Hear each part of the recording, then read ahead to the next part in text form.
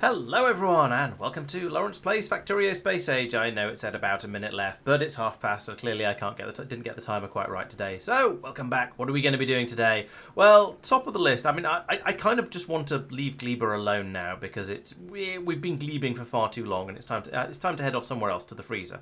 However, in the meantime, would quite like to get the defences a little bit more defensive before I go, just in the interest of keeping things a little bit safe.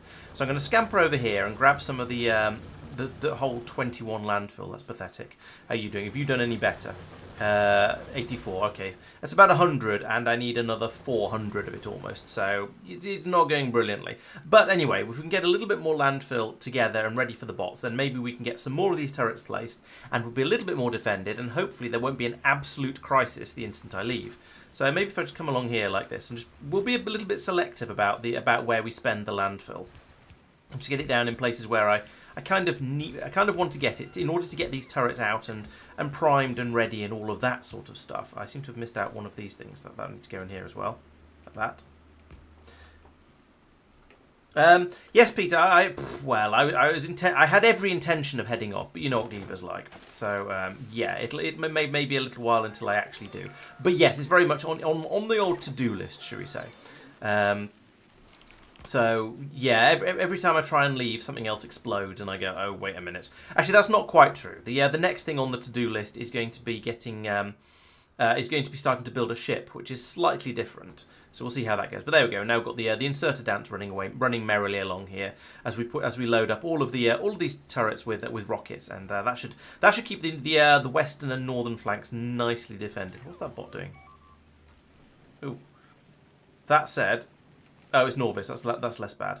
There's one of my walls over here. Yeah, so I've started. Yeah, as you can see by that thing flying through the air there, I've started playing with artillery on Norvis, and that means we're getting occasional incursions from the biters, and this is a little bit under defended, perhaps because it's a little bit out on the end. But at least we've got some turrets shooting at anything that tries to come through here, so it's not too bad. It's just when they get to here and they start spitting, it gets a little bit unfortunate because it's got that corner thing where only one turret runs. Anyway, yeah, so we'll yeah, you see when these spitters come in here, we mince most of them, but they do manage to get a spit off occasionally. But basically, this area is capable of protecting itself. At some point, it'd be nice to upgrade to green ammo. That's a faff. I'm not going to do it just yet. We'll worry about it another time. But now the train is leaving. It's done all the artillery it needs to. So we've made this area a little bit safer for ourselves and a little bit less safe for biters. So that's good. Where was I? Oh yes. I was talking about Gleba. So over here, yeah. Now I've got. If I turn on the turret view. Oh, turn on the turret view. Yes, there we go. Perfect. So I've got a nice protective wall going all the way around here. And hopefully that will keep us safe from anything that comes from over this way. Now, granted, there is a chance of stuff coming from the other direction. Yeah, there we go. The same sort of problem again. So it's just the spitters come over here. They can get a bit too much spitting done. Maybe I could put in an additional couple of turrets like this. And excuse me, place turrets. There we go. And as long as I've got inserters to go with these, then we can maybe get some more. A little bit more defense on the end here. I don't think I have inserters to go with them, unfortunately. That's frustrating. I could nick some from somewhere where we don't tend to get attacks, but that seems rude. I'm going to do it anyway. So we'll take out a few from up here. Put them in down here to get that little bit of extra coverage down at the bottom. Anyway, let's try again. It'll help. Now, you're probably right. It won't really help very much because, yes, they're attacking from up here. What it will do is when you get a surge of mixed biters coming in, biters and spitters, these ones at the back will help take out the heavy biters first, meaning these ones can then concentrate on the spitters. I suppose what I should do is I should prioritise spitters like this for every other one, like that. Yeah, every other one.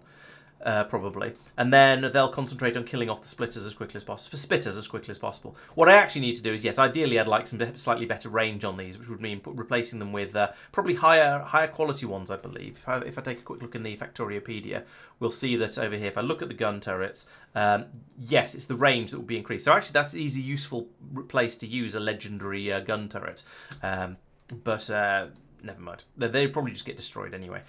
Or actually, maybe the back ones should be the legendary ones, and then the front ones can take the damage, and the back ones can do the damage. More effective would probably be bringing in the green ammunition. But yes, hopefully trying to make them, having to make them, these ones concentrate on the spitters will help a bit. We'll see. Anyway, I'm trying to talk about this planet, but I keep getting rudely interrupted by things that don't really matter all that much. But anyway, yes, as I was saying, I've got a wall of territory going on all the way around here. That's doing pretty well. There are some up here. I think these ones are. Oh no, it's just I've run out. Basically, I've run out of landfill. I think it's that I've run out of landfill, not that I need slime landfill. It's kind of hard to tell, and I am not certain. But anyway, we've got a decent amount of defences all the way around to about here, which will hopefully keep us reasonably safe. Down here, again, needs more of that. But anyway, let's ignore that for now. Let's create a new spaceship, because that's something I'm going to need to do for going over to off to Aquilo, and we'll call it Freezer for now, at least until one of you guys suggests a better name, so I like more. And we'll create that over Norvis, so hit that one. And then, well, we'll give it a moment to be launched up, and then we'll have a bit of a think about how we're going to build this ship.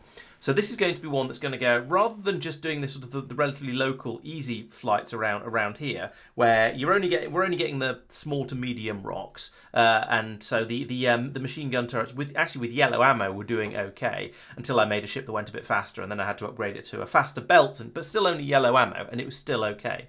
Heading out to Aquilo and potentially beyond, we're going to see significantly bigger rocks on the way out there. As you can see, you can't see here, but we can. Oh, we can. No, we can't. We can't see by looking at these things. But yes, what's that bloop bloop noise? Oh, we created a platform. Good. Okay, that's working. Yeah. So on this one, I'm going to want to put in some better weaponry, and that's going to mean, well, firstly, I'm going to use red ammunition, because why wouldn't I? And that means I need to get copper. At the moment, well, steel sure, but steel is okay. Steel is still made from iron, so if we've got iron being made, we can upgrade it to steel just by cooking it again. Copper is slightly more complicated, because we're going to need to get some copper ore, and that doesn't naturally come from space from the easy way of creating it. However, I can do the advanced metallic asteroid crushing, which will turn metallic asteroid chunks, as you see there, into iron and copper. And then I'll have to find some way of balancing it, maybe throw some of the iron away, we shall see. But anyway, that'll get me the resources that I need for that one. I would also, though, like to use, I'd like to set up some missile turrets, so I want to start making rockets, and that requires iron and explosives. Iron is easy, as we've just discussed. Explosives are a bit less easy, because that requires coal and sulfur and water. Water's not a problem, we can get that from ice melting from the ice that we get out of from doing oxide asteroid crushing, or possibly the advanced one, we shall see. But we also need as I said, explosives. We also need sulfur, and we need coal. So I'll go through coal. Coal is made in this particular case through coal synthesis, which is sulfur, carbon, and water. Water we've discussed. Carbon comes straight out of crushing the carbonic asteroids. Sulfur is the tricky one, and that comes from advanced carbonic asteroid crushing. So we're going to need to do the advanced carbonic, advanced metallic, and also I'm probably going to want to do the advanced fuel creation, advanced rocket fuel creation, which is that in rocketry? Yes, it is. So the advanced thruster fuel, which requires calcite as well as carbon and iron ore. And calcite comes, I think, from advanced oxide asteroid crushing. So all three of them are going to need to be done the advanced way, and that will create all of the ingredients, probably in the wrong proportions, but we shall see how it goes. And then once we've got enough of all of that stuff, once we've got all of those things, we can then start producing it all. So this is going to need a larger spaceship than we're used to, because we've got a lot more stuff being produced, and also because we're going all the way out to Aquilo, where it's kind of chilly. Solar power and atmosphere is 1%. Solar power and orbit is 60%, which is, it's not too bad, but it's not amazing. So I think for extra funsies, let's make my first nuclear spaceship. So if we go over to the freezer, we need to fit in a lot of stuff on this spaceship. So I'm going to need to have ammunition production, which is of two types. So we're going to need to be producing basically everything. So let's have a think about that. This is going to be a tricky one, I suspect, but we'll see. We'll start building and see how it goes. And we'll just keep losing random little bits of Norvian. Yeah, there we go. This one is having that problem where it just doesn't have the coverage. Where is it? No, the Roboportage. We won't be able to build out extra Roboport coverage from there. I mean, I say it's having problems. They're not serious problems. We're just losing the occasional turret, or maybe two turrets from the top, and then a bot has to come over and repair things. like that. And maybe sometimes we have to replace a turret. What I should have done is extended this way out into the water to about here. And then as the biters come down here, they get rinsed by a whole column of them. This is going to go badly for the turrets. But I don't think they're going to get through. I think it's probably all right. But you know what? Actually, I should... Is it still too... Can I still do this? No.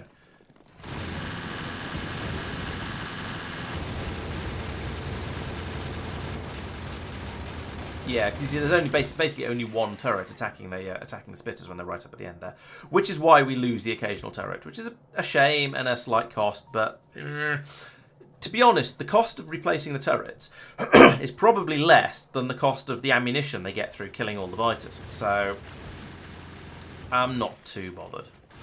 These guys are getting confused by the trees and the cliffs, which is nice. But again, we're having the same problem with the turrets with the spitters staying at maximum range and then just harassing the turrets. But it's okay. It's okay.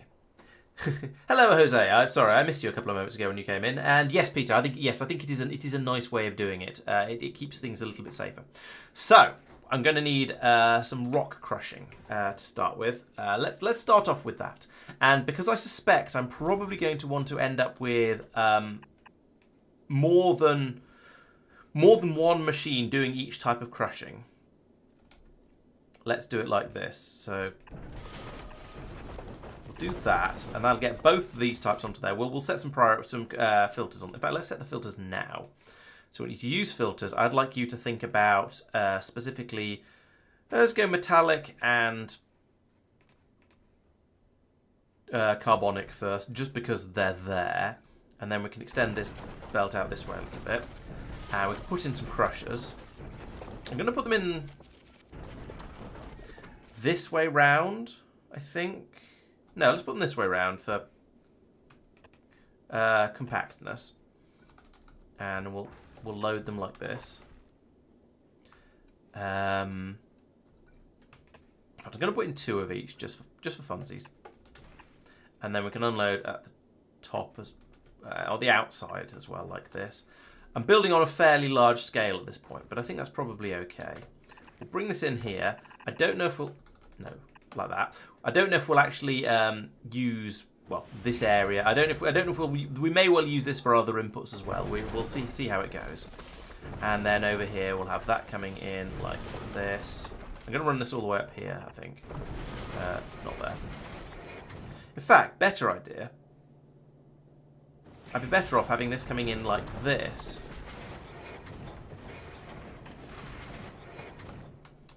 And moving the whole thing down a square. Let's move the whole thing down a square. Oops. I pressed escape rather than... I don't know what I meant to press, but it wasn't that.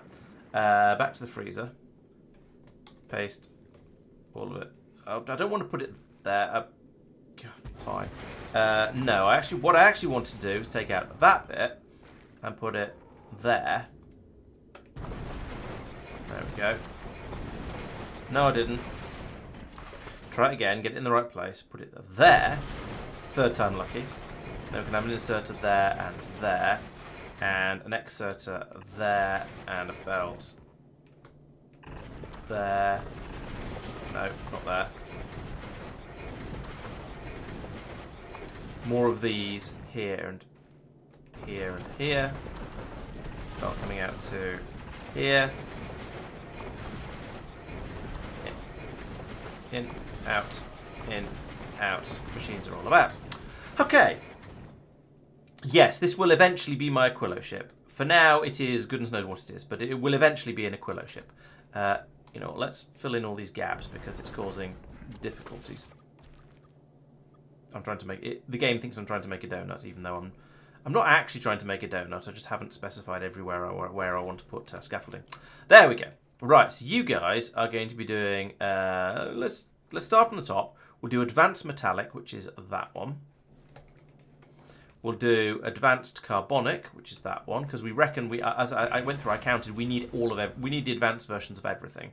So advanced cryo, whatever that one's called, I can't remember. I don't actually care. Okay, so that's going to produce all of my raw materials, at least in theory. I need to put in some sort of system to make it only run when there's shortages, but we can burn that bridge when we come to it. Sort that one out in a moment. But that's the basic design I want to have over here. So that's making all of my raw materials. I've got the metals, the carbon, the is that also making sulfur? It is making sulfur. Nice. So then I guess I just have a main bus system running off the bottom of here. So I have a couple of exerters like that, and then as we did before, let's put it onto the right. So if we do that and that, we'll end up with two things on the one belt. Now, I suppose maybe I should put in a smelting area above, because that's just a sort of simple in and out, and then I can have just the metals coming out of the bottom here. So let's also do that. So up here, I want to have, let's say there and there, because then I can do this. Then I can put in, ooh, I was going to say, right, so here we have a slight dilemma. I could get some foundries over to here and have them running on this on here, because then I get the bonus productivity out of it. However, I feel like that's probably not the way to go. I think I'd be better off using electric furnaces, because these use 2.5 megawatts. These use 186 kilowatts, and these run at a speed of 2. These run at a speed of 4. Or I could use one of these because it's denser and therefore I wouldn't have as big a ship. No, I think using the electric furnaces is the way to go with this.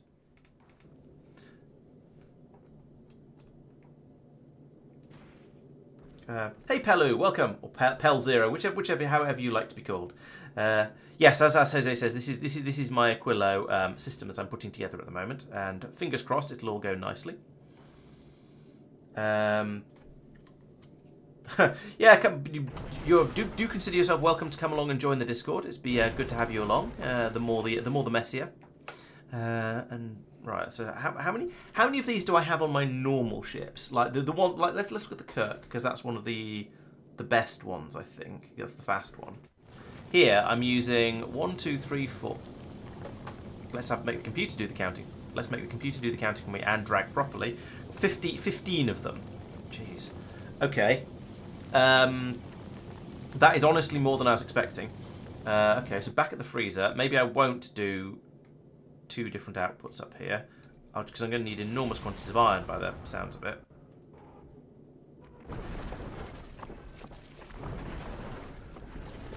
One, 2, 3, 4, 5, 6, 7.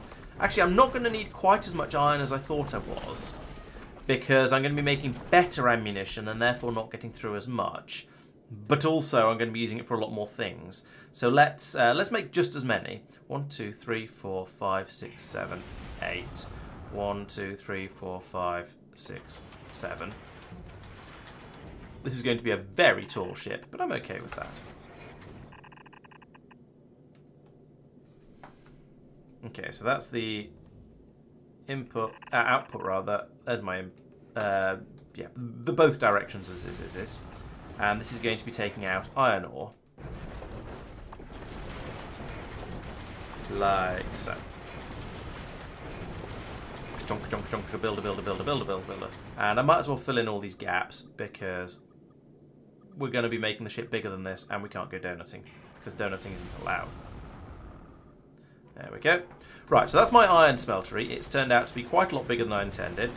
Let's remove that and bring this belt across here and feed this in over here. That'll allow me to use and bring at least one more thing in across here, and I might end up moving this whole thing up a bit as well. In fact, let's do that. Let's take all of that and move it up one. It'll put the it'll line my smelters up as well, which is kind of nice. And I'll put in one more of each at the top as well, I think. One more on each side at the top. There we go. Oh, and I need to do the inserts as well.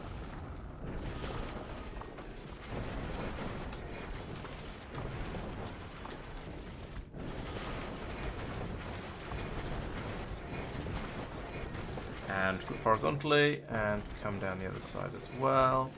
Dumpty. I should probably have done a bigger copy and paste in this, but never mind.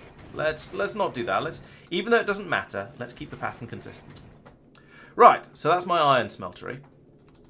Then over to the side, we'll do exactly the same again, and we'll have a copper smeltery. I don't need as much copper, but I think it's probably easier to just build this than it is to worry about the exact scale of the system. So that's going to be my copper out, and you're going to be filtered to just copper ore.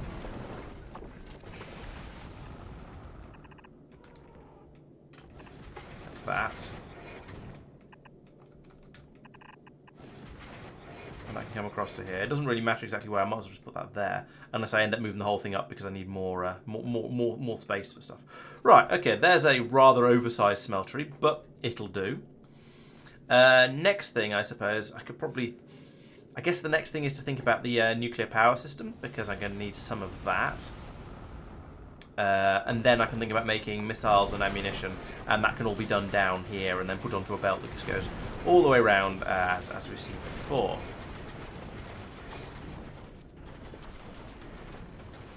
That's a good point, actually. Yeah, if I'm going nuclear... It's fun watching it gradually build itself up like this. And then go, oh wait, I can do this bit as well. And I've forgotten to do steel as well, which I suppose will be on the other side of here.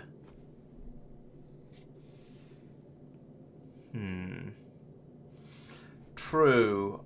Yeah, maybe furnaces would be better. But yes, nuclear. How much does a nuclear power plant produce? I was considering only having a single reactor, which kicks out 40 megawatts, and a foundry, uses 2.5 of those megawatts. So I'd only be able to put in. I'd be able to do less than 20 foundries, but also 20 foundries is 40 plus another 50%, so it's about 60. 40 foundries is equivalent to 60 of these, and so far I've used 24. Yeah, all right. Let's go foundry. It's a better idea, really.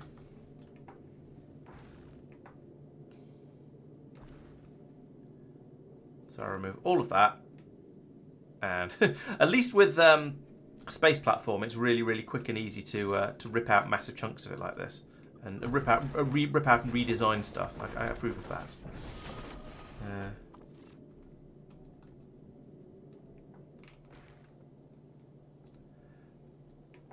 I'm going to ignore the American trying to tell me how to speak trying to teach me how to speak English, for obvious reasons. Right, let's go. Let's found some foundries. Oh, yeah, of course, in a foundry, yeah,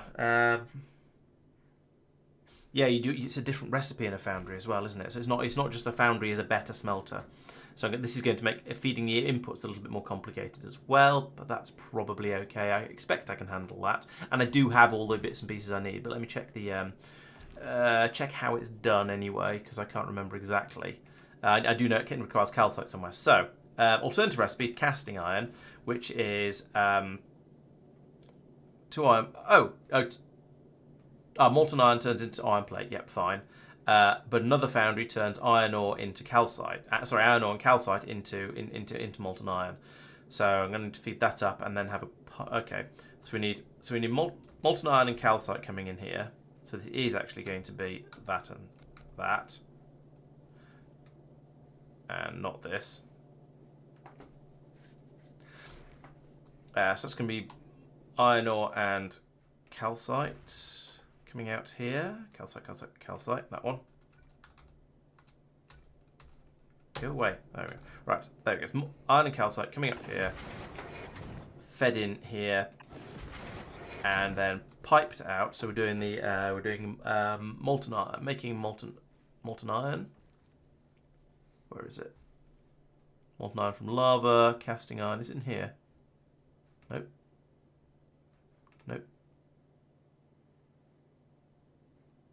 Am I being oblivious? Oh, here we go. Molten iron, if that's that one. Iron ore and calcite to molten iron. Right, okay. So that'll come out over here. We can then run a pipe up here. and then have another foundry on the other side, which is going to make iron plate. That one, yeah. And so what's the speed on these? So it produces 93 per second. This one uses 25 per second. Okay, so I can have one of these to 4 of these. So we'll have two. Let's have 2 machines making iron, and then probably 2 machines making steel as well, with potential for increases as and when required. So you guys are using 25 a second. You're producing almost 100. You're using 70. So those 2 are using 75. All right, maybe I need 2 of grumbling noises. Maybe I only need 1 machine doing making steel, but I feel like I don't want to rely on that. Let's put another one in there. That I feel like that's probably enough, and I've got room for expansion if it turns out to not be.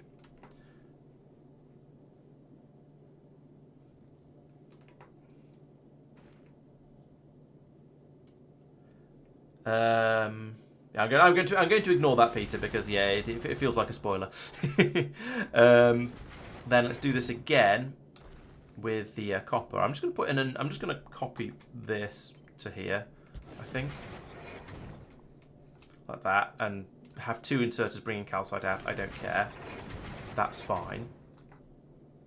Then we'll have... so that runs up to there, because we're doing 2 of them doing the input. Don't need that one. And then over here, we'll do exactly the same thing again. I probably only need 1 doing copper, to be honest. I feel like copper isn't going to be in as high a demand as iron.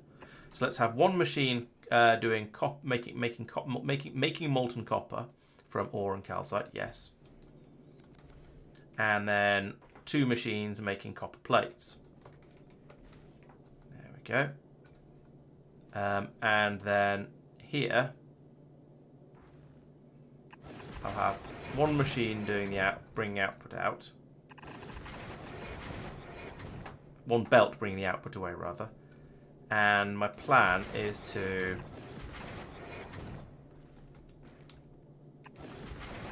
somehow get this one back round down to the bottom through whatever means necessary. How about I take this bit and move it across to here, because I'm very aware that anything I build is going to be expensive in space. It's expensive in space, essentially.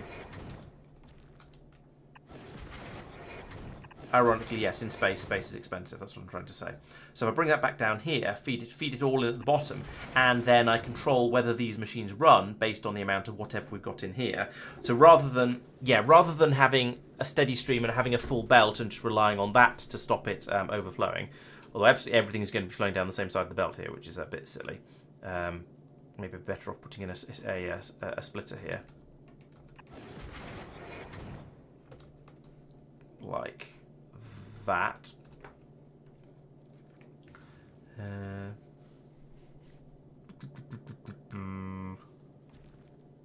Hello, Metbar. Good evening.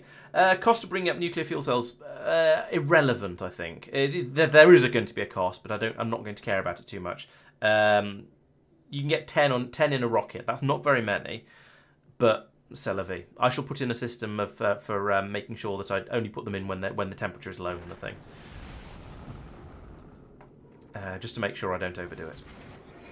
Okay, so that's all of those being provided, and then I can run another belt down over here like this, and put it onto there, and dump all the iron and steel from this side into the storage. Okay, so that's got me some metallurging. It's got me my iron, my steel, and my copper, which is the most important things. I'm going to need another place that's producing coal through coal synthesis, which I've forgotten the recipe for already. Coal is you. Coal is made from coal synthesis, which is sulfur, carbon, and water. Okay, so I need to melt some water somewhere. I'm going to need that for lots and lots of different things. But I'm going to have sulfur and carbon both available in here, so that's not too difficult. Let's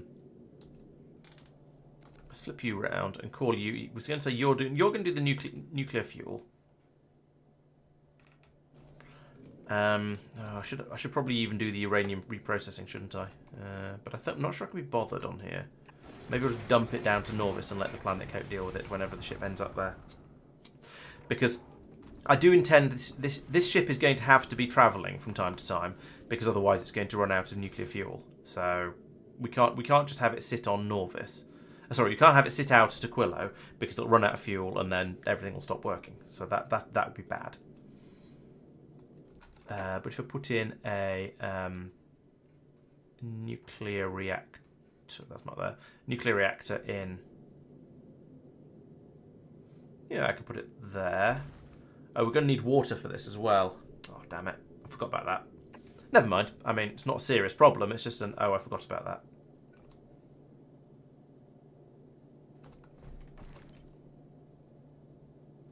Why don't I just put this here, actually?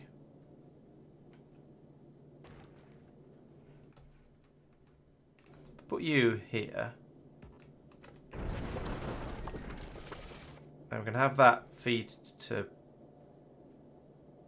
It's too close.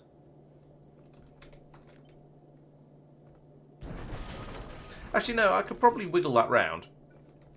No, I couldn't. There isn't room for that. Redo. There we go. Put that there. And cut you, put you there. And we'll have it next. That shouldn't be filtered.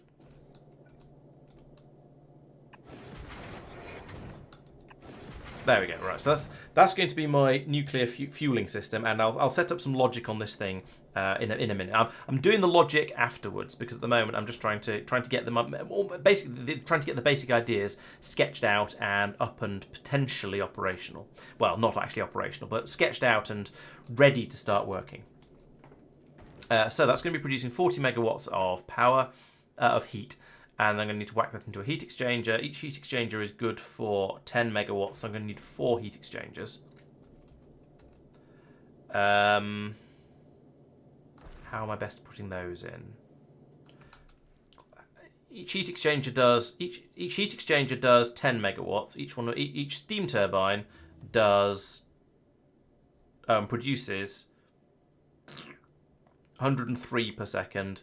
Each one of these uses 60 per second. Okay, great. So, oh, is that yeah, sounds like a raid. Hello, raid. Hello, Galdoc, and your 23 friends. Great to have you aboard. Welcome to Laurence is attempting to design a ship that will take him to Aquilo, and that means a nuclear power plant on board a spaceship, and that's something I've not done before. So it's been quite interesting. And at the moment, I'm trying to do the maths of setting up this nuclear power plant. So we've got 40 megawatts coming out here, which means 4 of these bunnies, which will produce about 400, just over 400 steam per second, which means I want to use up 400 steam per second. So that's 120, 220, 240, 300, so 6 or 7 turbines. Call it 7. There's 4 of these, 7 of these. That's going to be fun to fit in. So I think let's put in my heat exchangers like this and worry about getting the water to them later.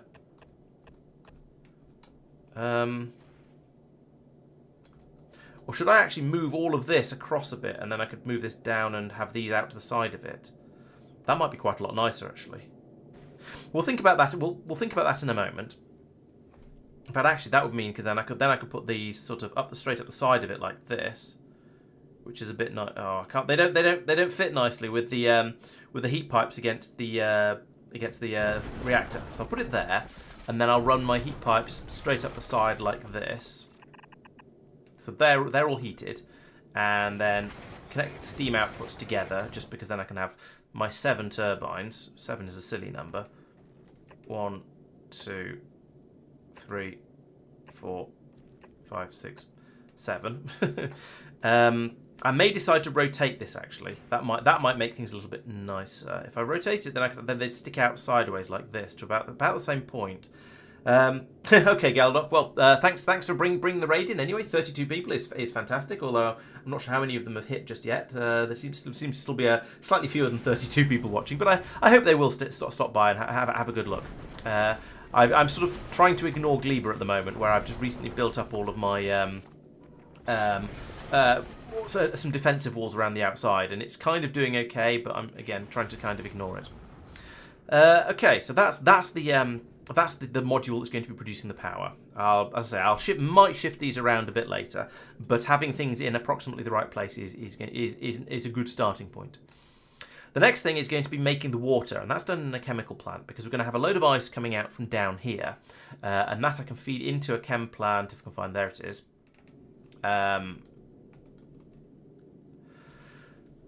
So how much do I need? So each one of these is going to be using a quantity of water. 10 water per second. Okay, so, and if I go in here and look at the water melting recipe, that's 20 water. So that per time it runs, it's a 1 second 1 second recipe, and a chemical plant is a speed of 1. Okay, so each machine will be able to. So I need 2 chemical plants melting ice constantly to do all of these.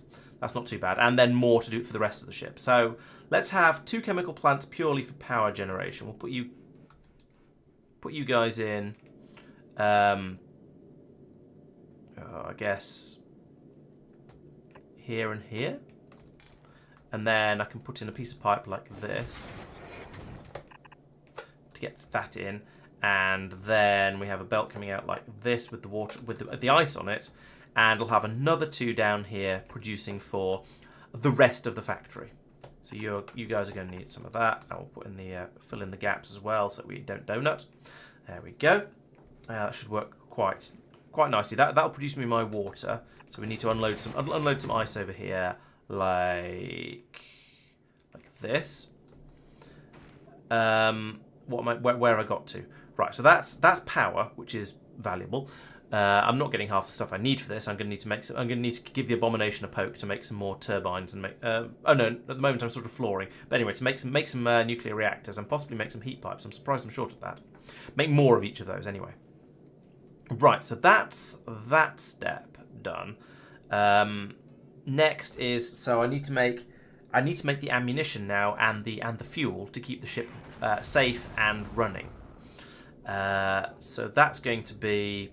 Oh, and also, I need to have a lot more storage space on this, because at the moment, I've just got the basic storage, and that's not going to be remotely enough. That's a little problematic, because I didn't really take that into account. I could put a load of storage in, going from down here, and then maybe going across this way and up here. There's space for it. It's just I haven't really left enough room around the machinery. I think what I'd better do here is get rid of these and move this up to here, move these down to here, and have my belt of ice coming across here with more belt and some more machines over this side to do for it, and then there's going to need to be some strategic underneathies around here. So we'll do that, run that pipe through there, and then underground like that, and then that for this one, and so on and so on. Actually, that could be the other way round, to feed water downwards, like that. And then I won't need this pipe here. That could work. Then I can put in my additional cargo bays. I can't put... Yeah, there. Is that really... That's enough overlap. Excellent. That's even better than I was hoping. I was a bit worried I was going to have to put them sort of like this with serious overlap. But no, apparently that is sufficient. So I can do that and that. Now I'm going to run into issues with this bit.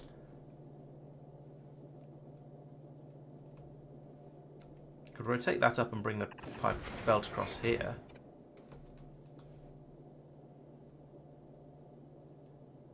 Yeah, that works really well, because then I can put these chemical plants in there and there, because there's enough room to put in the inserters in up there. Like that and that.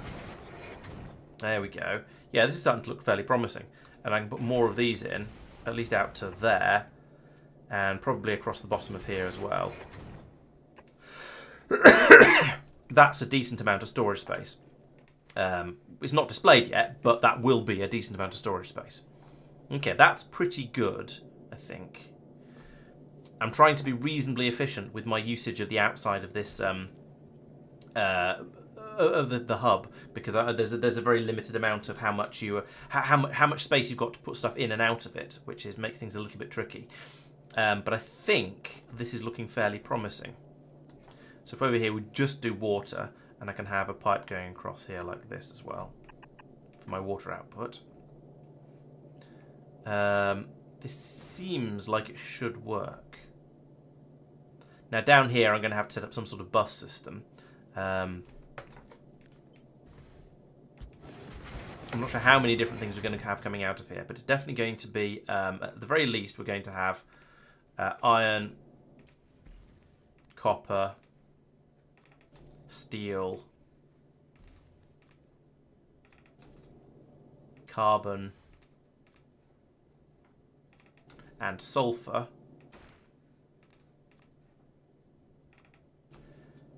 Is that everything? I think that might be everything, and then we'll get coal in a moment when we start. We'll get coal in a moment once we start processing stuff into coal. I don't really have a feel for how much of everything I'm going to need. That's the problem, because I'm going to want to build a steady stream of ammunition, but I'm also going to want and of rockets, and I don't know if there's anything else I've not thought of. Oh, that needs to be carbonic asteroids, or no, what they're called. They're not carbonic. Oxide asteroid chunks, yeah, feed them down that way. And everything else can come back up here and just go floating, that's fine.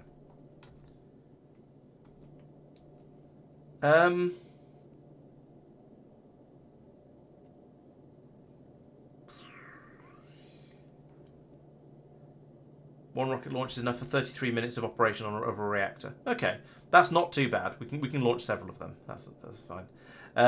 Do I need that many water chemical plants? I'm not sure. I thought I did that. I intended to do the maths, and I might have missed my numbers. So you're going to be melting water. So are you. So are you too. And according to this, that's one water turns into. So one ice turns into 20. One ice per second turns into 20 water per second. Then these guys take in 10 water per second and produce. Well, they've taken 10 water per second, so if I've got 4 of them, I need 2 machines down here producing the water, and then they then will turn that 10 water into 100 steam. So it multiplies by 10 times over. So yes, I think I do need those 2 machines. I need the 2 machines to get these happy, and then I need another. Well, I need at least one. I'm not sure, to keep the rest of the factory happy, and we'll see how that goes. Right, so where was I? Yes. Let's think about ammunition first, because it's easy. So I need to make a firearm magazine, which takes 1 second, and then I need to make piercing magazines, which take 3 seconds. So and take 1 of those. So it has to be 3, doesn't it? It couldn't be 2, which would be nice and easy to fit in. So I guess if I put in my assembly machines, let's use the fast ones because I might as well. They're going to have to go here in order to have room for an output.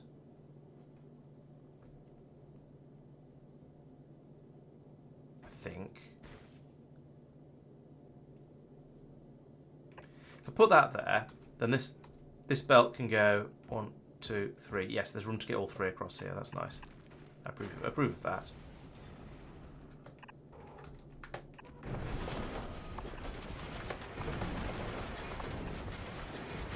but there isn't room to get these through.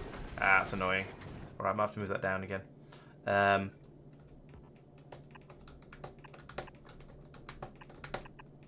we go. So at least got those 3 in there. Then I can try again with the assembly machine. Put it in here, and I need one of those to make the normal ammo, and then 1, 2, 3 to make red ammo. Is that going to be enough? I'm not sure. Over on the Kirk, we've got 3 machines producing yellow ammo, and that has been enough, but not by an enormous amount. But it has been. Oh, and the speed modules in those as well. Lovely. So back on the freezer. But then red ammunition goes much further than yellow ammunition. It does how many times the damage? 10 versus... Oh, it's only 16. So it's not that much more. It is more, but it's not that much more. It's going up to green ammo where you get the real jump. And I'm going to have some depleted... I'm going to have some 238 in here at some point as well from dealing with this thing. But that means I'll very, very occasionally be able to make a one single better magazine. And I don't think that's worth bothering with.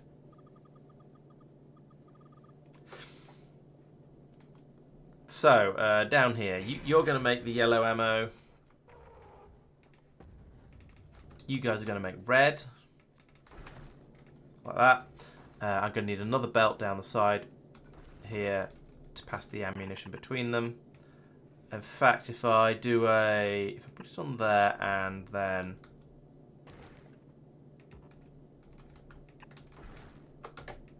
get that on the inside like that.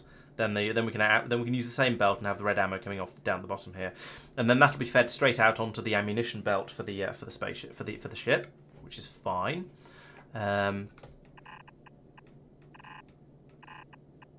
here, I'm going to need to be inserting for all of them like this, and then also long inserters like this for those guys, and then. That. Right, so that'll be, yeah, that'll get me red ammunition coming out down here at the bottom, and hopefully that one machine worth will be enough. Into here, actually, let's also put. I think I'm doing tier 2s, so these take off energy consumption down by 40%. These do energy consumption up by 60%. So two of these, that's plus 120 minus 80. So that's, yeah, I think that probably works. So let's put in 2 speeds and 2 efficiencies into each one. 2 speed, 2 efficiency. I might not even need the efficiencies because I do have nuclear power, which massively boosts the amount of power available. And these things, they could. Oh, they take 300 kilowatts. That's quite it'll add up. And if I start using the more powerful module, just putting speed modules in, then it'll get a lot worse. So do that. These ones take modules as well. So let's put in I could put in a speed 1 and an efficiency 2. That'll be plus 50% minus 40%. So it's only plus 10%. I think we can cope with that. Just make these run a little bit better. Actually, let's not yet. Let's save that as how I will improve them when I inevitably have a shortage. When I inevitably don't have enough coming through from these. Although actually that said, there's going to be room here to put another to double this quite easily. But we'll get back to that. Okay, so that's my bullet ammunition. Now I need fuel. Actually, I need to set some more researches going. What looks remotely useful in here? Well, we're going to be starting to do steel stuff, so let's do another steel plate productivity just for funsies. Physical projectile damage is always nice to have. I don't know why I've only not done quite so much. I don't know why I haven't just ripped through loads and loads of this for dealing with all of the biters running around. Stronger explosives would also be nice because given what I'm doing at the moment. And asteroid productivity, that'd be good too. Let's have a couple of tiers of that. Leave that, and then we can just leave that to run. Oh, you've been doing better chem plants. That I can see how that could help. Yes. Hey, Martin. Thank you. I'm glad you've been enjoying them. How do I not wear my voice out? That's a very good question. I guess I've sort of just got used to it. I do have a large bottle of water available that I occasionally swig from, especially when people send me reminders through the Twitch interface, and it seems to help. But I guess I don't know. Maybe I'm just used to talking a lot. I'm just a blabbermouth. What can I say? Okay, so next thing is going to be coal. In order to make the explosives to make the other sort of ammunition I want. So let's take a look at that, because that's the thing I want to do sort of somewhere in the middle, because then I can have a supply of it, make it available for everything that's going to be using it. So to make coal, I need to make coal, which is coal synthesis, which is sulfur, carbon, and water in a chemical plant. Okay, so I've got sulfur and carbon here. They're on adjacent belts, fine. If they're on the same belt, it'd be nice, but never mind. In fact, actually, let's do that. Let's put the carbon onto that one and remove it from here. We'll decide what to put onto the other half of this belt later. So now we've got just everything we want on that one belt, which means I can then come along here. I can put these in like this. Do I run them directly off the side of it, or do I want to run a belt of carbon and sulfur off this way? Yeah, let's do that. So if I take that out and do this instead, have you guys doing coal synthesizing like so.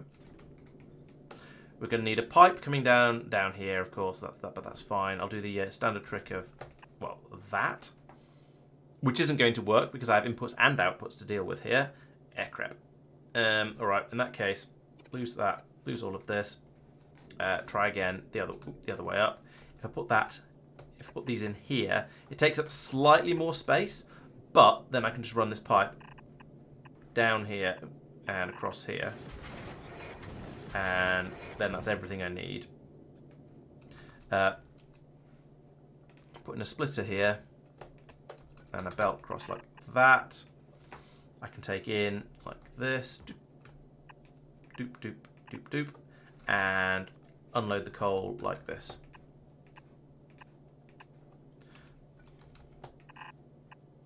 That'll probably go onto the other side of this belt, which I can do quite easily, actually, if I put in an underground there and then to run that through there.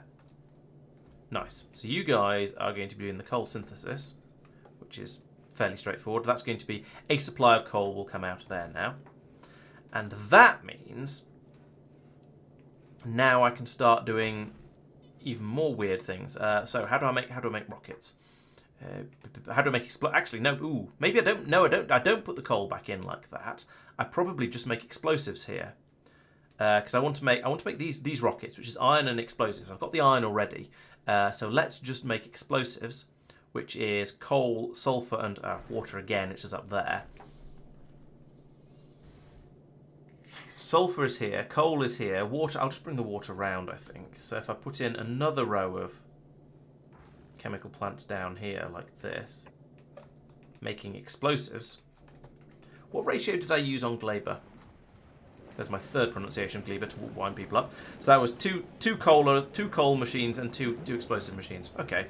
Well, we'll go back to freezer and see how we get on. We may not need these two over here. 2 is probably going to be enough. So we'll load that in, remove that, and turn this back into a straight through here. And then we'll need this pipe continues down like this. Suddenly it looks like a load of spaceship flooring has arrived. Excellent. That can go there. And a couple of pieces of pipe there. And we'll have the explosives coming out down here.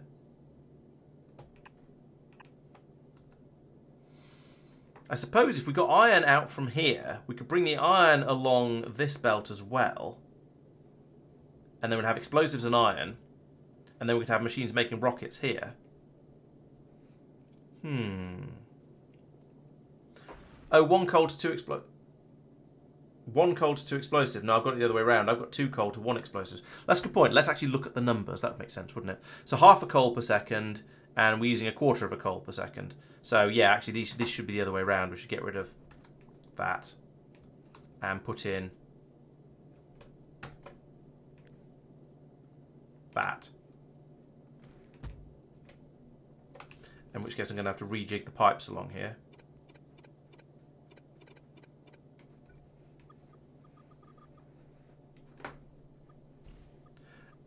Because that will go under there, pop up there, go under again, there, pop up there. Pipe goes, pipe, pipe, pipe, pipe, and inserters go, exert, exert, exert. All right. I think, no, I'll just bring this back in again.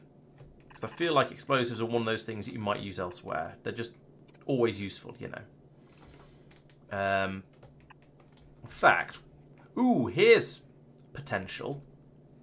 What if I put that there and say only allow red ammunition past on the left-hand side. And then I have a belt doing that, and this goes off to all of my weaponry around the outside of the ship. That'd be quite nice. Because then I can put in... Uh-oh. Oh, it's right over on the extremes. Yeah, where we haven't been... I've run out of landfill, so I've not been able to build all the turrets all the way out over here. Now, there are quite a lot of Tesla turrets out this way, which is helping an enormous amount, and is because the turrets can't do anything. But it might be time to go and see if I can get a little bit more. Let's go and see if we can get a little bit more landfill, since the natives are apparently restless, and then maybe also go off and work out where they're coming from and ask them not to, should we say? So how much have we got here? We've got 204. Nice. Plus, thank you. 205, even better. And down here, 700. Nice. Right. Okay. So I've spent so much time falafeling around with my spaceship that we've made enough landfill to finish off everything up here.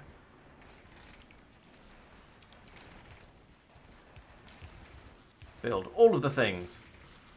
Nope. Is this still weird landfill along here? Oh no, we're just waiting for the rocket turrets to turn up, I think.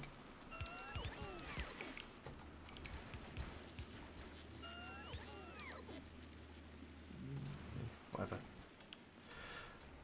Alright, so now, yeah, there we go. Now we have actual rocket defences across the top. Excellent. This is what I like to see. Now I can come down here. I've got so much landfill now. I can just chuck some in the box down here and let the bots go off and figure out the rest of it. So we'll give you about that much. Maybe more. There we go. Okay, in the meantime, let's take a brief break from the exciting action of going out and building a spaceship and try and work out how we got an attack over here. Now, I don't see any sort of... Oh, I saw a block of pollution disappear over here. That's where they are. Right, let's go and pay them a visit and ask them if they'd mind leaving us alone for a bit longer. Nah, to be fair, Peter, your suggestion was helpful. I mean, it was technically wrong, but it got me looking at the correct thing and working out what I should actually be doing. Yeah, so I reckon it was these guys who were coming over and being rude to us. So let's do something about their house, like that, so we don't get any more of them, and then we can deal with the unfriendly occupants. I do like being a lot quicker than everything on this planet, and just being. What happens if I fly over? Okay, so you don't get caught on enemies. That's nice to see. I don't have any sort of explosive ordnance with me, so I can't just blow them all up. Did I pick up any eggs? I did not. Excellent, excellent, if you will. Go away.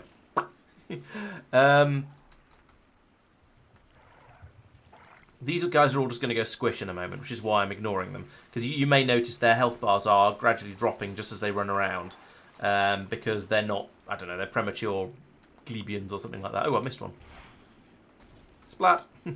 So in a moment, they're all just going to go squish. Like that.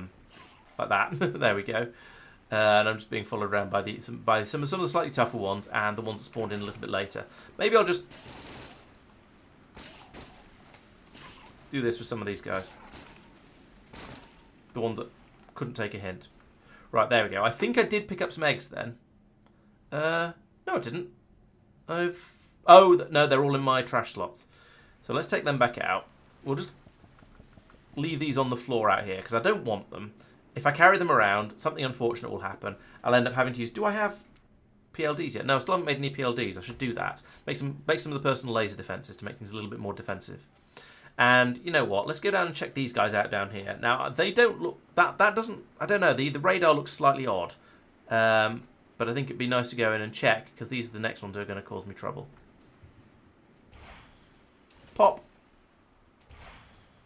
It's interesting. There were some egg rafts, but no bacon. I mean, no actual pentapods wandering around there. That's maybe because there hadn't been any pollution in that area, so they hadn't bothered to spawn it, so it hadn't created any. Okay, that now looks a bit better. At some point in the future, I'm not sure. Oh, that's something I've marked for deconstruction. At some point in the future, those guys are going to get antsy with me. But I'll burn that bridge when I come to it. They're probably...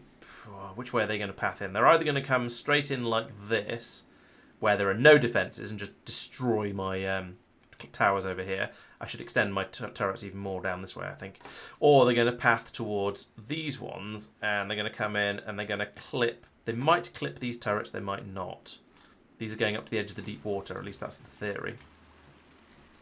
The inserter here is offering some rockets to the fish, just in case they want them. Let's turn you round for the moment.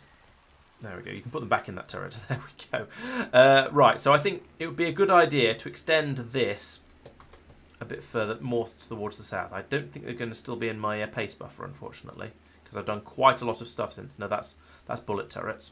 No, it isn't. Exactly, Peter. Yeah, it's a small hive, not too scary. I'm not too worried about it.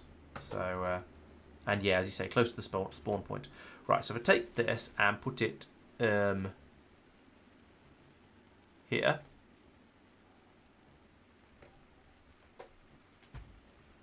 And get a bit more defences down the side here. And, you know what, let's have a little bit more as well. That's going to need another roboport, of course. Which we'll put in... Guess that goes here. Put it a little bit further out so it's slightly more defended.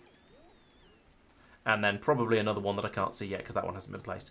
But, well, they squished a load of stuff here, but sure, fine. They do that.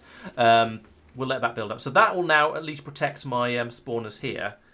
Sorry, my plantation here. I should probably maybe put in a little bit more further down, but it's basically okay. Ideally, actually, I would just continue this all the way down to here and then across to here and wall in my entire area. And maybe I will some later. In the meantime, let's head back over back into the factory and go back to building my spaceship, because that's the fun part. Yes, rocket-powered fish. Just think how fast they'd go and how hard they'd be to catch. I don't want all of that trash. Thank you very much. I suppose I could let my bots help. Yeah, all right, let's be helpful. Put down a little bit of landfill in places where it's useful, and randomly fill my inventory up with junk as well. I don't know why those bots are sitting there trying to decide whether they want to place landfill or not. And they've made their mind up now.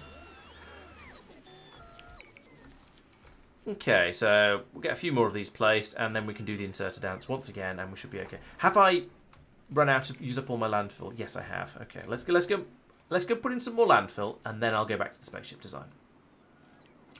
So down here we go. You can have another 200 landfill, and I'll keep the other 16. Have I got random trash that I don't want? I've got a load of copper bacteria. We'll turn into copper ore. That's fine. Yeah, there's nothing too disturbing in my inventory. Right, where was I? I was looking at the freezer. Actually, quick glance at Gleba. Or, you know, I could just do the maths, TM. So each one of these produce... these... I've shortage of electricity. What? Have I put in that many more... I have a serious shortage of electricity. I've probably put in so many lightning turrets that we just can't even anymore. Okay, then were these guys still hot? No. Ooh, that's a worry. Oh, maybe it's because the inserters are all running a bit strugularly. Let's flip you. I've got all the steam. No, I've not got all the steam I could eat. Okay, let's flip you round. Okay, now these bunnies are running faster again. So we're now back up to... Is the temperature going up? 835, 834, 833. No, the temperature is decidedly going down in these things. Oh, at least part of the problem is we're not burning through the junk as fast as I would like us to be. It is all clogged up, and now everything is sad, TM. That will be due to the low power. How are we doing for The tanks have still got loads in, that's fine. So we don't need to worry about that for a moment. We're still very short of power, though. I do not have enough steam turbines. Let's put in... Do I have more steam turbines is the next question. Can I do this?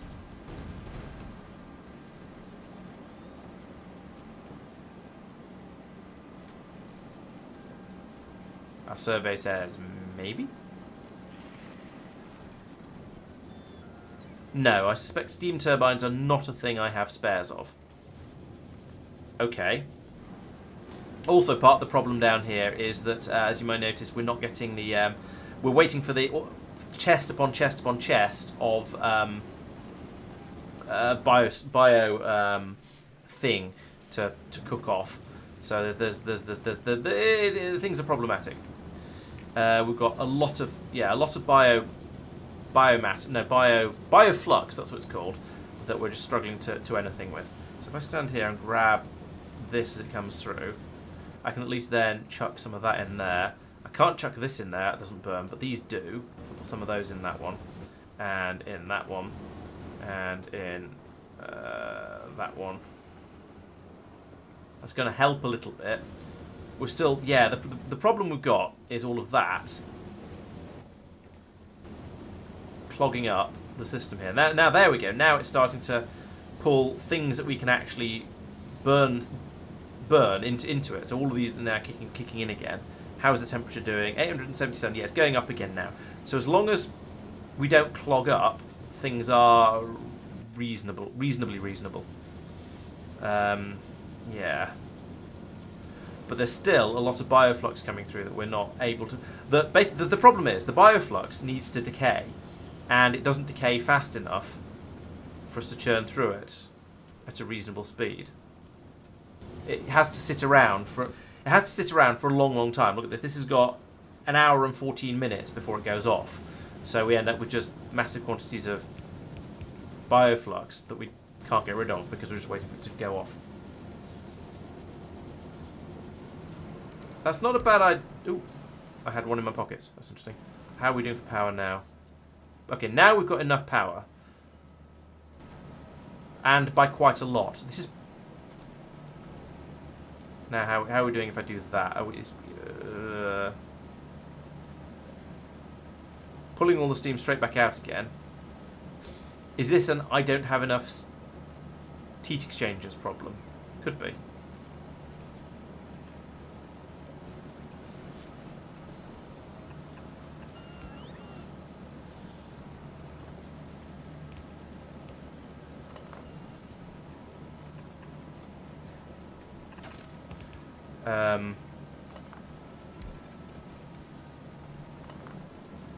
We can get one of those in, which doesn't help very much. I need another turbine. What does making a turbine cost? Can I do it in my pockets? It is yes I can actually. Just need a massive quantity of copper and iron and gears, which I probably have over here. Right, I might be. Whoa, I am very short of... Why am I very short of... What are you making? We're making repair packs. Oh, I've run out of power again.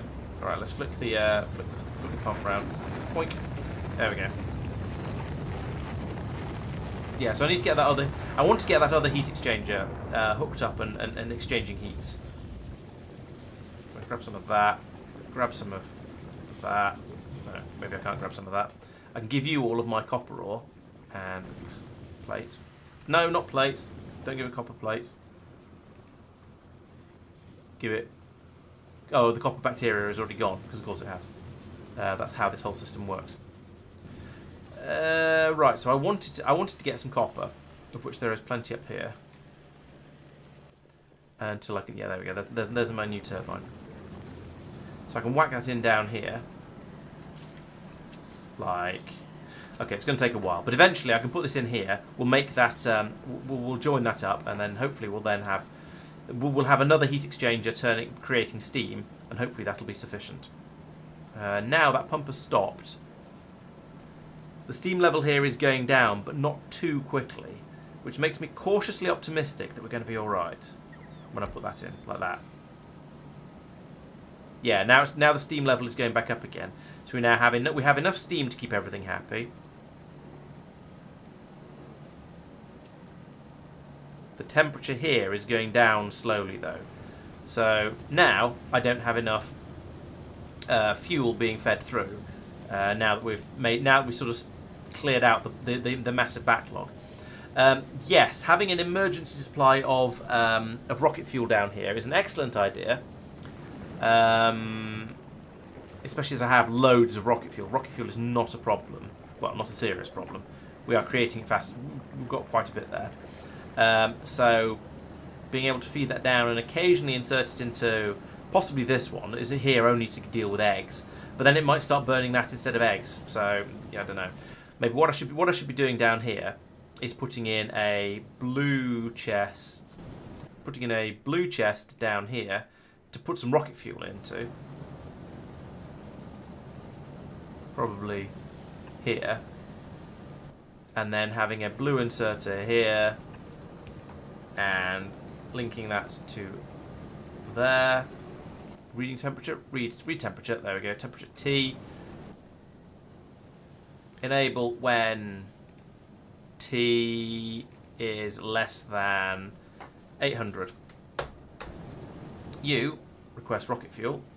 Rocket fuel, rocket fuel, rocket fuel, rocket fuel. Bum, bum, bum, bum, bum, bum, bum. Where is rocket fuel? It's on this. I'm sure. There it is. 20 rocket fuel. Fine, whatever. From buffer chest. Sure. I don't have any of those. Am I me? No, I'm not me. Now I'm me.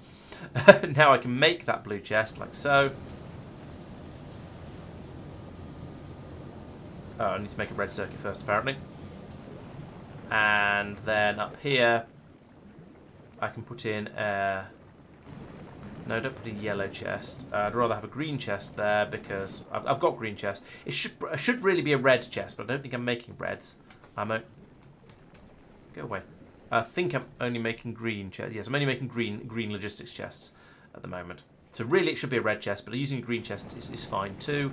Put one of those in there and a inserter. And limit you to 1 stack. That's fine.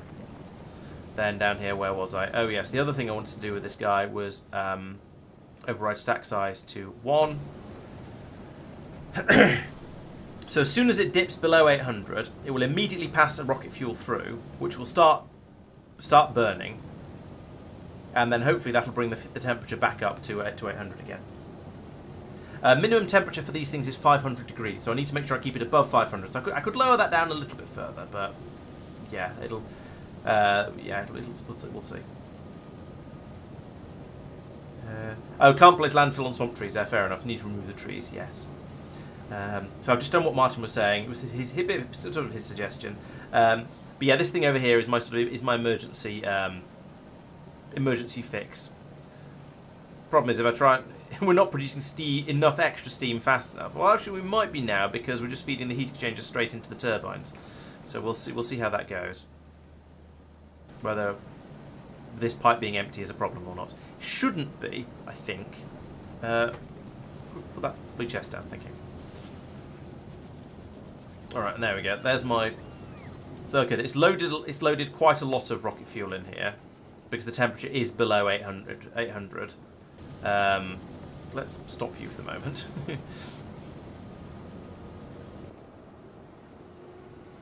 Yeah, temperature is slowly climbing now.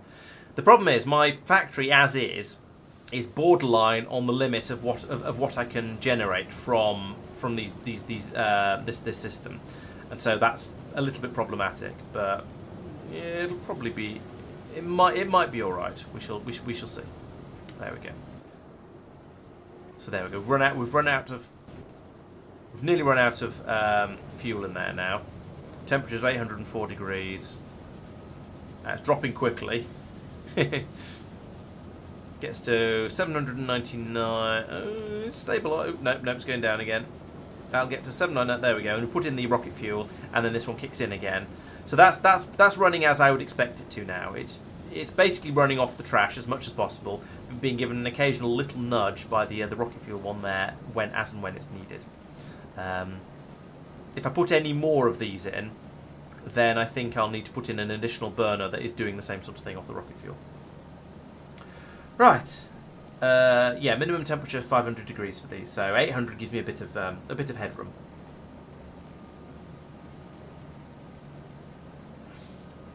I could permanently run rocket fuel down here. That would, yeah. I think that would probably clog the belt up though. I'd rather have additional burner heating towers because they're really cheap to make, and have them producing the heat when necessary. I think I could probably, with a little bit of effort, I'd be better off running a heat pipe out across the top here. Maybe rejigging this belt so it goes up round here or something. Have some additional burners across here and a belt of rocket fuel coming down through this spaghetti somehow, which would be a bit of a nightmare, but maybe possible. We would see. Yeah, I think that would be better. That would be better than trying to put rocket fuel onto the same belt. Right, let's go back to where I was before I got so rudely interrupted by just Gleba, basically. And go back to the freezer. So what were we doing over here? Oh yes, I was going to try and make some. Rockets, wasn't I? So over here, we would like you to be making rockets. There we go. And that means you need iron, which is on the first belt, and you need explosives, which are on the middle belt. So this actually works really, really well. I can just put more of these sort of pairs in like that, and unload on this side like that. There we go. Fine, I'll fill in the gaps as well.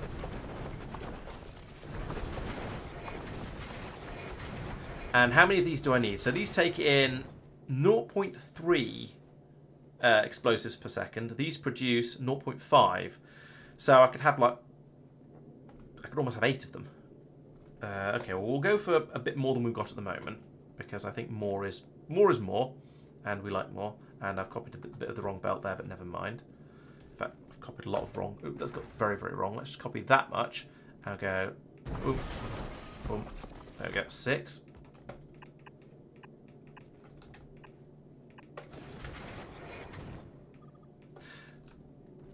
Okay, so there's my ammunition belt coming out the side here. Don't know why I'm not getting these up. I'll go and give the abomination a poke at some point in a moment. This ship is getting quite long and thin, which is kind of okay, but I feel like there's going to be a lot of wasted space through the middle here. I'll probably move all of this across to the left a little bit. I was considering rotating, I don't know, I'm not sure what to do with this. Then down here I'm going to put this, I still haven't done any of the fueling or the rocket, the fueling or the engines yet, so that's still yet to do. True, I could put modules in these guys. That's not a bad idea. I sort of want to build without modules, and then when I inevitably find out I haven't built up to a large enough scale, I can put modules in everything and give them all the same uplift, because they'll all run that bit faster.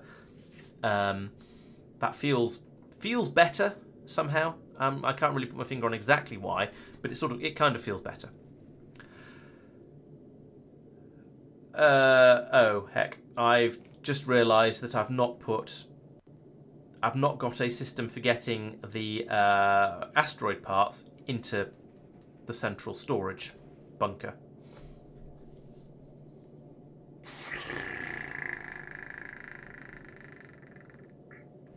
So the grabometrons are going to be bringing in. Actually.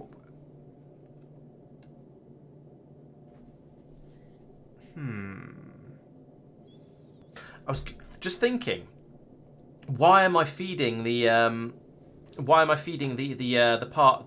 rocks back out from here? Why don't I just feed them straight into these things? The first problem that idea brings up is that these also output uncrushed chunks sometimes. Now, maybe I could have the input belt come in along here like this, and we could have these output on the first side like that. But I'm expecting this belt to be basically full, and also it'll probably... No, I could make sure I put it on the right side, but I expect the belt here to be basically full, and therefore there won't be room to do that.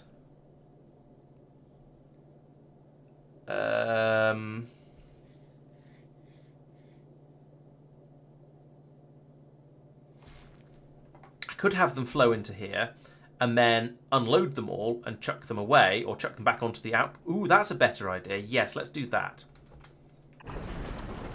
So if I do that and have you taking out all 3 chunk types, like that, and then I can get rid of this bit and have them coming in here and in here, and then we can still pass everything out onto these belts. They'll go into here, and then this one will dump them back onto the belt that's supplying these things. That kind of works. Yeah, exactly. 1 level of trivial expansion. Nice and easy. Hey, Spawn, welcome. Yes, this is indeed an Aquilo ship. What gave it away? Is it the fact it's massive and silly? Okay, Peter. Well, thanks for joining. And yes, hopefully the ship will continue to not suck. But we'll see how that goes. Right, so ammunition, yes. Let's move all of this in a little bit, and because it's a thing I've thought of. It's quite an easy thing to do. So let's get that one knocked on the head early. So I want all of you to be there. Yeah, right up against the heat pipe. Why not? Keep things warm. I know this isn't Aquilo, but you know it can't hurt. That pipe doesn't need to go anywhere. Then we've got many belts over here. They're going to be a weird and a confusion. So firstly, you go that way. Then you go across here. You move up.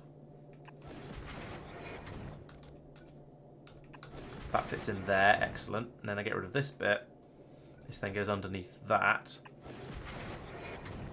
And comes down to here. And gets fed in along with that one. Fine. Why not? I don't know if that one will be. Yeah, the only thing that's being put onto here is the spent fuel cells from there.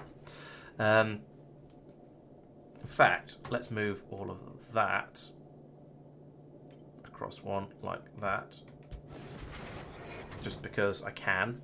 It's freed up a random bit of space in the middle here. Maybe I'll chuck in a solar panel or something. We'll see. We'll see what I feel like.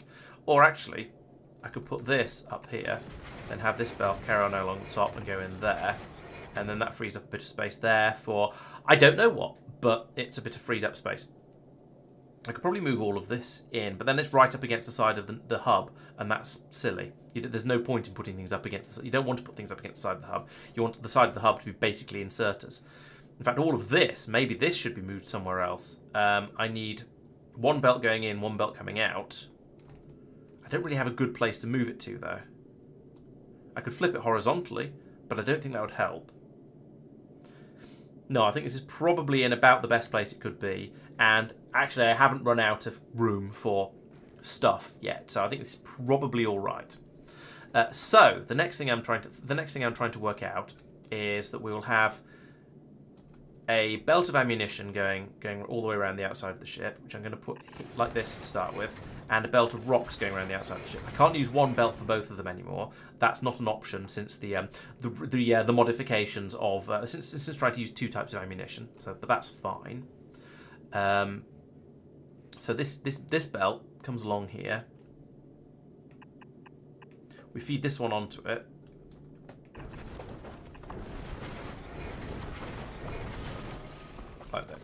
Like this, and this, and this. That's not right. So what I want to do here is I want to have, in fact, this needs to be a 3 inserter build. So here we have a filter which takes the oxide asteroid chunks, brings them off to the side here like this. This whole thing needs to be a square lower down. That.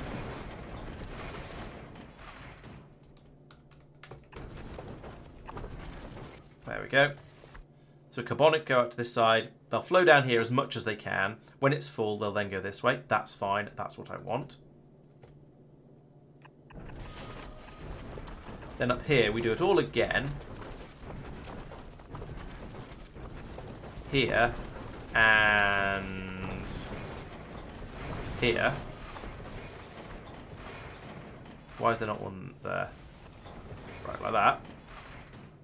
I don't need that bit here. So this time we take out the other. Now we need to take out the other two. So take out the metallics there and the carbonics there. These two then feed onto a T-shaped thing like that, and there we go. That's going to feed in the. That's going to feed all the asteroid chunks in here as is intended. So that should work quite nicely with the asteroid crushing. You know what? Let's put in Let's put in a third row of everything here, just basically because there's easily room for it, and so I feel like I might as well. A fourth row would be awkward. In fact, a fourth row would not fit for the upper two. But so we'll do that. See how we get on with it. Right. So that is now not you. 1, 2, 3, 4, 5. Well, we're going to have to upgrade the belts anyway. I think I've made a mistake here. All of these belts should probably be blue. Certainly all the ones around the outside should be blue, because I've seen what happens. So let's just upgrade everything to blue, and I don't know why I didn't start with blues in the first place. That was probably foolish, but never mind. We can get that upgraded in its own time. And then I sort of sit here and scratch my head for a moment and try and work out what I'm doing next, because I'm not saying I'm finished, but I've done quite a lot of. I've got to a sort of an edge of I found an edge of the ship, and that's quite exciting.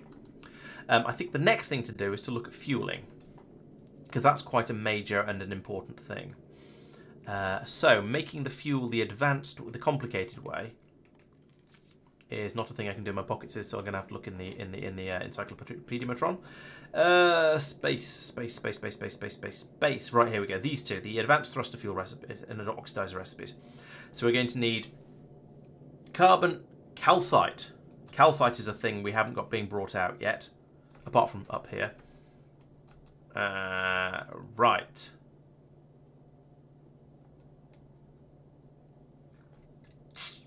I used the additional space on these belts for the explosives, and I don't particularly regret that, because I need the explosives. But that does now make me think, how am I going to get the rest of it out? How am I going to do this? Oh, here come all my blue belts. Listen to all the upgrading noises. So I need to get calcite out of here. Now it is... Hush. It is already coming out of the top in a couple of places. But that's coming out the top. That's not so useful. Nothing else comes out the top. So I'll need to think about how to get that out and where to pass it. Now what I could have it come out over here. I could do a bit of undergroundy business here and then bring it down on a belt coming through here. Although that would get kind of caught up on all of this. Could move all of this down one square. That's a possibility. And then I'd have another belt coming down. I wouldn't be able to get it through here. Actually, I probably could. If I shuffled the inserters around, then I could have a belt of calcite coming down through here. And then maybe squeeze it through over here and have another belt on the side there. But that's kind of horrible. I've also not looked at the required ingredients for the fuels properly. This is iron ore, so I need to bring iron ore out as well. The carbon is the relatively easy one, so I need to bring out a belt. I need another belt, basically, and it needs to have carbon and iron ore on it. No, it needs to have calcite and iron ore on it. Let's remove you because you're explosives. And there's a nice space there to put the outputs for it. Hello, Tristan. Welcome. Welcome to Laurence stares vaguely at the side of his ship, trying to work out how to fit another belt in. I guess I do that, and that, and that, and a little bit of underground, like this.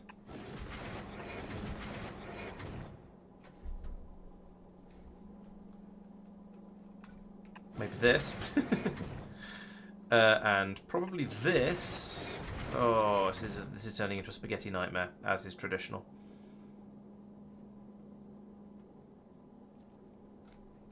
do that, and then I then can then take those two and bring them all the way up here, which gives me a bit more space to play with. Then I can do another. Is there room to do this? Is there room to select the right things? Is there room to do this? No. Not like that. But I could do that and that and that. And then that could be my iron ore. Yes, I am going to get iron ore here. Phew. I had this horrible feeling that the sudden horrible terror that the iron ore wasn't going to be making it into the hub, and it was only going to be going straight into the into the smelteries. But no, that's not the case. So that's all right. So I'm going to iron ore and calcite here.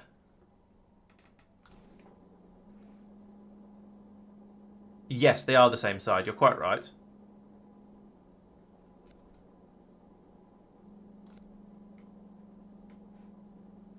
There we go.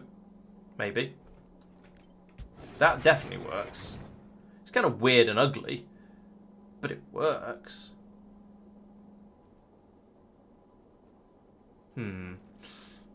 Not sure how I feel about that.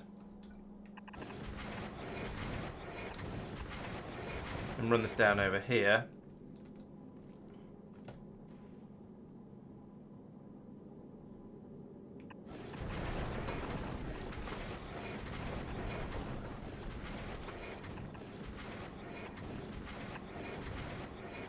And to there? I mean, it's kind of right. There we go. That's it helps put the undergrounds in. There we go. Otherwise, we'll just get it on the ammunition belt, and that would be weird and wrong. Okay. I don't really like that, but in the absence of the sort of some of the advanced inserter things where you can put on the near side of the belt. That is at least going to work. Yes, there's a very distinct lack of power. We haven't got the nuclear reactor up here yet. We haven't got the heat pipes up here yet. I'm surprised by the heat pipes. I'm not so surprised by the nuclear reactor. In fact, there's a number of things missing up here. Not least the foundries, which we just don't have any of on this planet. This planet being Norvis. This is a planet, clearly. So yeah, there are problems with my build at the moment, but they're not serious ones. So they're just things missing. At the moment, I'm mostly trying to just get the build design together, and then once I've got the design sketched out, then I can start worrying about any actual things that are missing, and serious problems and that sort of thing. I haven't put any solar panels in yet. But I am thinking that basically spaces like this and this and this will probably get solar panels in them because why not, basically. I won't put an enormous number of solar panels in, but yeah, a few of them to, as you say, kickstart things like that guy down there. Not that he's been wired up yet. And also, it's quite nice not having any power because it means nothing is trying to work. None of the belts have got anything on. So when I rip up chunks of the factory, I'm not ending up with unnecessary trash. It'd be quite nice to have those, though, just to see how much space I've got in this ship. But yeah, never mind.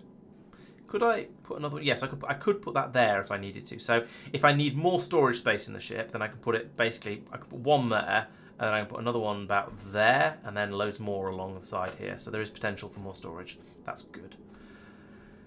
Meanwhile, in the past, what was I? Oh yes, fuel and oxidizer. That's what I was trying to get to. So that's going to be presumably chemical plants, isn't it? How many did I have on the Kirk? So on the Kirk, I've got one making water and then one making each of the fuel types. This ship is. I'm going to make two. I'm going to have two doing each of the fuel types. I don't know whether that's overkill, but I think it seems like a better number. This is indeed my first. This is my first attempt at an Aquilo ship. It's my first attempt at a nuclear ship. It's my first attempt at a missile boat, and it's my first attempt at a ship with red ammunition. So I'm just doing everything all at once to try and massively upgrade what I've been doing for the whole. What I've been doing previously, and I think that's going to be fun. Well, for certain values of fun. You know, Dwarf Fortress types of fun. So we're going to see how it goes. Right. So this one is calcite and iron ore. So that's pretty good. If we put along here, Yeah, so I was going to say two of those. If we link them together, like do that, and then you can come across here, and then the one with the other thing, carbon, can come across there, which is this one. Oh, I mean that kind of works, especially if I do this. That actually works really, really well in a kind of awful way. So we'll have two of these doing advanced thruster fuel. No. And two of them doing advanced oxidizer. There we go. And then I'm not going to be able to fit all my inserters in. Which one are you? Let's do that the other way around. Like that. Because then I only need one inserter on this one and this one. And I need two inserters on the ones that have actually got room for two inserters. Like that. Lovely. I will also need to do some more undergrounding along here like this. To get my fuels out. And run another pipe along the back here to get my water in. Ka-chonk, ka-chonk, ka-chonk, ka-chonk. I think that's probably right. And I've got some gaps to fill in along here. So you, yes, you, yep. And you, yeah, that seems right to me. I'll put in some storage tanks because why not? There's plenty of space for them. So I can have one here, like that, one. I can't put it here. You know what? Let's do that, and then move that to there. So there we go. We've got two storage tanks for each of my fuels. And then it's just a bajillion engines across the back. And I've still got... So looking at the shape of my ship, we'll ignore this bit across the top for now. We'll come back, because I haven't done the... There's going to be stuff there, but I'm going to remove that for the time being. Because I don't... I'll think about that when I get there. But meanwhile, there's a big empty space down here. And there's a bit of empty space down the side over here. And a bit at the top. I could move these tanks up, move these turbines up. So if I take these, put them in there, and run a pipe up there. That streamlines the ship a little bit on down the side here. I've still got a big chunk of wasted space over here. I could move my some of my missile production to over here. That would be fairly straightforward, I think. And would compact things down a little bit, which I think is probably a good thing. Although, to an extent, the size and shape of the ship doesn't actually really matter, does it? It's just, here is my ship, it's bimbling through space, put a load of engines on the back of it to make it go, and call it good enough. It's just, I suppose I could fill that space up with solar panels. Alternatively, I could... No, I can't easily move any of this stuff over here. I was thinking that'd be a useful place to put more storage, but the storage kind of has to be over here, given the way I built it.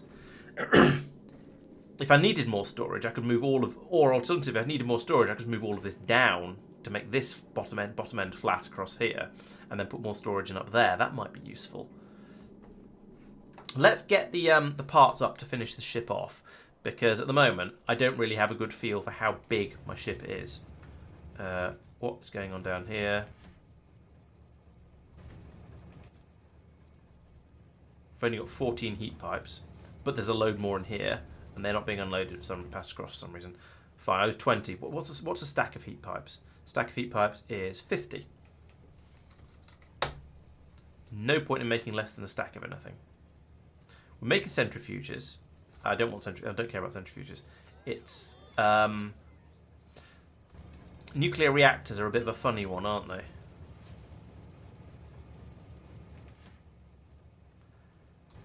Are they a weird recipe? I don't think they are that weird. They just have enormous quantities of requirements.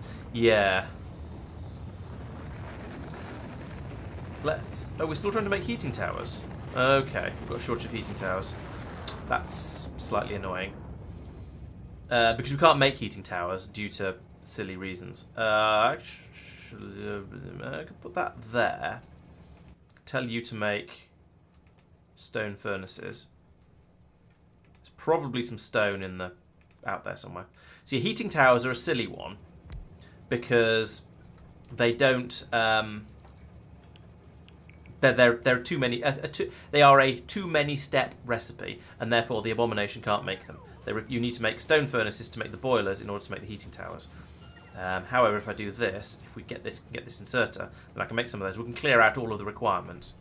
In the meantime, let's borrow this. Let's not set recipe. Let's set the recipe manually. Let's make a nuclear reactor. All of this stuff should be in here. So I'll make like a few of them. How many nuclear reactors can you fit in a rocket? 1. Excellent. That's actually good, because then as soon as we've made 1 nuclear reactor, we can just turn this back off again. And that's an amount of time I'm probably prepared to wait. So we've got red circuits being dumped into here at a rate of knots at the moment, which is nice.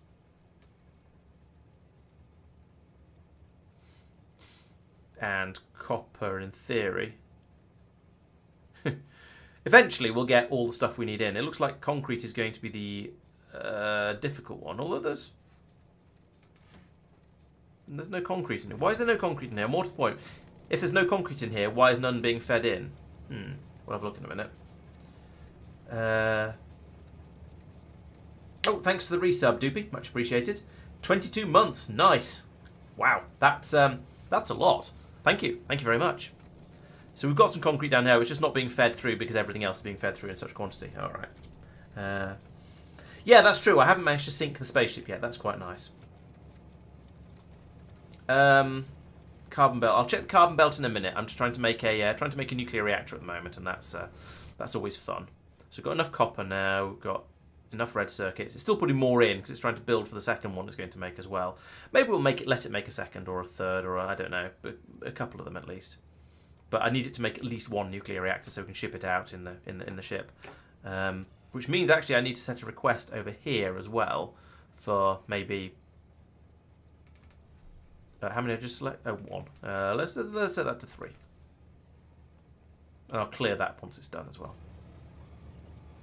No, don't try and. Forget that. We'll go back to trying to make a heating tower. Much more useful. Why are you not making? Have you used up all that stone already? What? Okay, that used more stone than I expected. Let's try and get some more stone in. Yeah, it's the steel and the concrete is just okay. Now the steel and concrete is starting to come in, so we should be able to start making the reactors up here.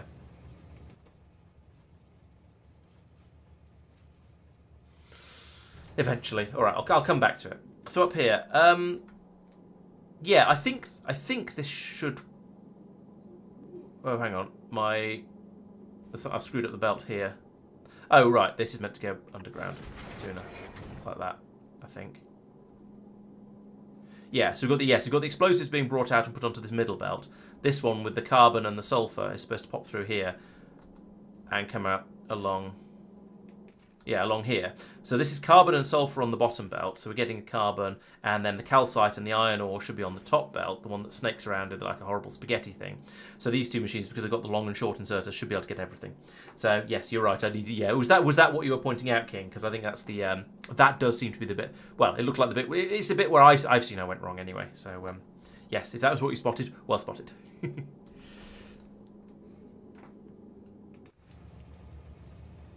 Have we made one? No, still waiting for concrete. Okay.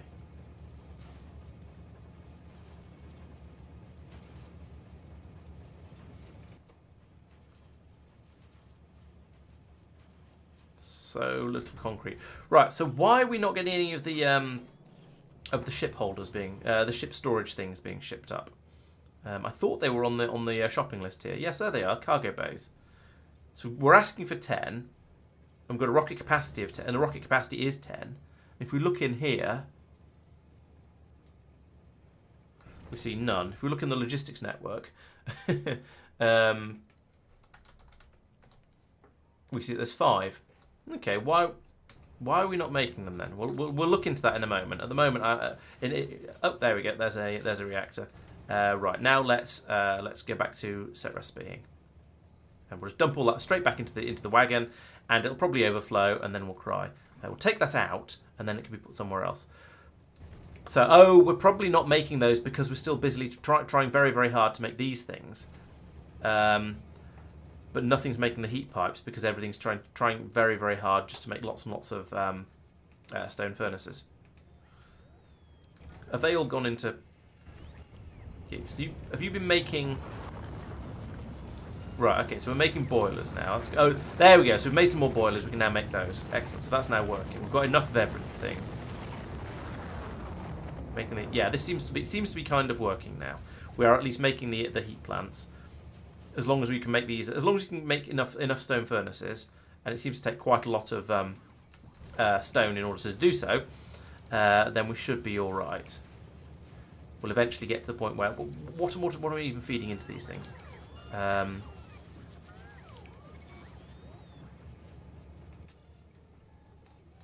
Trying to make 9 crushers, 7 heating towers, and 5 cargo bays. Yeah, this is the problem. We've run out of... We've been trying to make the heating towers for so long, we've not been able to make the cargo bays. So therefore we don't have any of those. And this is just... Oh no, we've got 15 stone furnaces in there now. Why are you not running? Because you run out of pipes. Okay, pipes are also a thing that we don't have. Fine. Yeah, making the heat exchange towers... making the heating towers doesn't seem to work in the abomination. So I should probably just give up on that one and stop trying to make them, because clearly the gods are against me on that. It's just not, this system is not capable of it. I'll bring in some pipes and we'll get a few more made, and then hopefully if we'll then have enough that we don't need any more on this planet. Although actually no, I'm going to want to take a load to Aquilo with me, aren't I? So we are going to need an enormous number of heating towers to be made. So I might need to make an Abomination Mark II that can do a multi-level build. What I'd do is I'll keep the basic one here that we've got that we'll do one stage or 2 stage builds, and then add in another one maybe down here that is exactly the same, but can do a 4 stage build, but can't do we'll do 2 stage build, and 1 stage builds far less efficiently. I think that feels sensible. Maybe I should make this into a 4 tier builder and have another one that is 4 1-tier builders. That might make more sense too. You had 15 a minute ago. Where have they all gone? Have they all gone in? They're all in here. What? Why? Just why? Why have you got the pipes and you got the those? I despair. I honestly do. This is... Someday I will rebuild this to not be terrible. I'm not sure when that's going to be, but someday. Someday.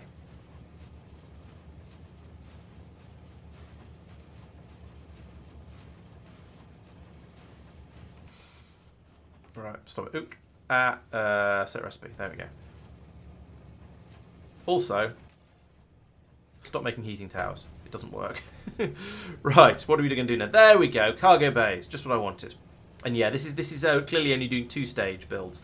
So I need to tweak this design to do 4s, and then have another one that does 1s, and that's manageable. I can cope with that. I think reasonably well. Right. So anyway, the point being, that's now making the cargo bays. The bot's coming over, grabbing the cargo bays, taking them away. We'll build some more cargo bays. That's fine.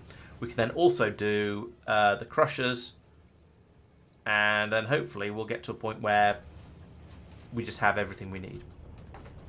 Okay, there's rocket launching with my... is that my cargo base? Yes, it is.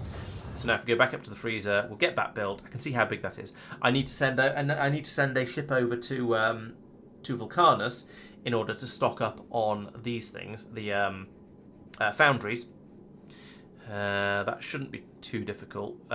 Get those brought over, build that up, which that should then be able to start working. But now in the meantime, let's get the rest of this ship built.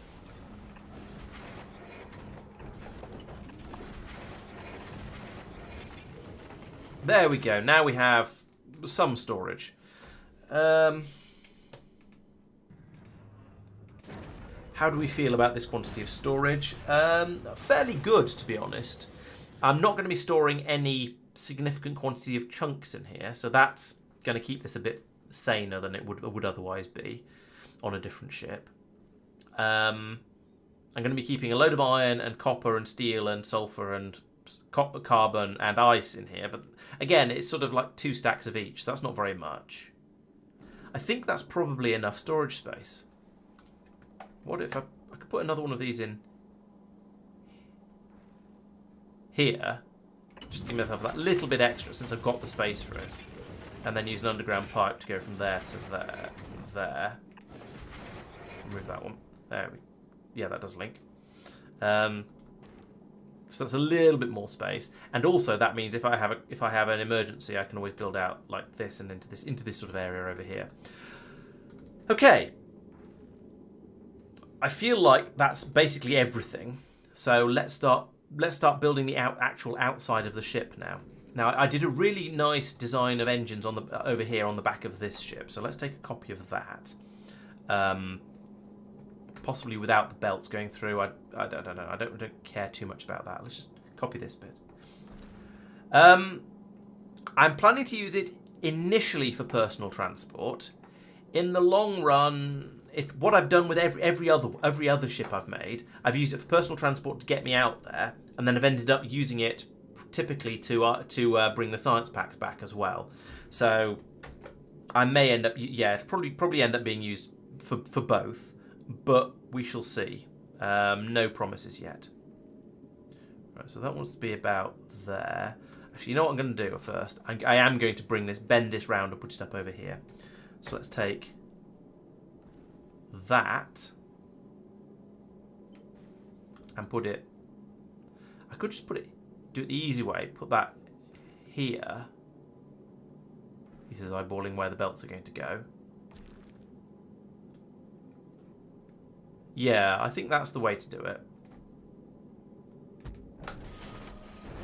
And then this goes across here.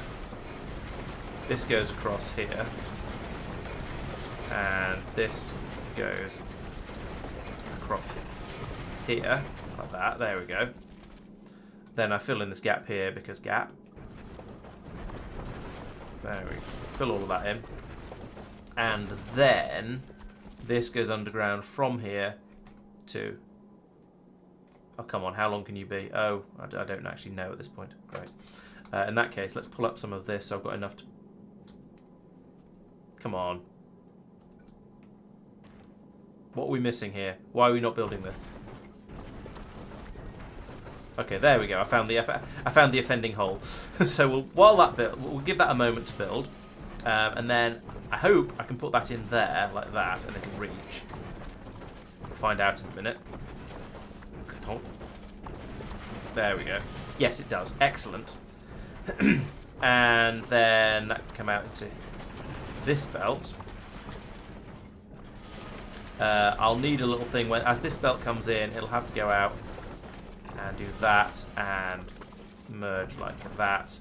Priority from no.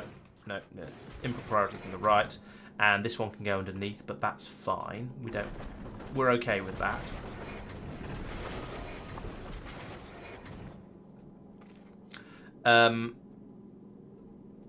Right, so that's used up a bit of that space down there and pulled in the bottom of the ship. So now I can go back to my engines, which is this blueprint thing. I want my engines to be based. I'm going to get rid of that belt, I think. Let's just make the engines go right across, right at the bottom of the right down here like this. That's even linked up correctly there. That's amazing. So if I put that there, and then remove some of this stuff from the edge. No, that won't work. what I actually want, and I don't want that. What I actually want to do is remove all that. What I actually want to do is have this a little bit further down so that I've got room for the ammo belts to come through. So let's try it again. Bop, bop, about there. Let's have one more. There we go. And then that'll allow me to run a pipe through there for the fuel, and a pipe there for the oxidizer. And I'll remove this belt that's running through the middle because I'm not going to do that. There we go. And then I want another couple of engines on the end there as well, of course, as you can probably tell by the basic design we've got going on here. So if I copy that, let's take 3 of them. Why not? So that'll go there. Put an additional engine like that. And then I need a pipe down the outside here to bring the fuel into that one. But the oxidizers. Yeah. I think that's all. I think that's correct. So all my engines are, well, engine suitably like that. Fill in the gaps here. Fill in the gap over here. This is where all my solar power is going to go. I suspect. And the engines stick out a tiny bit at the side there. That's fine. We'll make this ship about this big. Probably a little bit bigger. For now, I'm going to remove that chunk that's sticking out the side there. But we'll probably put a good amount of that back at some point. Don't really care too much exactly. And then... that was a bit of a surprise. Then we have a pair of belts coming across here and here. Why have you not gotten under in all the obvious places? I don't know. Worry about that later. Don't need that pipe. Don't need that pipe. Yeah, that looks pretty good. This belt then goes up there. This one goes up there. And I'll run one belt down here, across here,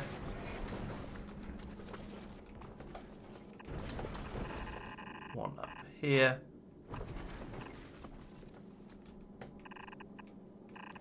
okay, that's kind of the perimeter of the ship done. I think, oh yeah, I need to run them right across the top as well, actually, don't I? That would help.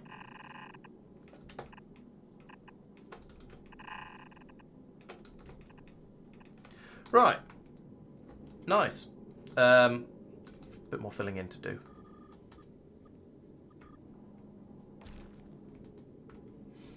That is the basic shape of my ship. It needs the weaponry, especially across the front. And ooh, actually, maybe if I move. What's the range of a rocket launcher, of a rocket turret? I'm going to need rocket turrets as well. That's something I'm going to have to ship in from Gleba. I didn't think of that at the time. Yeah, it's a box. What more do you want from a spaceship? What's wrong with a boxy spaceship? Range is 36. Range of a normal gun turret is 18. Okay, so let's put the rocket turrets a little bit further back. How big are rocket turrets? 4? 3? By which I mean 3. I'm not sure.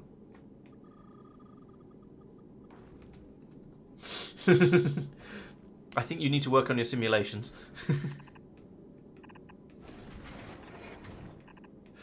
Okay, so now, we get the rocket turrets, and these are not railgun turrets, so they can shoot over the top of stuff, which is nice. And we have a quantity of them. I'm not sure what that quantity is going to be. 2 on each side, and then 2 kind of central. I don't know where central is. I feel like this is central. 1, 2, 3, 4. Let's put them all the way across, and then knock out 1, 2, 3, 1, 2, 3. Let's have 3 in the middle. There we go. I don't think there's any problem with having too many turrets, because they'll load up with rockets and they'll only fire if they need to, so I don't really care. But whatever. Then gun turrets go basically all the way across the front, except where I'm going to put in the grabbers. Let's put in some grabbers first, actually. Why not? Grabbers. How much flooring do you need for a grabber? I don't know. Not so no. I don't know anything about railgun turrets. I don't know what you're suggesting. Do I need inserters on the back of these things, or do they just chuck stuff out? I can't remember. I do need inserters on them. Okay, cool. That's fine. I just wanted to check. So we need this big, which is convenient actually, because that's the amount of space I need for the turrets as well. So we'd have the asteroid collectors all the way over at the side, like that. Two there. Two there. And one in the middle. And then now we have some Dakka. Where's my Dakka? There's my Dakka.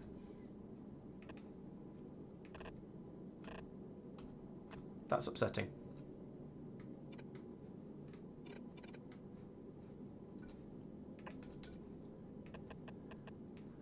That's even more upsetting. I'm upset. Oh well, never mind. Oh, what can you do? I suppose I could put 3 grabbers in the middle, but I want to have plenty of guns to shooting up asteroids. All right, I'll have them match the rocket turrets behind them. These are using these are bigger guns now, so they should be fine. And you guys, I want you to prioritize. Let's have a look at rocks. No, rocks. Rocks. Here we go. Medium so small.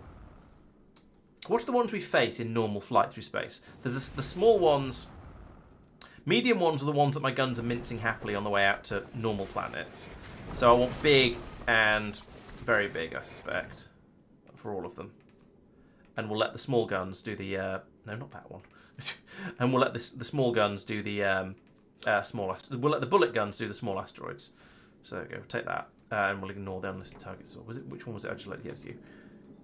There we go. So we'll have them just target the big asteroids.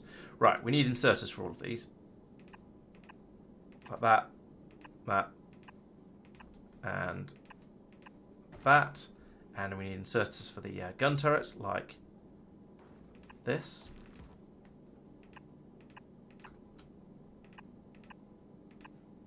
There we go.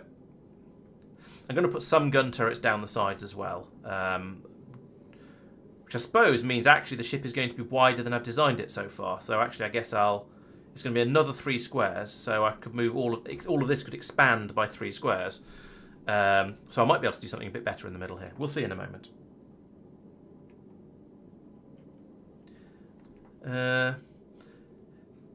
Yeah, I don't know. My hope is that I'll get enough. Is that I'll have enough firepower for the big ones with these gun turrets. Let's have a look at the Kirk, because this one does work quite nicely. This is more guns per grabber, isn't it? Yeah, I think I agree. I think more gun turrets would be a good idea. Okay, well we'll redesign this in a moment. When I make it a little bit wider, because I'm about to.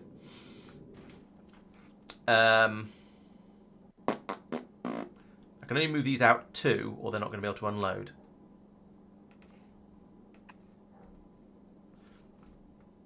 Okay, if we're going to be doing some redesigning of this, then I'll sort that out in a minute.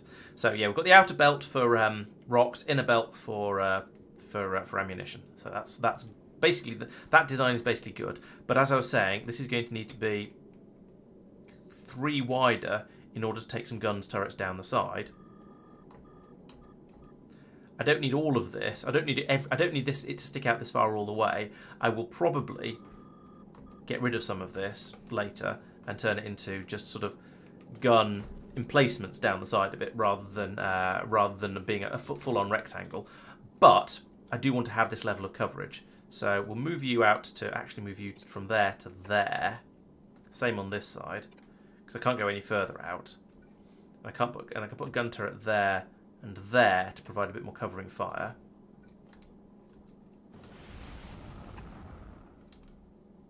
So we can do that. And if I've done that, that means I can put in an extra gun turret there and there. And if I lose...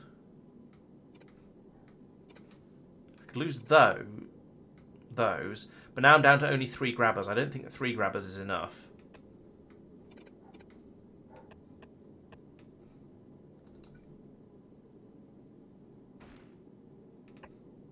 I could have...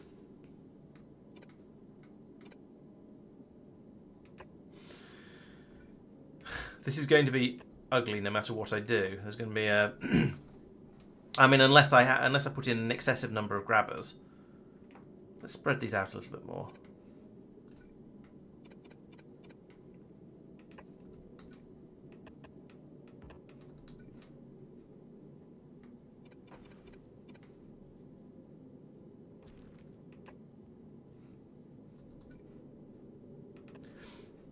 How far do these reach? So there's an area that's being ungrabbed at the moment. So I will put I'll put one in just off center apparently. Great. I think I'm going to have to sacrifice a couple of style points for actual usefulness here, unfortunately, which isn't quite what I wanted to do, but it's having it work is probably more important. No, there we go.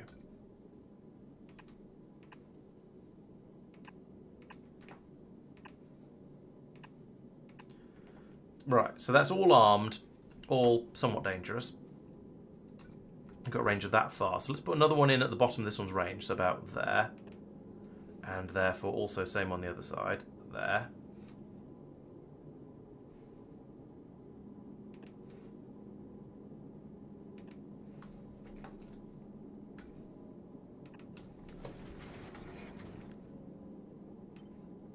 Did I get the same? Didn't quite get the same distance. There we go. Let's put them this far apart all the way down. Is there room for one more at the bottom? No. And down the other side. Yep, got those right. Them right. And them right. And I'll put in another one, even if it breaks the pattern at the bottom here. Are you going to be able to grab? Yes, you are going to be able to grab ammunition from that. That's... Yes, that's all right.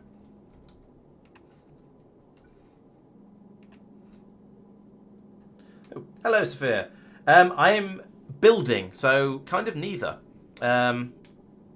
This is my brand new ship that is going to eventually, hopefully, take me to Aquilo. At least that's the plan. It's got a few things missing at the moment, like all of the rocket turrets across the front, and all of the and quite a lot of the nuclear power generation system as well is missing, or at least not operational yet. But generally, the ship is largely coming together. It apparently needs a bit more flooring, needs some turrets, it needs another engine. I've got a flooring hole. There we go. Another one there. But mostly this is now kind of approximately assembled. We don't seem to be getting very much ship flooring up. Is that just because we are making it? It's just not making it fast enough. So yeah, it's a production rate issue rather than a actual problem. It's just that I'm trying to build a really big ship, and I can't build a ship that, and therefore I keep running out of flooring. So we won't get any rocket turrets for a while, and we won't get any smelt foundries. So I'm quite tempted to send this ship over to Gleba to get the rocket turrets. But I'll need another ship to go to Vulcanus to get these foundries first, because it can't fly anywhere in its current state. So I think, given that the Kirk is just arriving at Norvis, we'll have it unload here like that. Get rid of all of that and all of that, and then stop for a moment. I want you to go to Fulgora, where I want you to collect some things. That's a recycler. Foundries. Stacks of 20, rocket capacity 5. All right. Well, yeah. All right. We'll get 4 rockets worth of a 4 rockets worth of foundries, and we'll bring them over to Norvis. That's fine. Don't unload while you're there. Item count. Off you go to Fulgora. I don't mean Fulgora. I mean Vulcanus. While you're at Vulcanus, don't unload. Get an item count of foundry equals equals 20. And then head off. That'll bring it back, and then I'll have to catch it and bring it back to Norvis. But that's not too difficult. I can manage that. Oh yeah, hat time. Today's hat has an S on the front of it for reasons, and actually that fits quite well over my headphones. That is the nearest I've had to having a hat actually fit. I'm mildly surprised. So there we go. Fly over to Vulcanus, load up with this stuff, and we can head back again. So one thing I do remember noticing a little while ago, and the reason I've designed the ship the way I have, is that the rocks tend to have, they have high laser damage, high laser resistance and very high electric resistance. So there's no point in putting Tesla turrets on it, and there's not really any point in putting laser turrets on it. Basically, they want you to have to make They want you to have to make physical ammunition. So the explosion and physical damage is the ones that you can basically do with it. Have I got my? Wait, what?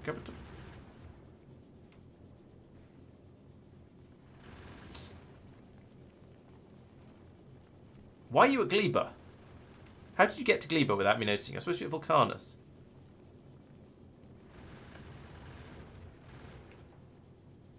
Oh, you are? What? Why did it say stopped at Gleba? Oh, right. It went to Gleba for unknown reasons. Now it's picking up Gleban Sciences. Now it'll go to Vulcanus.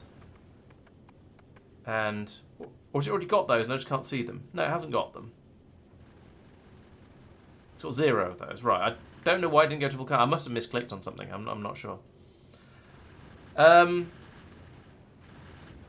Yes, you should recognise the hat, Tristan. Well done. Yeah, some side grabbers is a good idea. I might as well. There's no reason not to, really. They're not. It'll help. Yeah, I've done it on this one, for example. I've done it, and so yeah, I think it does help. They don't do nothing.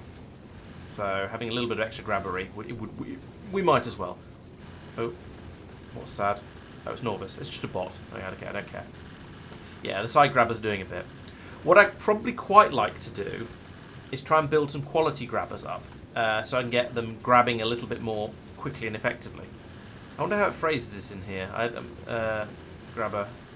Wow, there's a lot of things. A collection armament, yes. So there's a lot of improvements on for a high quality grabber. So I think that would be a thing worth doing, even if the electric engine units at the higher qualities are a bit of a pain. It's S for somewhere, but it's not actually Sweden, I'm afraid.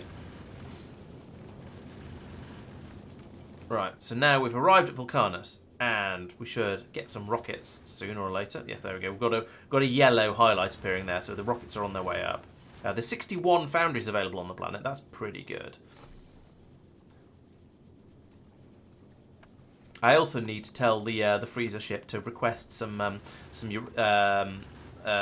do we call it? Uranium fuel cells. That's the one. Could do with some of them. Why have we only got 400 agricultural science? That must have just been what was in the rocket, and but I don't know why it would have launched in that case. I am puzzled. Right, go to Norvis. Hopefully it'll sit there for a little while. If not, I'll just have to be a bit more manual with it. We can now delete Vulcanus from the request list there. It's not far to Norvis. We'll be there quite soon. Then we can unload all of those foundries. It's not remotely enough for what I would for some of the rebuilds that I was considering doing at some point, but that's an at some point, and we're not there yet.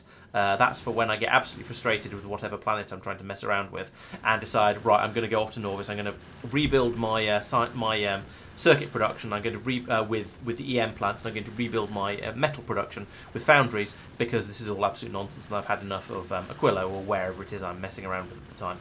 So we'll get to that at some point. I'm sort of watching it because I know if I look away, then the ship will get to Norvis and it'll fly off again because I've forgotten to tell it to unload. And for a single sort of bringing just a little bit of stuff over like this, it doesn't. Oh, I could do that actually. Then it should automatically drop it as soon as it gets there. There we go. So now that should just work TM. Yes. So we're still waiting for flooring. Okay, fine. But yeah, putting in some more grabbers down the side is a good idea. Let's put one here. Tuck it in neatly right behind this gun because, I don't know, just because. And same over here, like that. Does mean I'm going to need to run cables to these as well, but hopefully I'll be able to do that without too much falafel. And then, yes, you also need your unloaderies like that. And I need to fill in the gaps like that and that. I could put some more in even. Let's put more in further down. Why not? Because I have this feeling that this is going to be ripping through a lot of stuff. So the more grabbers it has, the more rocks it can grow. Can't put that there. It's going to have to go there instead, which is a bit weird, but never mind. It's slightly offset from the one on the other side, which I don't like, but it needs to be there because... Actually, no. What am I undoing?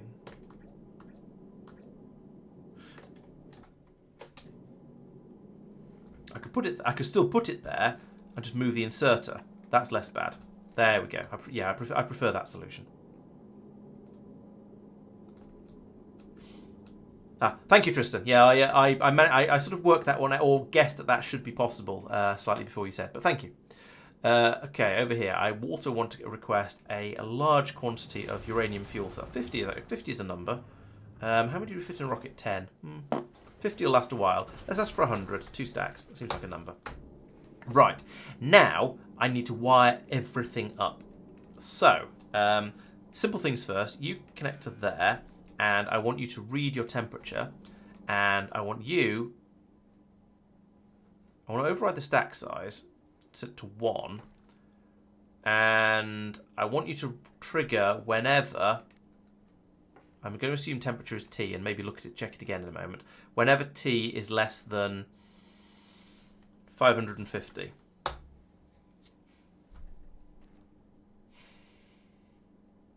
Thing is, I only want it to run once.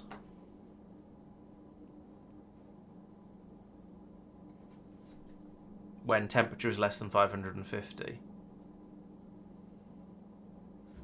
Can I monitor the amount of fuel in there? Yes, I can. So I can read the fuel and read the temperature. So what I actually want to do is put in a decider combinator.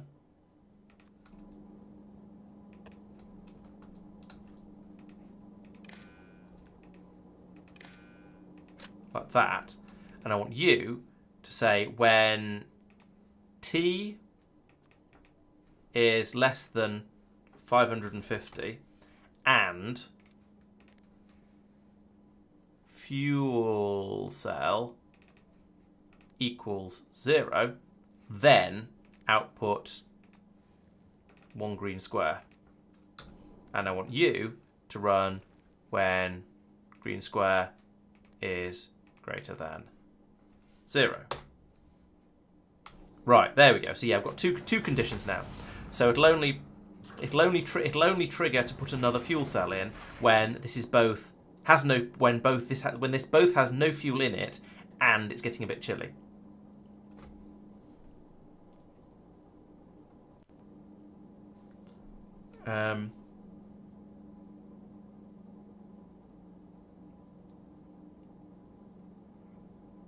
Oh, yeah, yes, that's true. You could multiply the number of fuel cells in it by a large number and output as T. Yeah, that would work too. Yes, I did set the stack size to 1. I think that's all I need on there. I don't know why that's set to be a filter, because there's only one thing it's ever going to be able to put into here. But I don't care. It'll be fine. Right, across here, all of these run all the time. That's fine. Inputs and outputs all the way around here. Yes, that's all fine. But I want all the machines to only run when there's an actual shortage of something. So let's run a cable up to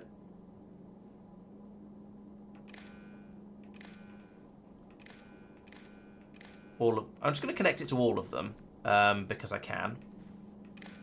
There we go. Let's put that one. Let's connect that across. Stop dragging across there instead of across there, just because it looks neater. So these three are always going to just be making molten metal and filling their pipes up. So I'm not going to put any limits on those. But this one, I'm going to tell you to enable when iron plate is less than 400. Same for you. You, actually, in fact, same for you, except it's not iron, it's steel. I copied the recipe as well. Fail. So I want you to actually do the making steel recipe, please. There we go. And when so steel is less than 400, make steel. Good. Then over here, all right, I'll do it manually. Enable when copper is less than 400. And was that this one I did? Yes. Copy that to there as well. Right, so these will always run when there's less than 400 of whatever it is they make in here. So that's good. Next one to do is all of the crushometrons. These are going to be a bit more complicated because they're all outputting two things. So we need them to run when either there is a shortage of iron ore or there is a shortage of copper ore. And then we're also going to need to put in a disposal system, which I haven't thought about yet, but it's probably going to be an inserter over here that just chucks it out, big underground belt across here, and chucks it off the side over here, or something like that. I feel like it's better to throw it off the back, because then you get a little bit more propulsion. I mean, you won't fly into your own waste, but that's not going to happen. There's too much stuff on the back of the ship. So, yes, so we're going to need another one of these over here for you guys, one for you guys, and one for you guys, which I can't fit in anywhere nicely, so I'll put it there. Actually, let's put it there, because otherwise it looks stupid. And run this belt under here. I say stupid, it doesn't look that stupid, but it looks better if it's next to the machines, and it's consistent then as well. So, you're going to be running if iron ore is less than 200, or copper ore is less than 200. I don't think I changed the ore to an and over here. There we go, that should be and. Low temperature and no fuel. Right, over here we have run out of those, then output a green shenanigan, why not? And I'll copy you from there to there and there. I'll have a cable run. In fact, it could be this. It could be the same cable. Could that come down to here, and then from here to bop, bop, bop. And you're going to enable when green square is greater than 0. There we go. Also run the cable to there and there. And there, and there. No, not like that. There. I kind of wish I put these things in horizontally now, in hindsight, because if they're horizontal, you can tell where the cables are going, and if they're vertical, you can't. But, c'est la vie. So you're producing carbon and sulfur. So if carbon? There it is, carbon. And sulfur. If either of those is less than 200, then I want you to run. Enable when green is greater than 0. Enable when green is greater than 0. And then this is ice and carbide, isn't it? Yes. Ice and carbide. Is it called carbide? Calcite. I knew what I meant, I just said completely the wrong thing. That's a lot of input signals. Why are we outputting all of them? Oh, it's the contents of the platform, of course it is.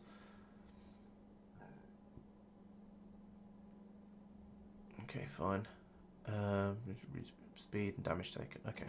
Right, so all of that now will tell these to run until there's the right amount of stuff in here. So that should be okay.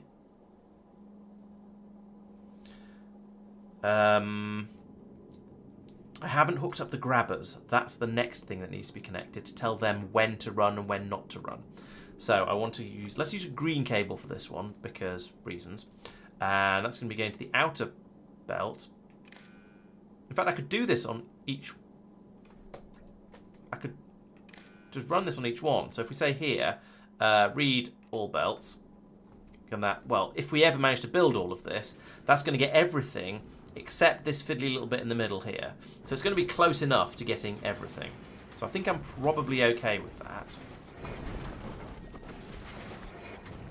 So I can then say, right, I want you to... No, that's not going to work. That's not right at all. And I do want to have it hooked up to that, but I also need a constant combinator subtracting an arbitrary large number. And I could put in lots of constant combinators, but it's going to be a lot easier just to run a green cable. Certainly at the front, it's much easier to do that. Will this reach? No. I can hop it down this belt, or I could put in oodles of constant combinators.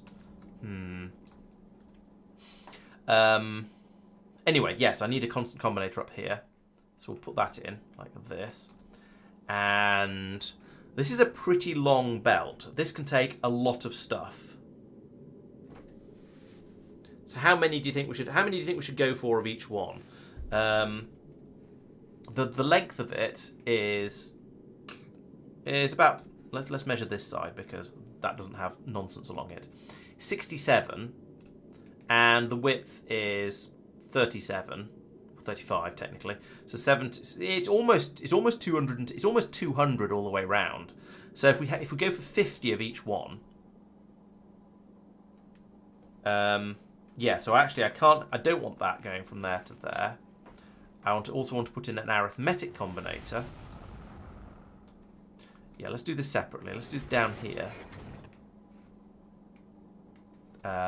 Put you there and you there.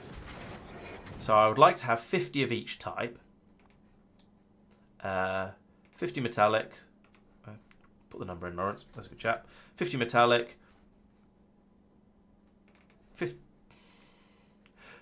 50 carbonic. I've got too used to double clicking on these things since to skip the quality setting, and now I'm forgetting to set the numbers. Right, so we do that, and then we take a connection from this belt.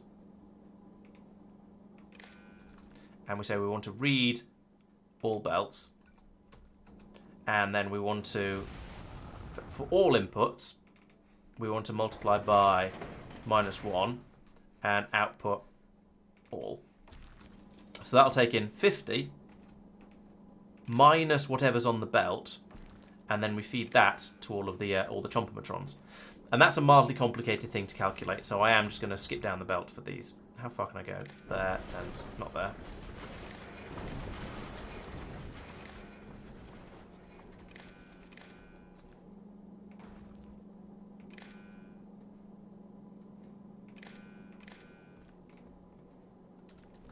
And the same on the other side.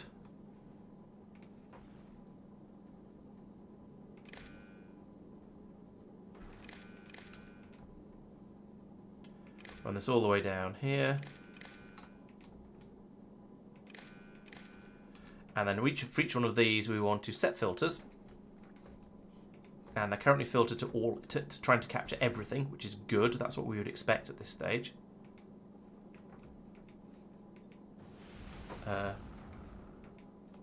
Why am I not able to? Okay, it is set filter. Oh, it's just not showing the filters because it didn't exist. Okay, fine. The settings have been copied. It just wasn't showing them on the display.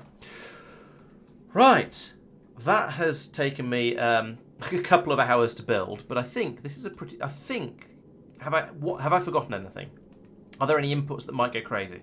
So these, all of the grabbers are limited to only grabbing what we want until we have 50 of everything. So they'll grab until we have 50 of everything on the belt.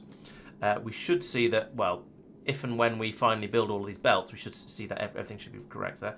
There's not any flooring missing around here, is there? No, it's just that we haven't got enough of it to build it. We've got rocket launchers that will launch rockets. Except we haven't got the rocket turrets yet. We'll have to go and get those, but we'll do that once we've built the ship, and we can do it hopefully with just bullet weapons. We've got nuclear power as and when we finally bring up these uranium fuel cells. Let's actually request those. There aren't any anywhere. Okay, we'll have to grab those separately. Oh, I need to put in solar in order to kickstart it. I mustn't forget that.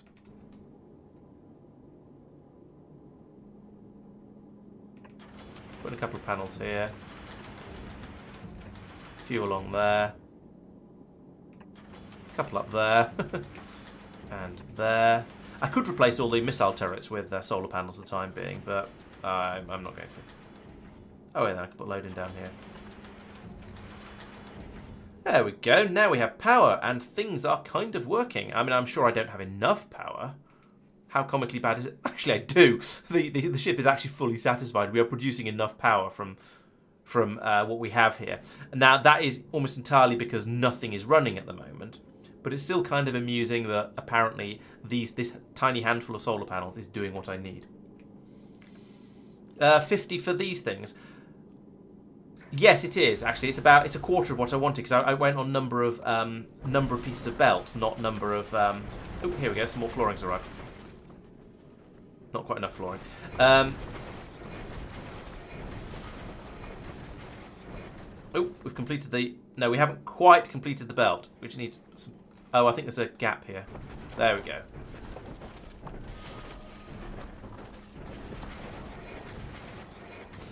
There we go. And now, oh. Fine. Have some of that as well. There we go. And there we go. As predicted. What? What's going on here? Don't be wrong. Yeah, so as predicted, we've linked up to all of this except this little fiddly bit in the middle here. Oh, there's a bit of belt missing. That's weird. Put that in. There we go. Right. Now we're cooking with appropriate things.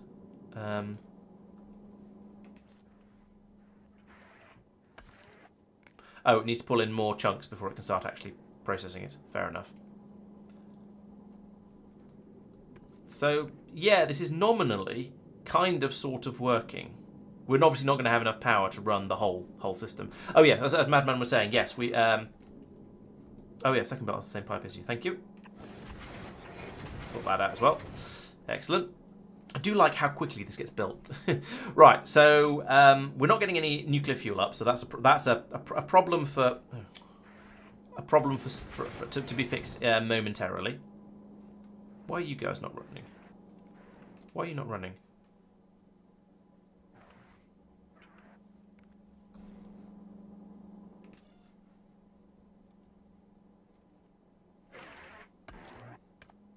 If either of those...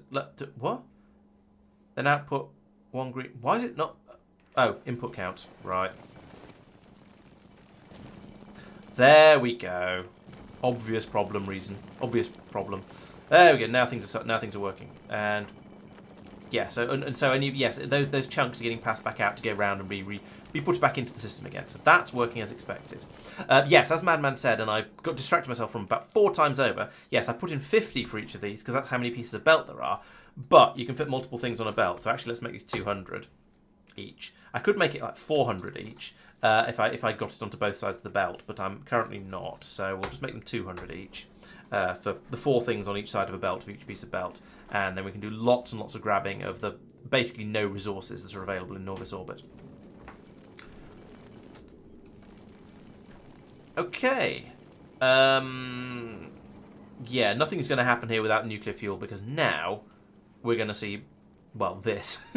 So let's nip back down to Norvis and see what's going on with nuclear fuel. So at the moment, this is my nuclear power station, isn't it? We've got loads of fuel here.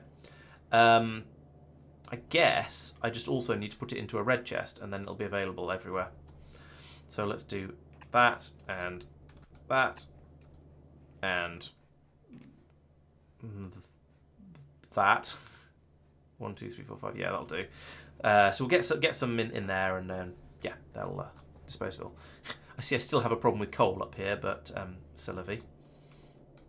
Oh yeah, it's never been cleaned out. That's the problem. It got onto the belt, and there's always been a supply of iron, so we've never had the opportunity to get rid of it. This is going to jam at some point if we run. Oh no, it's not. It should get grabbed by this one, probably.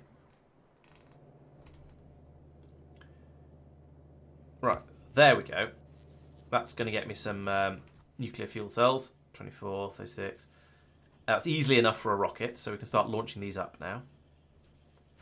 I think I asked for 100, so we've basically got enough in the box now. In fact, we have got enough in the box now. Yeah, so that should get brought up. That will mean we'll actually have useful... we'll have a quantity of useful power available, essentially. And so things might start working. The biggest problem we're going to have is that it's going to take forever to get all of the resources that we need because there's so little stuff up here in Norbit. Now, I could start shipping up large quantities of whatever I've got on the ground. Iron ore, copper ore, maybe find some carbon, I don't know. And just to get things ticking over. But I don't know. Oh, and the other thing I haven't done yet, I've completely forgot about, is the disposal system. So we're going to need to have another inserter here that's going to be controlled by...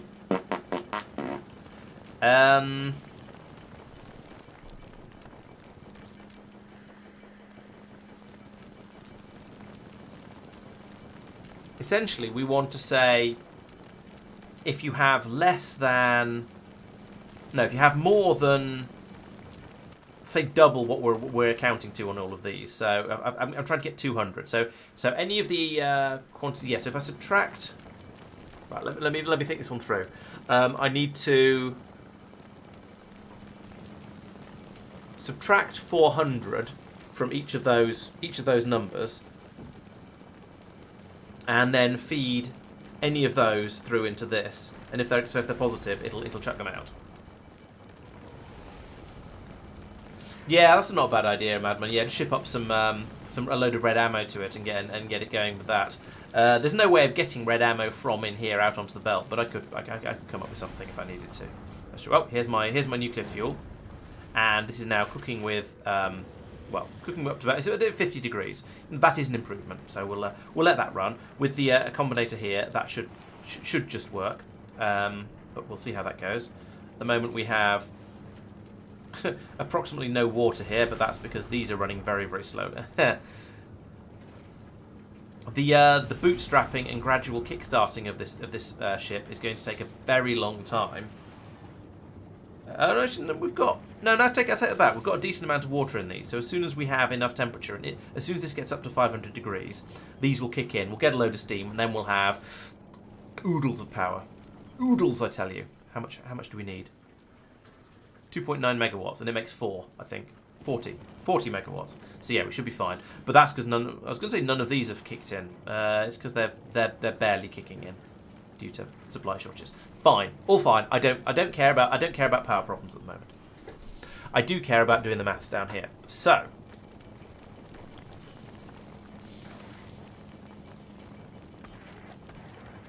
how am I going to do this?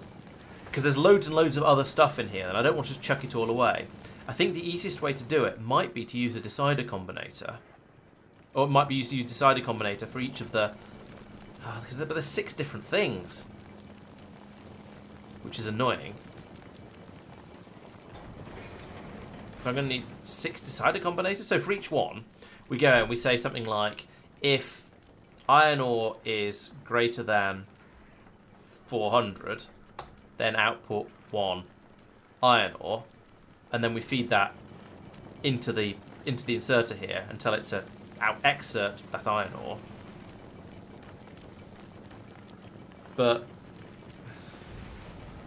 that's kind of it's a lot of combinators for what should be a relatively simple task.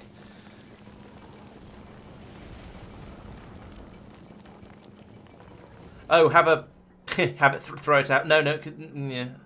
No, because it isn't really. Oh, up here, it's not really going anywhere though. The iron and the copper only makes it up. This only makes it this far up the belt, so not really. Only makes it this far into the ship, so that wouldn't really work. Also, there's the ice, actually the ice makes it quite a long way out. So I could do the ice. The ice could be thrown from here. Carbon is down here, so again, carbon could be thrown. No, I think I'll just do it with a large number of combinators. What I would normally do is pass the signal through from here into a combinator that has a huge negative number of all of the things that are expected to be in there, and smaller negative numbers of the things I want to get rid of. But where's iron ore coming down here? Oh, it's coming out of these. That's fine. But that won't work because there's could get many different things in here, and I'll probably end up throwing away something I want. So we won't do that. We'll just put in an underground belt like this, And then there's room for 4 combinators across there. I'll remove them from down here. So that's that. What? Heck. That isn't going to work. Need that for the outputs of those things. Check all the signals in the same decider and output the signal itself if it's true. I don't know. That's an interesting question, actually, Madman. Let's have a look, because if I can, that'd be really cool. Let's connect it up to here, just anyway, because then I can see what's going on. So, if iron ore is greater than... It's not going to be greater than anything, of course, because there isn't any in here, because it's all being passed straight out. There's copper ore building up, though, so we'll check that in a moment. If it's greater than 10, then output 1... everything? I don't think that's going to work. I think if I put in copper ore here as well, if copper ore is greater than 0, which it is, then it outputs 1 of everything. So that isn't doing it. I could 1 of anything, and then it's just outputting a tank, because that's the first thing in the list. No, there isn't an of each option in there, unfortunately. Yeah, there isn't an each. I've got everything or anything. I don't have the yellow each star in there. Yeah. Oh well, it was a good idea. I like the way you think. Unfortunately, it doesn't work. Oh, the Kirk has come under. Has picked up some abuse. That's not supposed to happen. Where are you? Why is it so? You're only over Norvis. I wonder if it ran out of ammunition. It's also run out of grabbers. So it's just going to have to pick up another one when it gets to Norvis, but that's fine, it can do that. Oh no, it's run out of flooring. We took out some flooring with that when that hit, rather than the grabber. Okay, well, fine. That's not a serious problem. Where was I? Yeah, so we have one of those. We have another one doing exactly the same. We're not doing that. We're doing that, and we're outputting iron ore, and that's actually when it's over 400, because I've stopped testing. So if iron ore is greater than 400, output an iron ore, and we'll chuck it over the edge. Same for you, except you're doing copper, and copper, and a third one in there. Except so this one's not copper, this one's carbon. Carbon. It's almost certainly going to be... There's going to be one... From each of these, there is going to be one thing that we always have too much of. It's probably going to be iron and carbon and water and ice, I suspect. But we don't know for sure. I'll put another 3 over here like that. And these are going to be sulfur.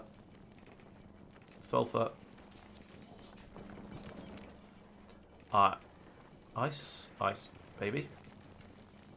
Maybe. There we go. Ice and the calcite. I didn't call it carbide this time. Calcite, that one. And then you to you to you to you to you to you. You to you to you. And set filters. Filter is currently set to nothing, which is a good sign, because that's what I expect it to be. And I want to go underneath here. How far can we go? Can we go all the way to here? Go to here. Excellent.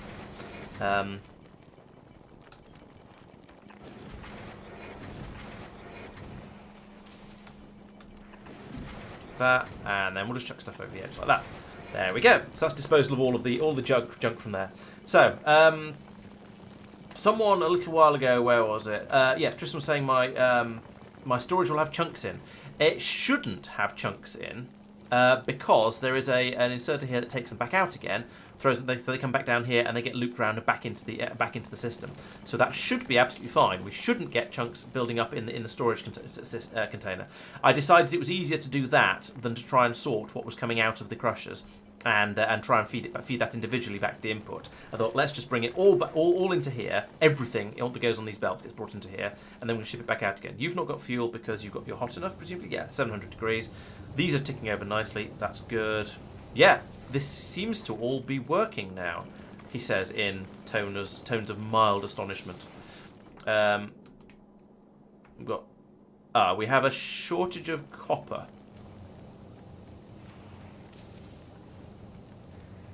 Because these machines are the wrong way around. There we go. Fail. Right, that might actually, work now. Let's pull up these bits of belt here, because they're worthless. And I'll get a bit more iron and calcite into the storage. It can come straight back out again, and we can start cooking it. So there we go. Now we've got the copper coming down. We've got steel in quantity as well. Yeah, the copper is now all getting eaten up to make the red ammunition, but that's kind of what we expect. That's the wrong way round because of the stupid things about it's the thing that really, I don't know. It's one of the few things in Factorio where there's a thing that doesn't work the way I expect it to, and it feels like a glitch.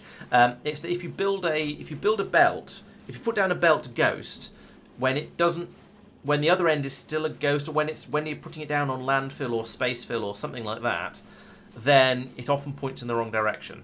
It doesn't detect the other end of it sensibly like it normally does, which is kind of annoying. But it's, if that's the worst thing I can say about the game, it's doing pretty well.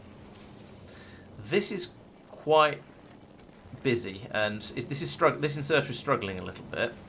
Actually, it's not struggling. It's struggling a little. It's working hard, but it is keeping up. So I think it's all right. Fortunately, because it'd be an enormous pain to try and squeeze any more anything else in along here. Oh, we've run out of power. Why have we run out of power? We've run out of water. Yes. Okay.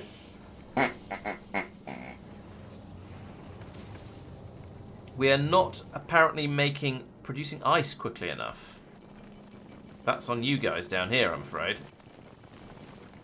You are not producing sufficient quantities of ice to keep these happy. And if you can't produce enough ice to keep these happy, then things will just get worse and worse.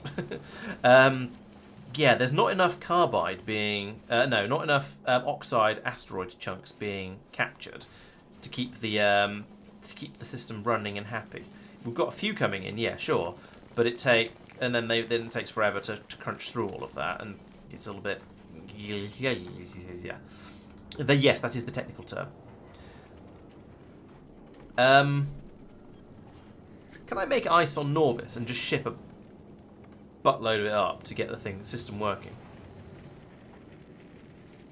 Comes out scrap recycle. I could fly. I could ship. I could bring a spaceship worth over from Fulgora. That'd be amusing. Can't do that. Am doing that. No, not doing that. But doing that one instead.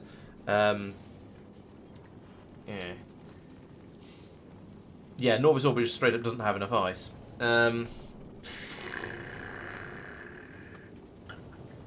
Oh, I see, Tristan, I understand. Yeah, I got some with the belt when I did some moving around. The input inserters are struggling because there's a shortage of power at the moment, I feel. It was struggling, but it was working hard, but it was keeping up. I mean, it still is keeping up, just about. There we go, got a burst of power. Kind of. Yeah, there's, as you say, not enough. I could put green modules in everything. In fact, that's a good idea. I might as well green module everything. Just because at the moment my system is running adequately. How do you put a module, a single module into a machine from your hand? I don't want to control click because that would do that, and I don't know. There's no point in putting four efficiency modules in a machine.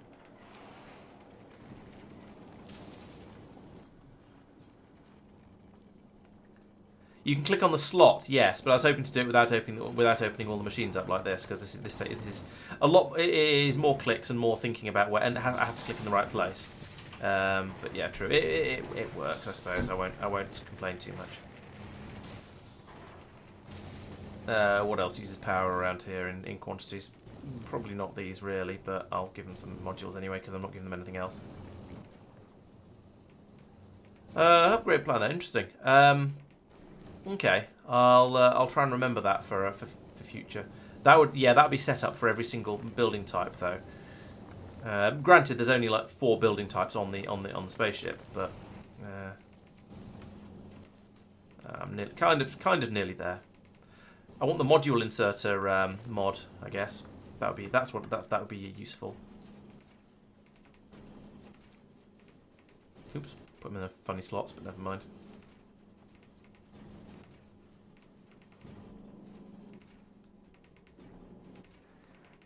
I suppose once I've done one machine of any type, I could copy paste it. But most things there aren't enough of them for that to be worth it. These ammunition ones over here. Oh, I've already done those.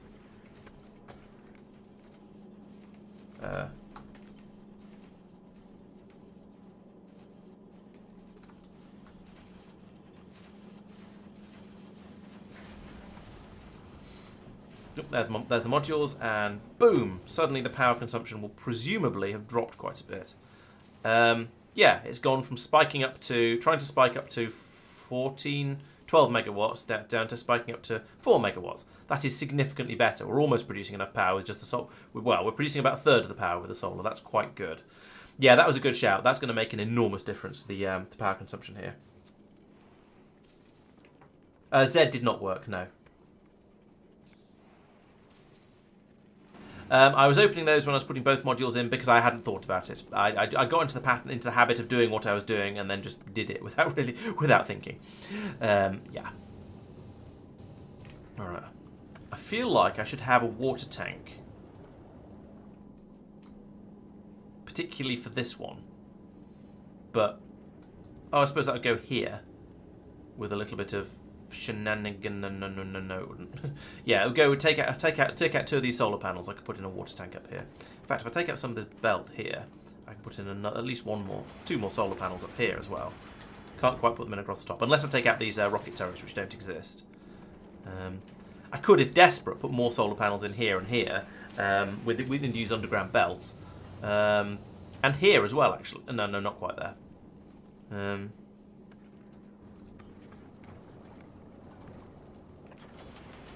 Might as well go as solar as possible. Solar is reasonably possible without going in through and doing huge amounts of tearing stuff up.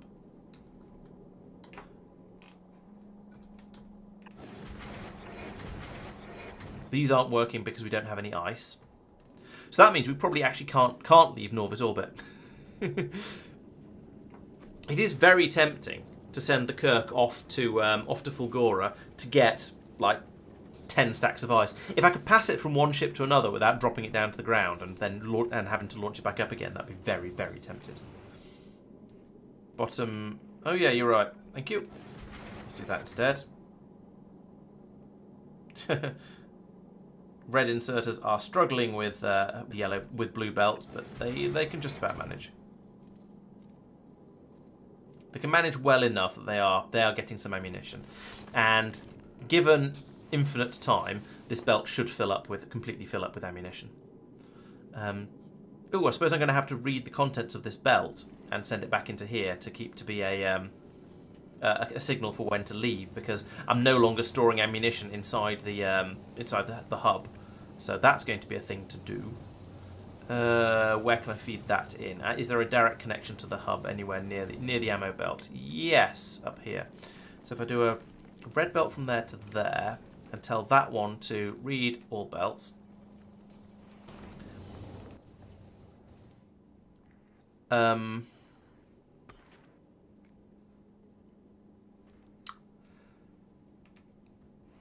Let's say to go to Norvis for a moment. Add weight condition. So circuit condition.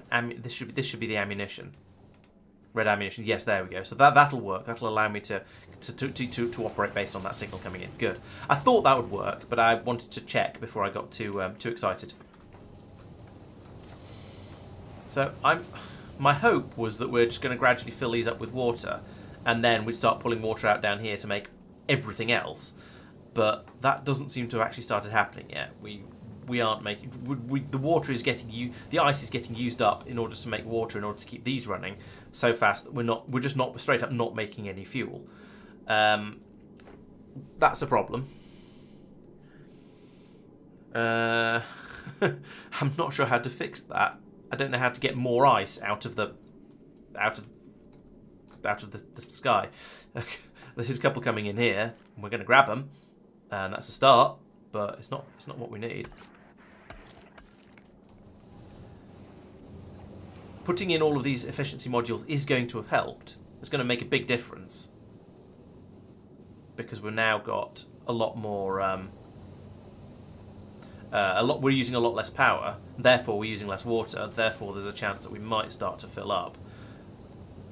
These are filling up, to be fair, so I think we are making progress. Oh, converting from one asteroid to another. No, I'd not thought of that. I'd forgotten that was a thing. Where am I going to do that? My ship is kind of full. Let's have a look at recipes. Okay, so he says sounding like a mobile phone. Here we go. These ones, oxide asteroid reprocessing, or we could do carbonic asteroid reprocessing. So it's just done in a crusher. Okay. So right, that has potential. So we keep an eye on what we've got. We'll just have a look and see what we're getting the most of. We've obviously got lots and lots of iron ore, although we don't have very much copper coming through. So I think probably reprocessing the carbonic is going to be the way to go. Yeah, look at that. We've got loads of carbon. We've got some sulfur.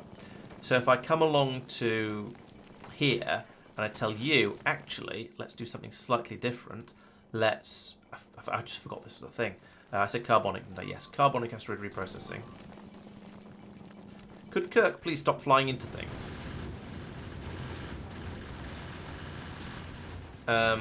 Let's have you request a load of repair packs, because apparently you're incapable of repairing yourself.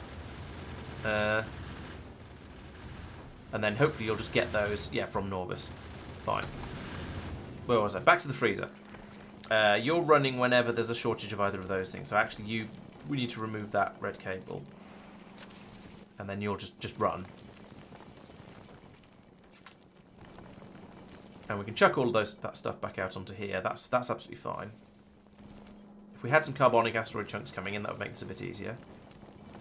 There we go. How many do you need? Oh, no, just one. Okay. And that was percentage chances, wasn't it? 40, 80. So probably going to lose some of them, but that's okay. We'll get more stuff back. So there we go. Got a metallic one out. That's not what we needed. And I've got this on the wrong machine. That should. Let's have that on that one. And that on that one. And then when we have enough carbon, it'll kick out. We'll stop enable disabling you, so you can just run whenever. So yeah, when we get up to max, when we get to actually, I can do the same thing here. I can tell this one to do the reprocessing, and do it all the time. In fact, I might as well do the same down here. You can also do the reprocessing recipe. Because that way, these machines are more than capable of keeping up with the amount of stuff that's coming through, which means that they'll only not be grabbing it if we have too much and they've turned off, and so then we'll run the recycling recipe to produce the other things. So that makes a lot more sense. Ooh, red modules. That's not a bad idea. Can we do that? We can. Yeah, all right. You've convinced me. Let's go full productivity on these ones, because this is being a problem. Even if it means they're slower and expensive. Oh, these won't be fast enough if this is running at full chat anymore. But it's not running at full chat, so I think that's probably fine. Yeah, can these take prod mods? Probably not. No.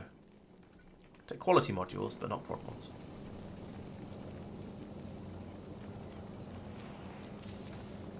That's going to increase the amount of power I use, but it's also going to increase the amount of water I get out, so I think it's worth it. Here come the prod mods. Blip. There we go. That was easy. So yeah, they'll be a bit slower.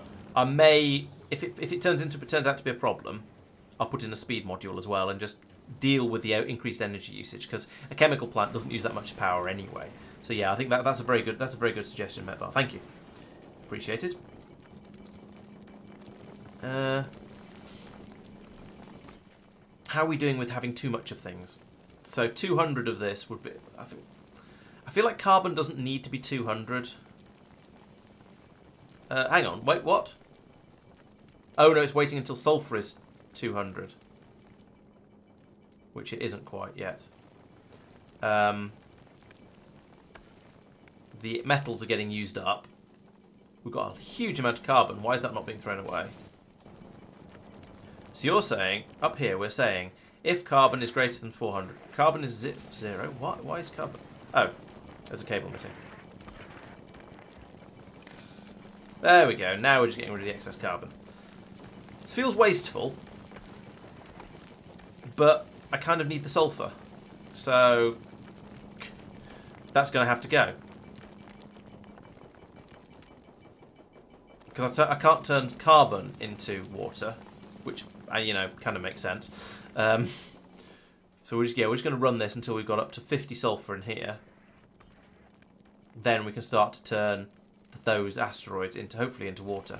In the meantime, these have all filled up. We've now got 2/3 full in the pipe, so it is going in the right direction. If we leave this for ever, then it will be okay. It's just I'm impatient, basically.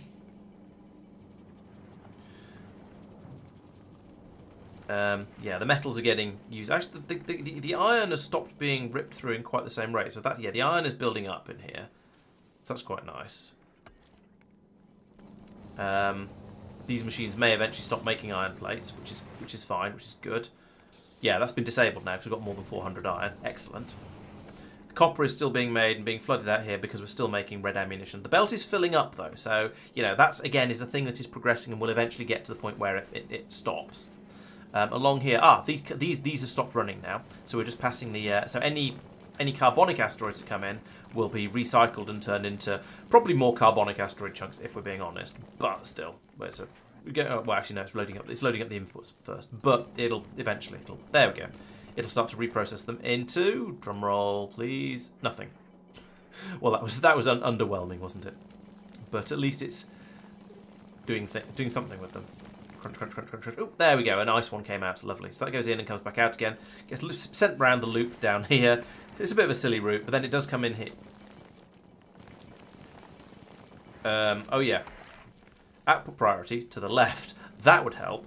So we're not just passing stuff round and round endlessly. Ideally, we're just sending it straight through here as much as possible. Not that we've managed to get to the point where any of these have turned off, so overall it hasn't made any difference. It's just put a bit of a sort of a slight delay in there. So, yeah. There's a load of ice. Yeah. So, things are looking slightly up. Have you run yet? No, these ones have still not managed to get any ice through. But this pipe is now virtually full. And so we now need to let these outputs fill up. I don't know how much is full on. Oh, there we go. That's full now. It's gone yellow, I think. So now, yes, that's running. So we're getting some. There we go. We've got a bit of water has come through. So in theory, we've not made any coal yet, but we've taken a step in the right direction. We've attempted to make some coal. These inserters are in the wrong order. This is never going to work. Let's make this belt go the other way. Like that. So that'll pass out to there. Yeah, there we go. An explosive. An explosive was made. And now we've made our first rocket. Yay! That's mildly exciting. So I'll go through here. It'll come out. It'll be somewhere on the other side of the belt. And we don't have anything to use these rockets up. So they will fill up a little bit more quickly and easily than the red ammo did. I still can't see that rocket. I know we made one, but I don't know where it went. I hope I didn't do something dumb with it. No. Oh, it probably went into the other side of this splitter. Oh, there goes one. Right, so it is working. I suppose what I could do is say I want to only put beacons out on the right hand side of this splitter. It's probably too late for that. I'll have yeah, it already contains a thing. Can I get the rocket out? Probably not. No. I could dismantle it and remantle it. Oh no, but then the rocket would go into here, which is no use to anyone. Okay, so the ship is basically under. It is making very, very gradual progress. We've made no fuel. Well, if we made any fuel, it's just gone into the engines down the bottom, which is, to be fair, is where you want the fuel to go. But we're not at a stage where we're ready to launch yet. But we are getting there. Good progress has been made. We just need to go somewhere. We kind of need to fly it somewhere where there's more resources, so we can get the whole thing filling up a bit more quickly. Let's tell it to fly to. Let's try and fly it to Gleba, with the intention of turning the engines off if it gets scary. Oop, we've made some. Is there some? We're moving. We're moving. We're doing a speed of. Not very much. Oh, I we're doing a speed not very much. We're 500 kilometers away from Norvis already. There's no bigger rocks coming in, but should be more small rocks coming in, like these ones, because we're moving. Which apparently, well, that one got ignored, and I'm not sure why. But yeah, we can now capture more rocks because there's more of them.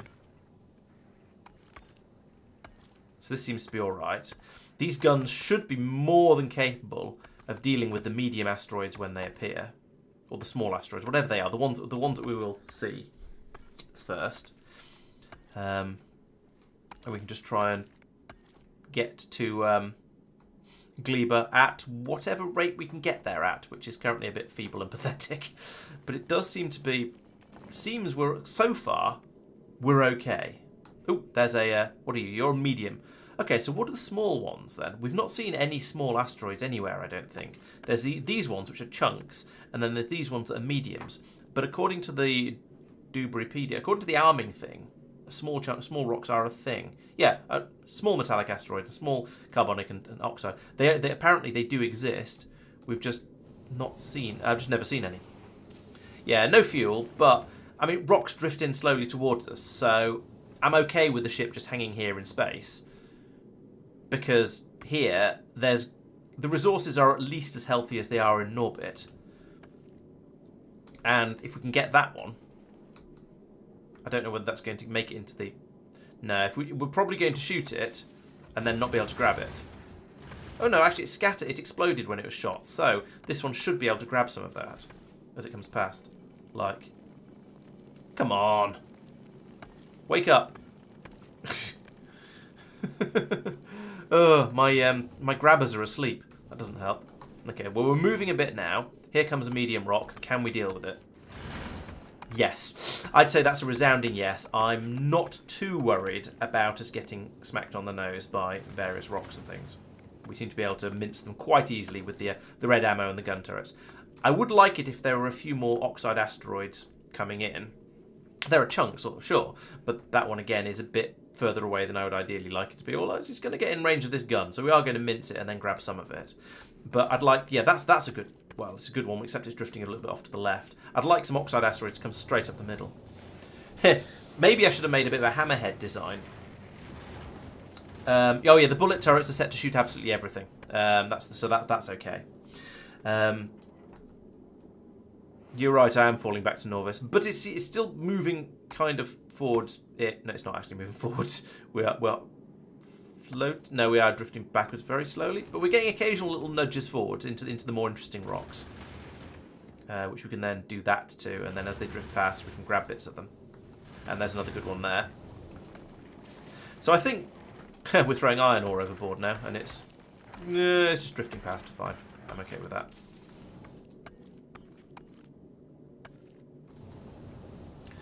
Yeah, so this is basically this is working. This inserter is struggling. Yeah, actually, this inserter is struggling to keep up.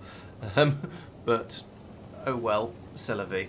Not a lot I can really do about it, I don't think. Oh, actually, it's catching up now. Give it. Yeah. So bulk inserters are really good when you have loads of the same thing coming in at once, like we do with this iron ore here. But then when it's 2 or 3 of something, then it struggles and gets confused. Isn't the right term, but it does struggle a bit. Wow, suddenly that's an awful lot of rocks. I mean, it's not a problem. The gun turrets are dealing with them quite happily, so I'm not worried. But that is quite a lot of rocks. Oh, here comes a couple of nice carbonic ones that we're actually going to capture. That's appreciated. Where are we going? We're going to Gleba. Okay. Nom nom nom nom nom nom nom. It seems to go. I was thinking if we're going to Fulgora, maybe I'll send it to Fulgora next, and try and get some higher quality grabbers. Because that would be quite nice.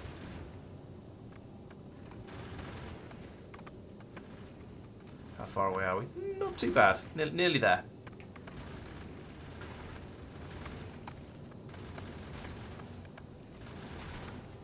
And how's the... Okay, we've got a lot of... How do I tell? There we go. Okay, so we've got... Oh, we've got enough of everything now, apparently. Yes, we've actually picked up enough enough ice chunks that we've got them... Yeah, here we go. They come... Yeah, they're... Yes, the inserters don't have enough bandwidth. That's the problem. Can I have loaders, please? That makes so much of a difference.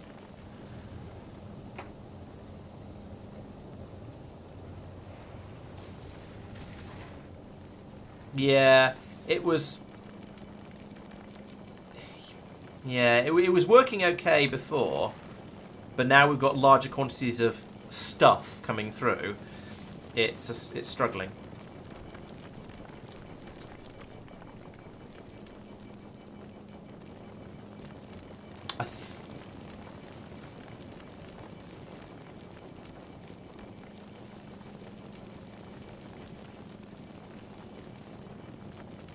We're also doing a lot of converting when there's no need to. So I'm going to do that and that and hang on, no.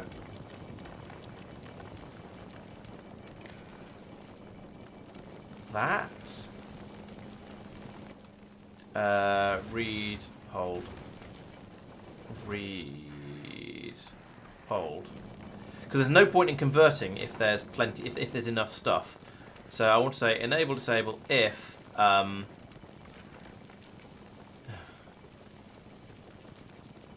don't know how to do this.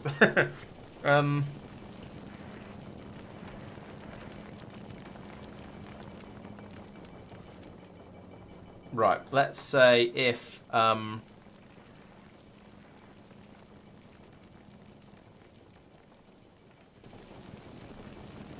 is it decider? No, it's not decider. I don't mean decider. I mean arithmetic. Do I have any arithmetic combinators up here? Yes, excellent. Input. Each output time plus 0 output dot, and then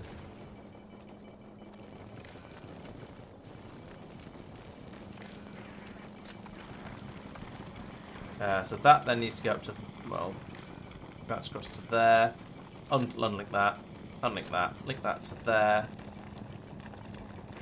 There. Right, so now we have that connected around there. So down here I say, yeah, we've got 12 dots. Enable disable if dot is less than 12. And same for you. Enable if dot is less than 12. And the same for the top one, and I'll explain this in a second. Enable when dot is less than 12.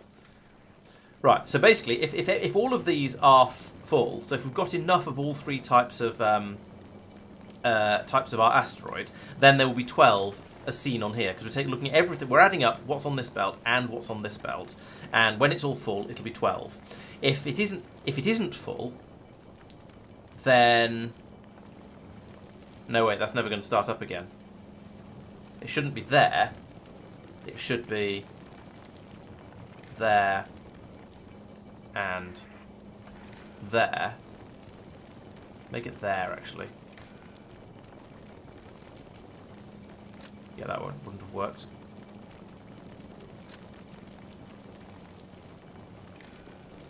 Right, so we want to try it again. Read, belt, hold.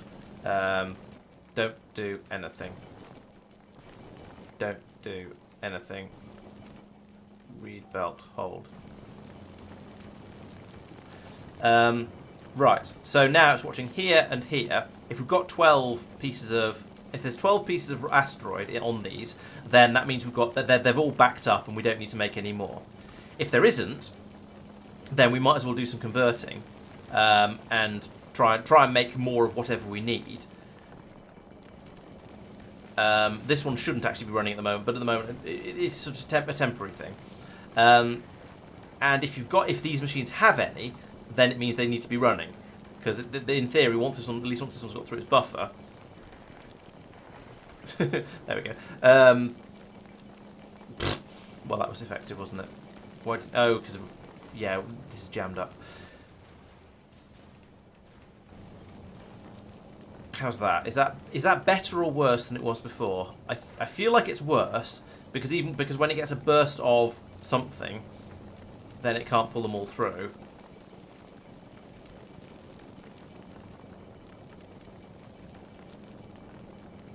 No, I think that's actually worse.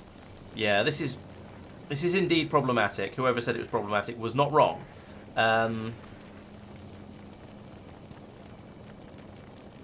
This one seems to be doing okay, but I guess it's got bigger chunks of even stuff coming in than the other one does, so... Yeah. I say, I want loaders.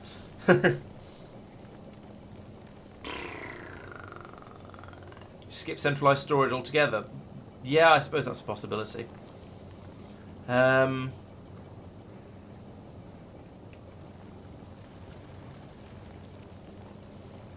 wonder. I'm trying to think of a way to improve this. I could move if I move this combinator, then I can move this whole palaver down to about here, which would free up a load more space up at the top here, giving more room for this to run to multiple inserters. Let's do that.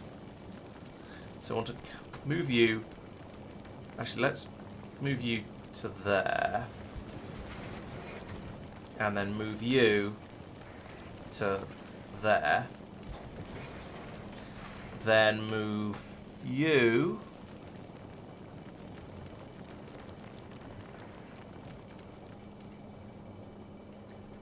to there. Undo that. Try it again. But do it properly this time. Move you to there. Remove that. There we go. Now this goes to there like that, so that's fine. And this one comes up here instead.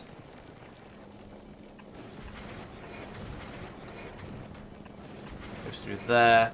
I'll put another 2 inserts in there. There we go. So it's a kludge of a fix, but it has made it better. It is now able to keep up. Now there's 3 inserters running off that, it's able to keep up. This one is still basically okay. It's struggling a little bit, but it is kind of mostly, basically, sort of keeping up. That was a very vaguely phrased, wasn't it? Now we've reached Gleba. Okay, cool. I don't know why we haven't got the those up. Oh no, rocket silos are doing automatic requests. Okay. So my rocket silos down here, oh, they're all very much about doing specific things. Oh, yeah, that's true. They are. So ideally I need another rocket silo down here, and that's going to be a pain in the proverbial for many reasons.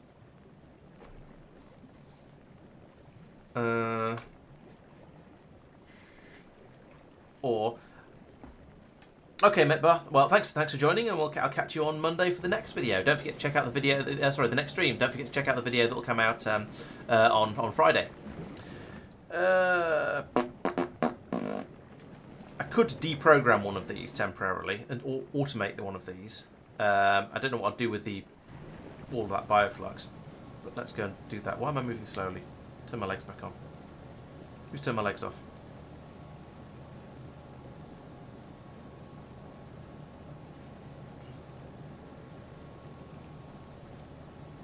That one. Right, so I could come up to here and I could go, actually, be automagic, and then that all goes into the trash lot, so I'll just take that for the time being. 1 rocket turret per... No, rocket capacity is 10. Okay, that's alright then.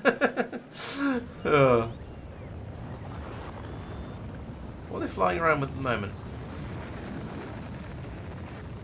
Okay, you'll bring carbon over, that's fine. That's allowed.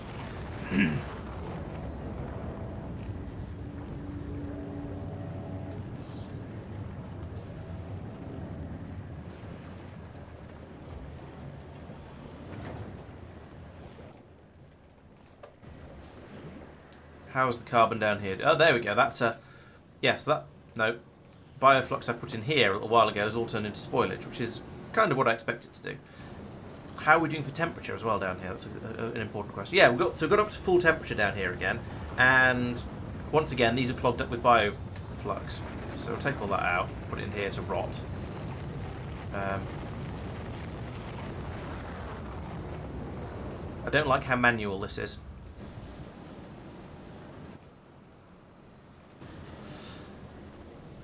Yeah, it clogs up on the bioflux because we're apparently making bioflux a bit too quickly, not using it up, so it's just silting up the entire mechanism.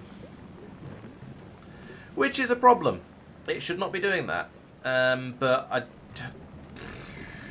it's difficult knowing how much to make. I can steal the speed modules out of there. That'll slow it down a little bit. I don't know if that's going to be enough. Yeah. Gleba is annoying because you have to have this sort of steady flow situation going on, and steady flow is difficult.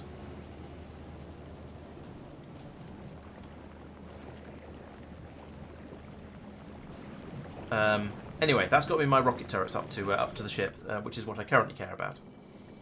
So there we go, rocket turrets, and well, this one has 12 in it. Oh yeah, actually we've got looking at that belt, we've got lots and lots of rockets on there. That's really, really good. It's not full, but it's pretty close.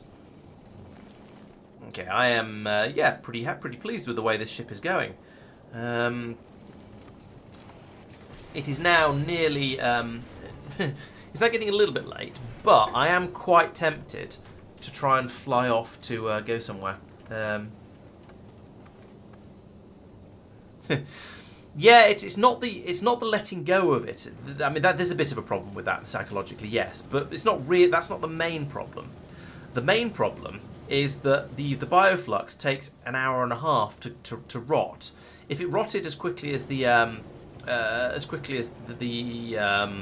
nutrients does, which is about 10 minutes or something, that would be fine, because you could put it into these boxes, it would go off, you put it into the burners. If you could burn the bioflux, that'd be okay as well. But you can't. You end up having boxes full of bioflux. You're just waiting for it to rot, so you can then chuck it back into the burners. And that part is kind of annoying. And I'm not sure what the best way to deal with it is, but I feel like it's not the way that I'm doing it at the moment. Maybe it's to have an enormous chain of chests going all the way up here to give it loads of space and capacity that we can sort of just burn, let it all rot gradually. I don't know. It's a tricky one, and I haven't found a solution that I'm entirely happy with yet. We're producing it on demand, yes, but then you don't get nice fresh bioflux for making science packs, and therefore your science packs won't be as good. So, oh, make the bioflux into nutrients. That's possible, actually. Yeah, I could put some more of these machines down here and have them churn through the bioflux, turn it into nutrients, and then pass it back round to... Because, as you say, it spoils quicker. That's a good idea. Yeah, all right. Let's try and shove that in. Do I have any bio doohickey plants? If you were a bio doohickey plant, where would you be hiding? I don't think I do. I'm using the jelly is. I'm making the rocket fuel that way, although not quickly enough actually. I seem to be launching too many rockets. All right, let's give you some speed modules. There we go. That's going to help a little bit. But yeah, if I could have a couple of these down here, like this.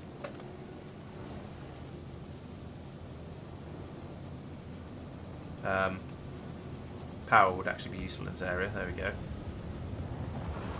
I don't have any at the moment. It seems I'm going to have to go and get all the bits and pieces to make them. Which is, how do you make a bio doohickey? I know it's eggs. Eggs, nutrients, and landfill. Do I have any landfill left after my recent hunts? Yes, I do. Landfill. And nutrients, and eggs. Eggs. Eggs. Make me some biochambers. I just picked... Oh, I'm auto-trashing them. Which is a good idea, except sometimes I need them. Green circuits, green circuits, green circuits, green circuits, it's you guys.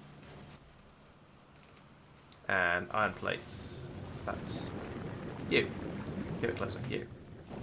You, there we go.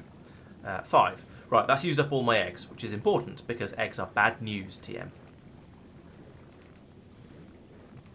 I don't want to have 20 eggs, I want to have no eggs.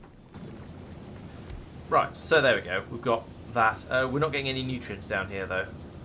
They are all pouring into here. And apparently all getting used up, or at least all going off fast enough. Is there a... Right. That's problematic. The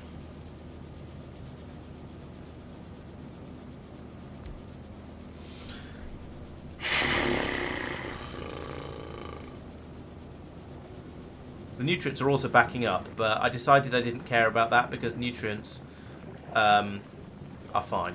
No, we don't. Yeah.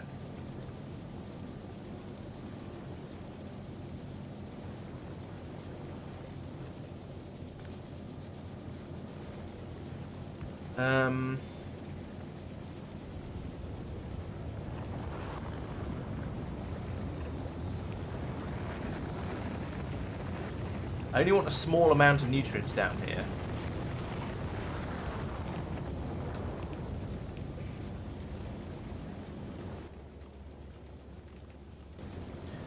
Oh, I'm going to need to get rid of the sludge that comes through from this, inevitably comes through from this as well. The spoilage, even. Bring that down to... No, there we go. So I'd like to put in a splitter here, like that, to... Oh, I haven't got any room to unload at this point. Hang on a minute. This is going to be self-perpetuating. I don't need any of this. Put that back. Also, what the hell's happened here? None of this, thank you.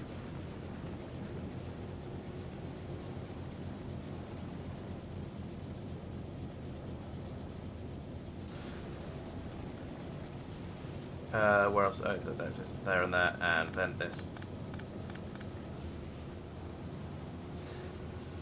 So, we do, we've move that for a second. So we're going to feed, send nutrients out and back in.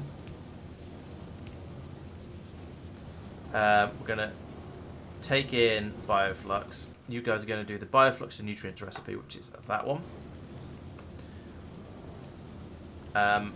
And then down here we put in a that.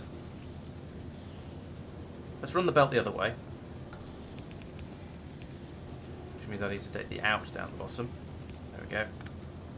Up here it doesn't matter so much. Then at the top we can do a spoilage goes to the left. I'm going to need I am going to need something to gather all this up as well, I think. And this is probably going to break, I think, because we're not going to have enough nutrients in here to keep this. This is going to run out at some point, and then therefore not work. But let's give it a kickstart. There we go. So there's nutrients coming out here, but then there's nothing to hold them until while they spoil.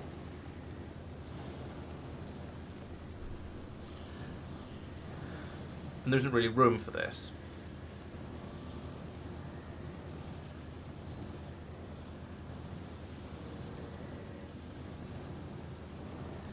And they'll happily gather up. Yeah, there we go. So it's filled up with spoilage already, but it hasn't been able to get rid of it. Actually, I could put a filtered one on the other side for filtered to spoilage.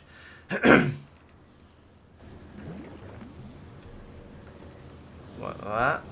I mean, this is kind of working, but it's doing it inside the machines, which is... It's a start, but there's not very much capacity there for it to spoil.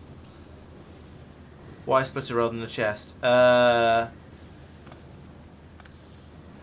Because I'm sort of... I have this feeling, and I'm going to...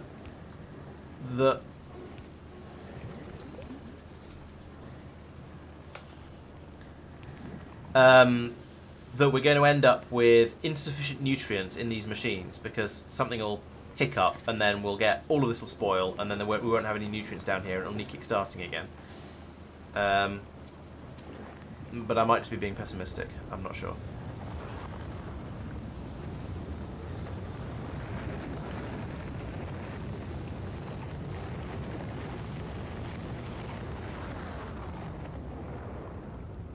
Let's ignore that for a little while and see what happens. So, I now have this ship here, which is actually still trying to build up enough red ammunition. Okay. Actually, the belt around the outside is full, so we'll call that is the number where it is ready to go. So our next station, I'm going to pause thrust because I don't want to go yet. Our next stop is going to be Aquilo, and that's going to be absolutely terrifying. And I'm going to save before I go because things are bound to go wrong. But weight conditions are going to be things like circuit condition, red ammunition, this one. Red ammo being greater than 750. That seems to be the appropriate number here.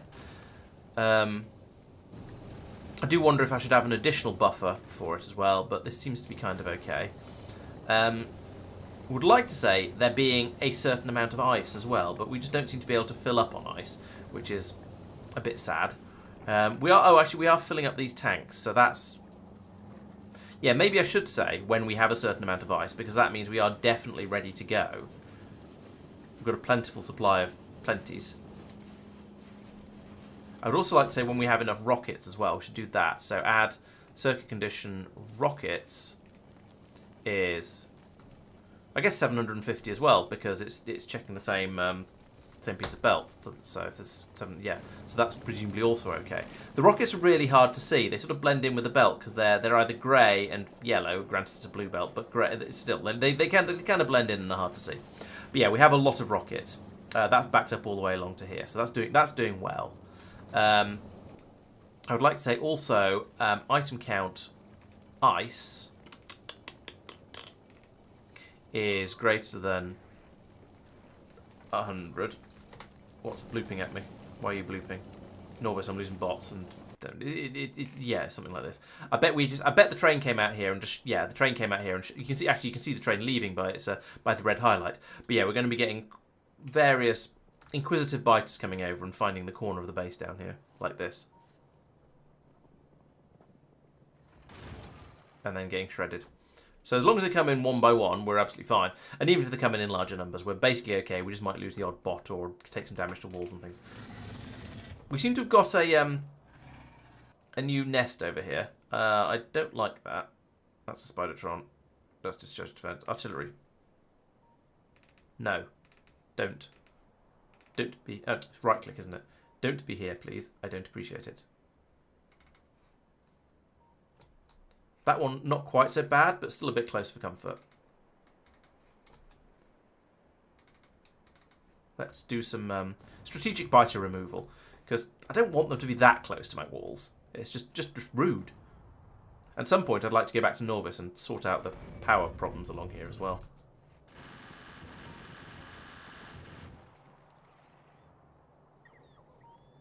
Shredded. Blip.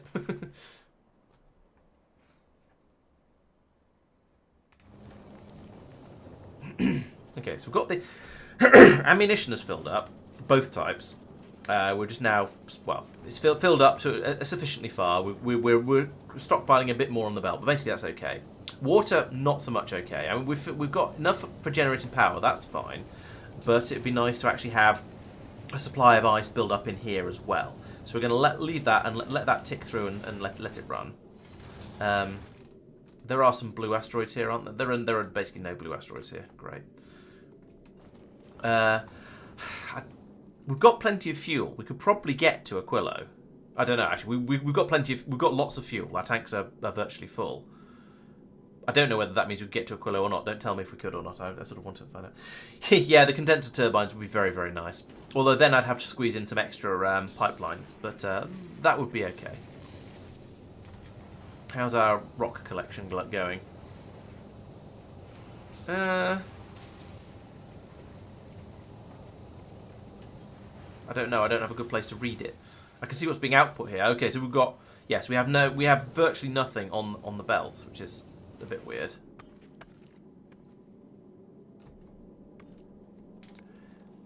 I suppose because we're trying to turn any carbonics or metallics, we're trying to turn into additional water ice things. With, granted, limited success. Yeah. Oh, there's some copper. We should be, given we don't seem to have any copper ore. These, oh yeah, these ones are running flat out running as much as they can. Okay. It's just the air over Gleba seems to be just carbonic. Oh, and there's a couple of ice ones actually, but mostly it seems to just be carbon, like that guy there. I think this is a bad place to be. Let's head off towards Aquilo and see how things go. And see how long it takes me to get terrified, basically. What are we shooting with these? We're shooting bigs and huges. So the gun turrets are still going to deal with any mediums that come in. At least that's the plan. If that goes badly, we may end up changing the plan. But currently, that is the plan. Yeah, there's a distinct shortage of the oxide ones coming in. There's one over there, yes, which is not coming right for us, but we're going to be able to grab at least a little bit off as it goes past. Ooh, that's a chonker. That's another. Wow. Those are indeed large asteroids. The missiles are doing well though. I'm thinking I should probably set up some sort of logic system. We're getting a lot of carbonics.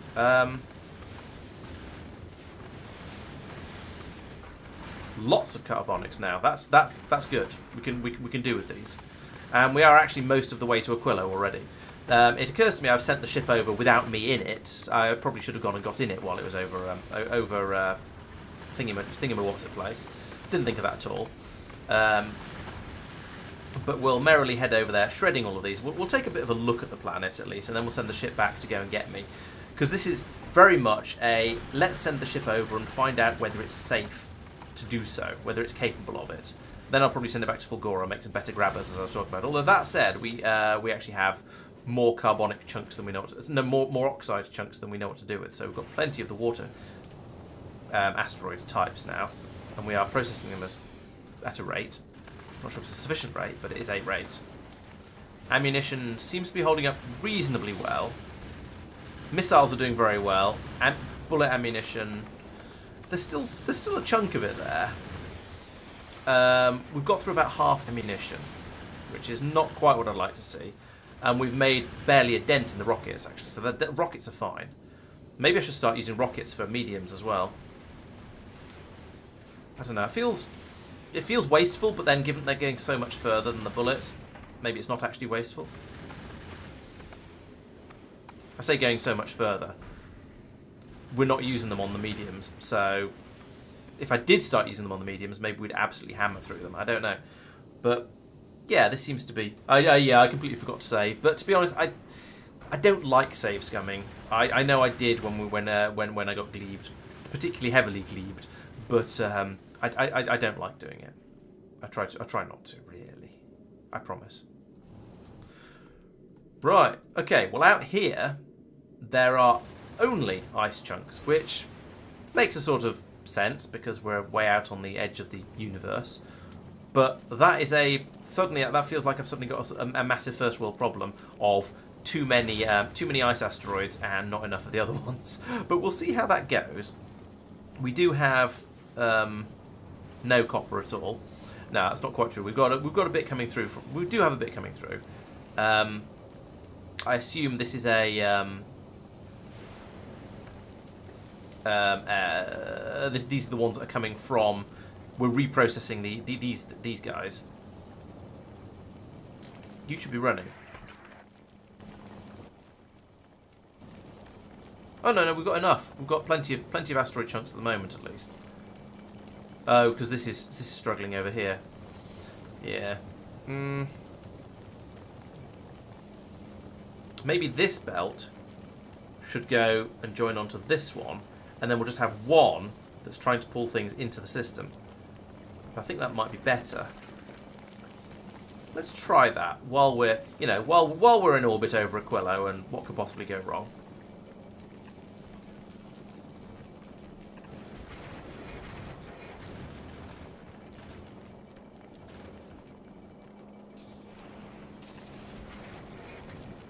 Or alternatively, I'll just run out of underground belts, apparently. That's a possibility too.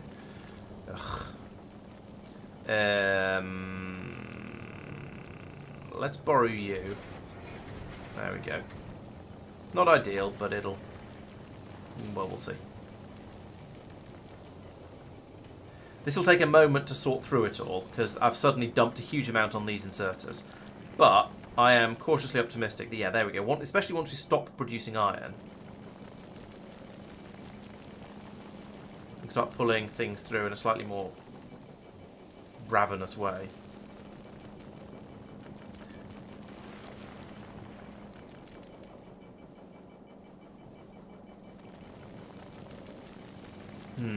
Yeah, it is working. It's not working well, but it is working.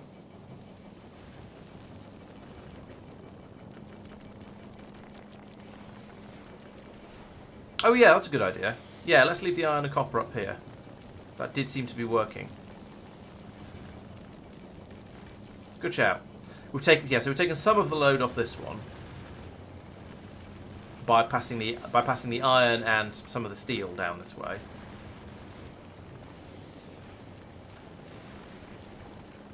Yeah, because now this is basically only dealing with two things. It gets good handfuls of whatever it's picking up each time, rather than it having a mess of random junk coming through. Okay, sometimes there'll be asteroid chunks to recycle, but basically it seems to be not to be too bad.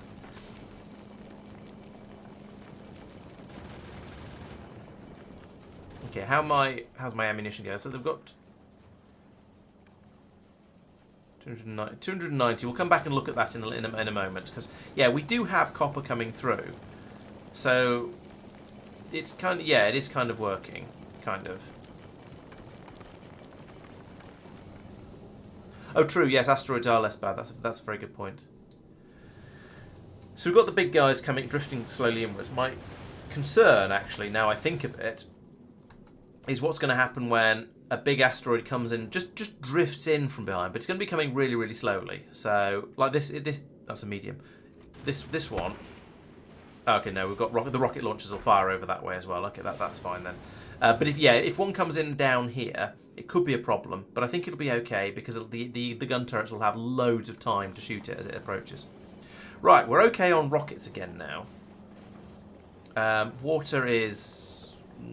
Well, yeah, we're refilling these tanks after flying out here. Of course, that makes sense.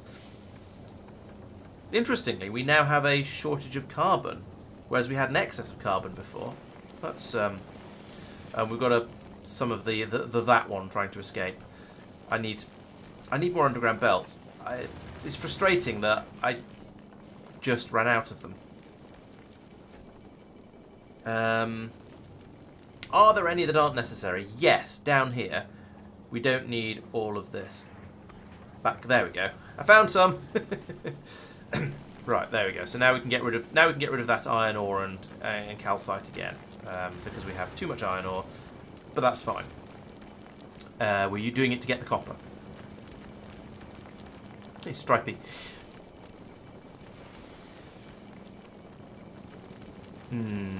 So yeah, we are now, yes, we're now out of the metallics, but that means we are now therefore reprocessing the other two. In theory. Why? Oh yeah, you are running. I couldn't see the gears turning. Yeah, so we're trying to make more of those. And the ammunition quantity is going up gradually. So it was at 290. Now it's up to 334. So we are gradually increasing the amount of ammunition. While I'm here, I mean, I should have a look at Aquilo, shouldn't I? God, it's a barren, featureless wasteland, isn't it? I thought I was hoping that if I had a ship in orbit over it, I'd be able to see, but apparently not. I could drop something on it. Let's drop something worthless on it and see if that helps. What's worthless? I was going to drop the depleted uranium cells, but it's flickering so much. I'm afraid I'll drop something else instead. I could drop some iron ore though. No, I can't. It won't let me. It won't. It will let me drop it. Okay, there goes some iron ore.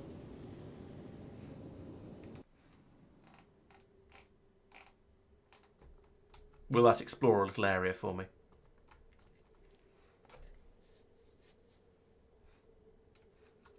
Probably not. Okay. So apparently I can't explore. I can't take a look at Aquilo without actually, going there myself. Like I don't know. What year is this? Also, how many of these turrets have I got? Oh no, that's bullet turrets and one rocket turret. Okay, that's right then. Shoof, shoof.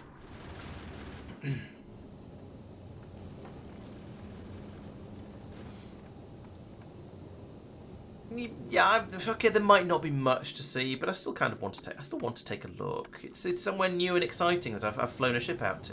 All right, we're not seeing anything here, so I guess it's going to be a case of just leaving the ship here till it churns a bit more ammunition in.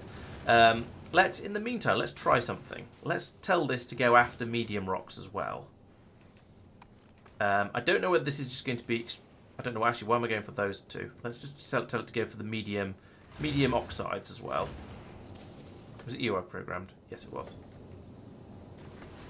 We're going to get through a lot more missiles doing this, but we're also going to get through a lot less bullet ammunition. And I seem to have a lot more missiles than I do bullets, so this feels like a way of allowing my red ammunition to catch up a little bit. Now, there is quite a lot of copper coming through. It's just that making all the ammunition to reload after that flight over here. My God, that's a huge asteroid. Actually, it's not. That was just a big one.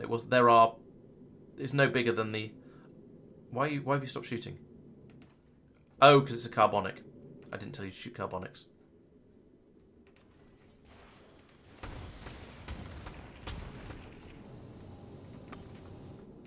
There we go. So I guess there are some carbonics, just no metallics. Let's have a look at the PDFs. That might tell me. Aquilo, that's you. Contains big asteroids. It does have big metallics, big carbonic. It's got the big ones as well. It's got all three types apparently. Oh, there's metallic. All right, there are a few of them then. All right, I believe you. Oh, and these are small. They eventually turn into smalls. It's like playing asteroids, funnily. There's something quite satisfying about watching my ship shooting these asteroids down, especially the big ones when it starts launching missiles. I do quite like that. How's that doing? So the rockets are still keeping up because there's a massive backlog. No, the rockets are still just straight up keeping up. We're doing fine there. And that is hopefully allowing the ammunition to... Yeah, we've got over 400 of it now. And we've just upgraded the physical projectile damage as well, so the turrets will have got even better. Even better. Can we shoot some of these? We kind of need the metals at this point. How are we doing for supplies? Yeah, we've got loads of the ice ones, and well, at least a decent quantity of the ice ones, and basically nothing of anything else. The grabbers are doing pretty well. Okay, let's fly over to Fulgora with the intention of then unloading. The intention of. Fly to Fulgora. Intention is to then get some upgraded versions of the grabbers, because I think that'd be quite useful, especially if that will get me if that improves their range as well, which I suspect it does. They seem to get loads of things with the grabbers. Let's have a quick look. Grabbers collection area. Yes, it'll improve. It makes that quite a lot bigger, so that'd be very worth having as well. This is a lot of rocks. Yeah, so this is the sort of time when it'd be quite useful to have much more effective grabbers as well. Because there's so much stuff coming through that being able to grab a lot more of it a lot more quickly would be fantabulous. But actually, I'm really pleased with how effective this spaceship is. It's getting through its rockets and it's getting through its ammunition, but not excessively quickly. It's manageable, I think. And yeah, we're nearly halfway to Fulgora, and we've not got we've got through like 100 of the rockets or so. Yeah, this is pretty good. Yeah, I approve. Maybe I should put some walls around the sides of the ship as well. I know I should have some repair packs in it as well. That'd be a good idea. Let's put a request in for some of them for when it goes back to Norvis. And then on next Monday, I shall be able to send a ship out to Aquilo with myself in it. I'll get it loaded up with all the bits and pieces I could possibly want, and fly out there and start trying to start with some life in the freezer and see how things go. That's going to be interesting. Yes, exactly. Freeze the tender bits. Yes, I could set the target filters based on circuit conditions. Because I'm programming the filters based on a circuit condition that I'm feeding in. So I could do more logic in there. Oh, so I see what you mean. So if I'm running low on missiles, don't use the missiles for the medium asteroids. Or if I'm running low on bullets, do use the missiles for the medium asteroids. I take it that's what you mean. That's a good idea. Yeah. I don't think it's necessary, but it's a good idea. Maybe that'll be something for my next generation of ships, the ones that go out a little bit further than Aquilo. How are we doing with gatherings? Okay, pretty well, apart from everything apart from carbonics. Happy with that. Exactly, Madman. Not necessary yet, but I like the. But yes, I like the idea of. Yeah, I do like the idea of switching weapons based on how much ammunition you've got of each different type. Yeah, we've ripped through quite a lot of the bullet ammunition, even with the rocket turrets helping on the big rocks. Or sorry, the medium rocks.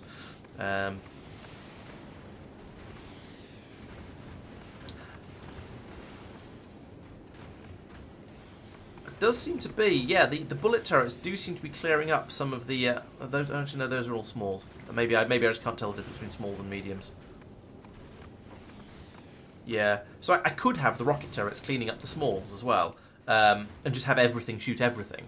And given that I've still got many rockets available, especially if I also filled in these gaps along here and put in another 2 rocket turrets, then I could potentially have even more capacity for destruction and collection. So, yeah, certainly possibilities there. Turning through making rockets at a rate, that seems to be okay. Even despite all of this water pipe here still hasn't filled up. Although that's because we're trying to refill all the fuel tanks down here, I suppose. Oh, and even here, it's actually still struggling to bring everything into the into the central storage system.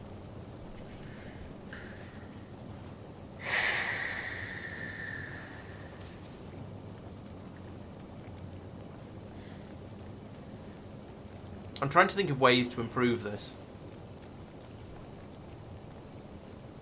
I could.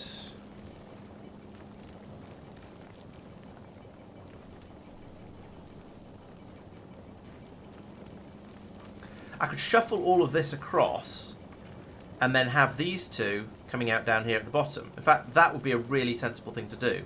Let's do that. Oh, true, it is still okay. But yeah, it also is fairly silly having this wasted space here. So, let's do a cut of those and paste them there. Destroy those as well. Cut of that, which is actually only it is only 1 thing coming out anyway.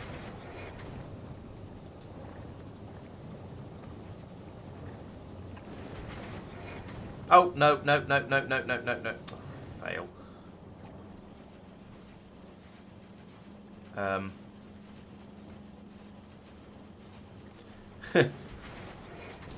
At least here,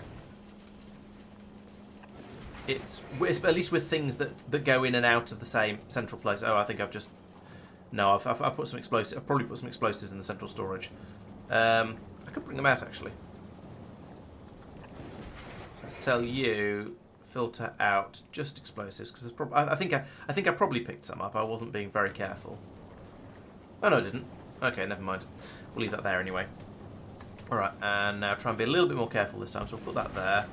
Yeah, the iron's getting used up nice and quickly, so that's nice and easy. What? No, put that there. Right, so that's freed up a little bit more space, and that means I can put in another one of those. I can put one of. Yeah. That goes there. That goes there. That goes there. And then continues down to here. Pick all of this back up again. And then this goes along here like this. Instead of that. And then we put in loads more. Now, Tristan was quite right. They were managing to pick up everything beforehand.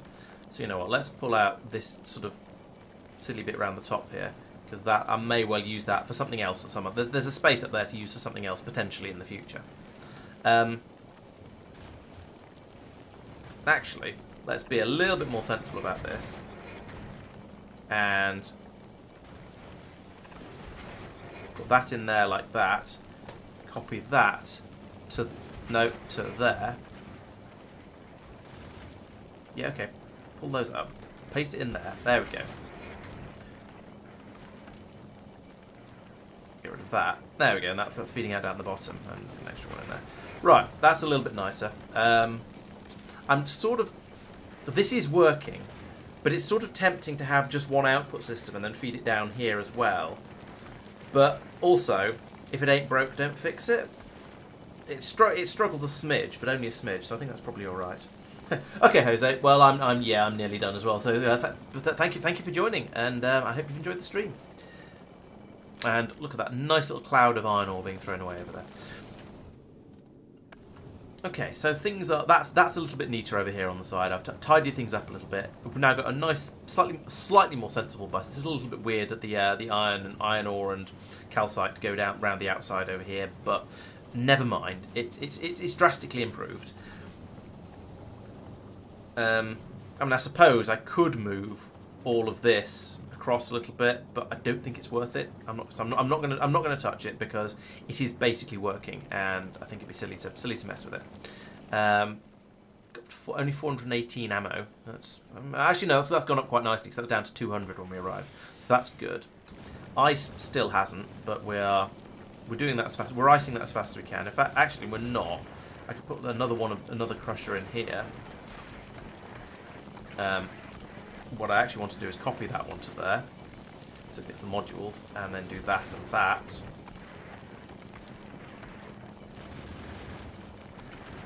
That will increase my ice throughput. Ooh, so I have loads of calcite. I'm throwing it over the edge. How are the two different?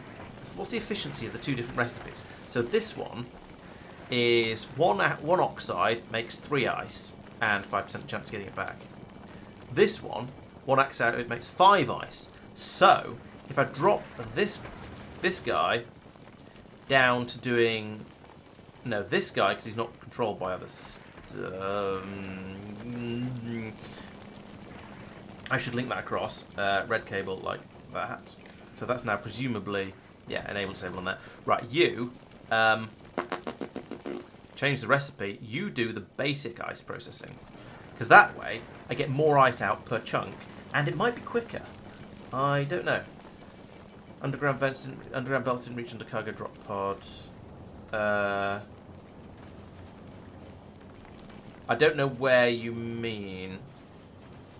I may have screwed up somewhere, but I don't know. I don't know where you're referring to, Tin Man.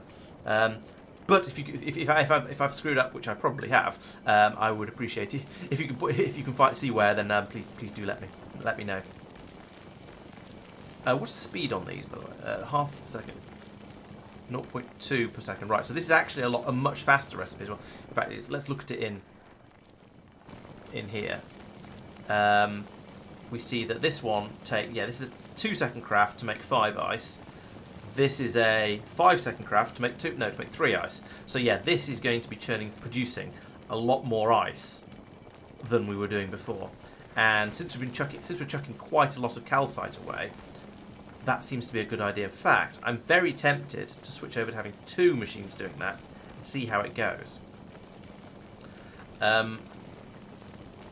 Interestingly, we now seem to have enough sulfur. We haven't got to the point of throwing it away yet, but the sulfur seems to be the more commonly produced one out of the less used out of the carbide one as well, which is interesting. Up here, we are throwing iron ore away, but we can't switch to a recipe that just produces copper. The iron is always going to happen, so we can't do the same fix up here, especially if there isn't room. Ice is backed up. Nice. I appreciate that. In that case, let's switch this one back over just in case. Have we started throwing it away yet? No, we haven't started throwing it away. So but we're stockpiling ice. We've got 200 of it, so that's pretty good. and we'll probably start throwing it away any minute now. Right, good. I approve of that. Even despite that, we still only got this pipe up to 16% full, but it is gradually filling up. Oh, it's probably because all these tanks down here are filled up. That's why we've suddenly got plenty of everything. But then the whole point of this is that we stockpile a quantity of whatever we're making. I might increase this one to... No, 400 ice is probably enough. Yeah, the idea is we have a bit of a stockpile, so yeah, that should be alright. I do still want to put some water tanks in here. I reckon this is more than big enough. I'm not going to remove this here, although that is sort of tempting. I want to put some water tanks in. So, first one is up here, which is obvious enough. Actually, it's not obvious enough. Because you can't connect to the middle of a tank. And if I put it there, it'll link to the steam tank. Actually, no, I can't put it in there without some very cunning underground pipage. Maybe let's think about this quite hard. In fact, let's put in some underground pipes first to break up all these links. That'll make things a little bit easier. So we'll do that, and remove that one, because that can go into the bottom hole there. In fact, let's remove all of that and go from there. And again, same here. Now, if I put in a tank, there's somewhere, yes, there is somewhere where I can put a tank where it's not going to be touching anything. And I can then run a pipe across there. There we go. That's the sort of thing I was trying to do. So we can now let this tank fill up. And that gives me a buffer for when we end up in an iceless place and we just can't, like this apparently. There doesn't seem to be much in the way of blue asteroids around here. So yeah, we can stock this up. We can fill this one up whenever we go out to Aquilo, and then drain it when we go elsewhere. And we're now we're not quite there with ammunition yet, but we're getting there. I would also like to put one in down here somewhere. But as we saw earlier, I've run out of underground blue belts. So the obvious place to put it would be like anywhere along here, like that. But I don't have the underground belts. Oh, I do have the underground. How come I've now... Oh, because I cleaned up over here. All right. Well, in that case, let's just put one of these in. Not there. I could put it in at the top. Top feels like a logical place because it's where the source is. I know it doesn't matter at all, but it feels logical to put it there somehow. We've now got a load of ammunition and rockets in here, of course, which I can't do anything with without major changes to my designs. But that's okay. We'll just ditch them on a random planet somewhere. Like maybe we'll take them over to Gleba and drop them down there to be used in the defense systems. Okay, I'm pretty happy with this ship.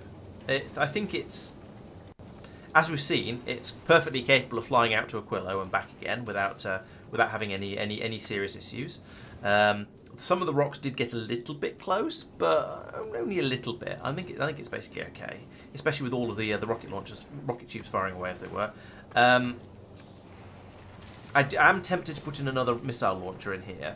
I would like to put another one in here as well, but that means it just means moving these things around. That's perfectly doable. I'm gonna take you and put you up there instead. I'm gonna take you and put you there. No, there.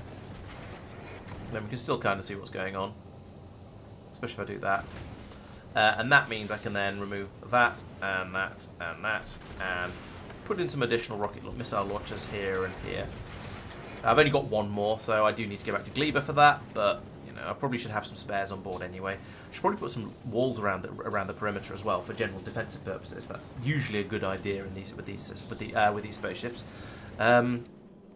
Not that they seem to be particularly needed. Here comes it's only a medium. It's just going to get minced by that one, like so. There we go. That was easy. Oh, a little bit concerned about any rocks coming in from the stern. I don't have a gun turret down here, and maybe I should. I could put one here, and that way we'd have complete coverage. So that cuts out to the third engine. That would get to the Yeah, there would just about be overlap there. I don't know if it'd be enough to shoot down a rock. It certainly wouldn't be enough to shoot down a big one. But for now, let's put that there and that there. I would put another one in somewhere along here, but it would require some underground belts, and as we've seen, I don't have any of those at the moment. Or at least I've used them all up. Yeah, there would be a good place for one. But I'd need some underground belts to allow me to go. One there. One there. And then a long-handled there. In fact, let's make that a pattern. So each one of these spaces, let's put a turret in. Then it looks deliberate.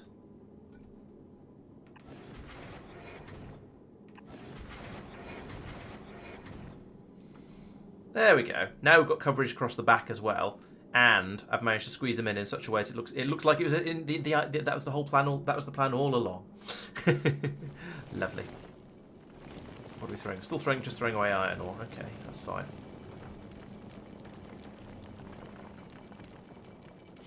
A little trickle of rocks coming back out here amuses me a little bit, and I'm not really sure why.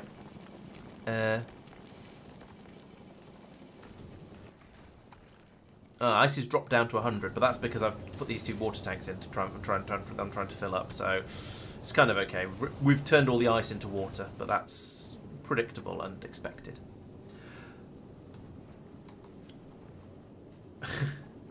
Show me that. Nope, still can't see it. It's got that. What's missing on Fulgora? Oh, okay, loads of modules. More modules. And Vulcan's also module. I'm making modules. How can there be... How can we be short of...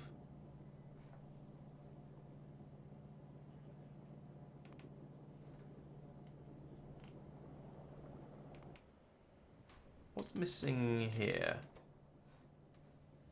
Oh, okay. I ordered some solid fuel and it didn't arrive. Hasn't arrived. And some rocket fuel. Okay, that's fine. Get rid of that. We'll just cancel those requests. Is this the same? Yes. Stop that.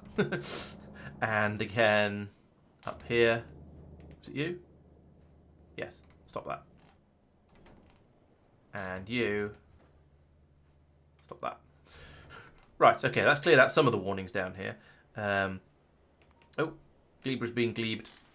But it successfully defended itself from being glebed. So that's good. That's what we'd like to see. And I would have liked to have seen that slightly sooner, so I could have seen what the attack was like, how it's happening, whether what's the problem with it. Maybe I need another. I think we seem to get we've had multiple attacks around here, so maybe putting in another one of these guys would be a good idea. Angry ghost, happy ghost, angry ghost, happy ghost. Yeah, let's put another lightning turret in here to give a bit more support. Since I'm pretty sure we've had multiple attacks in this area. That's presumably pathing towards here from here, or maybe here. Actually, these both look like patches where the aliens have set up shop and are starting to grow new critters.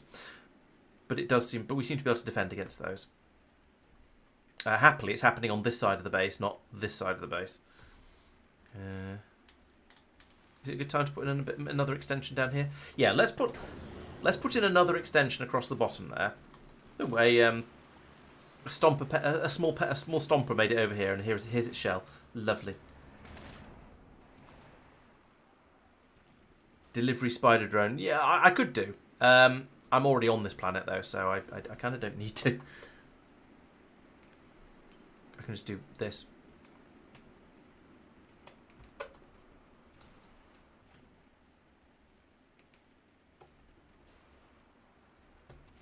I hope they don't come in this way, because if they do, they're going to step on my landfill mine. Right, I think that is sufficient. Let's gather some landfill. 700 landfill, nice. It's amazing how much stuff you get when you just go away and neglect an area for a while. So you can come back. So this landfill has been annoying me, basically not the whole time I've been playing, but it's been sort of slightly problematic. But now, because I've been because I went off and left it alone and went off and just did something else for a while, now I've got loads of landfill. Look at all that. I'm going to put this landfill in there as well, just in case it's needed for anything. Right, so that is going to not actually build... it might build some of it. What's my robo coverage? Okay, no, it's not. So I need to put in some more roboports, like this. And you know what? The correct way to do this is to copy and paste. And then I can't see. Oh, no, I can. No, I can't. Paste. Where was that? So that was...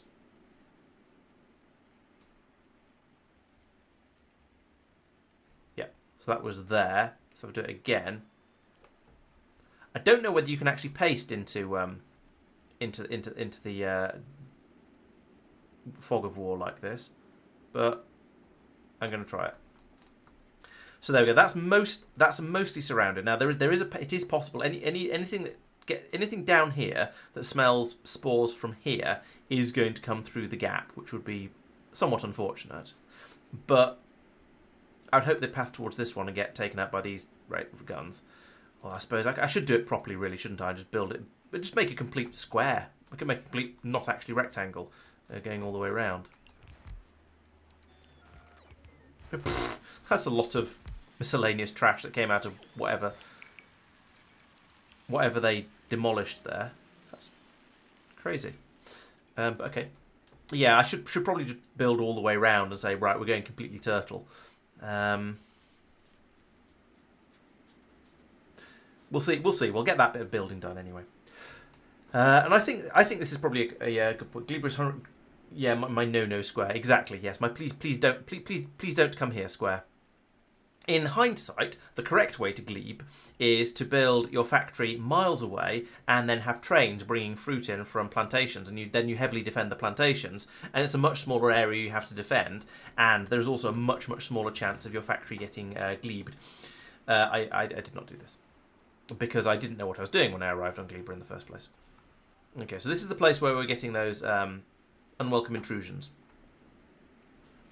If those stompers could just move out of the way a little bit, then I can run in, blast the egg rafts, and then deal with the big guys afterwards. Like that.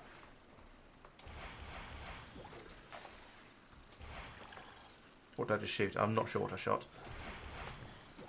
Whatever it wasn't worth it.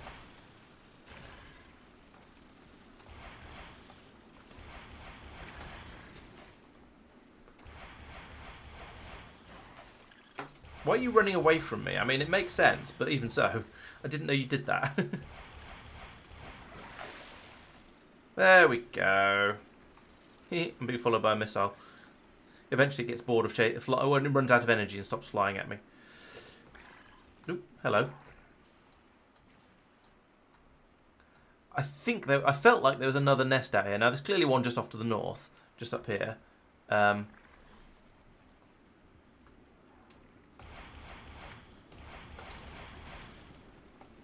This water is not as deep as I thought it was. I thought, well, let's go out over the deep water so they can't get to me. They can't. Excellent. It feels a little mean to be attacking them like this, but oh well. I have very little sympathy for the pentapods because they've been such a pain in previous streams.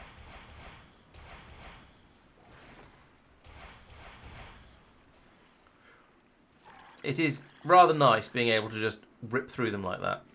This seems like a reasonably safe place to look at the map. Okay, so we've stopped. Yeah, that area there looks suspicious.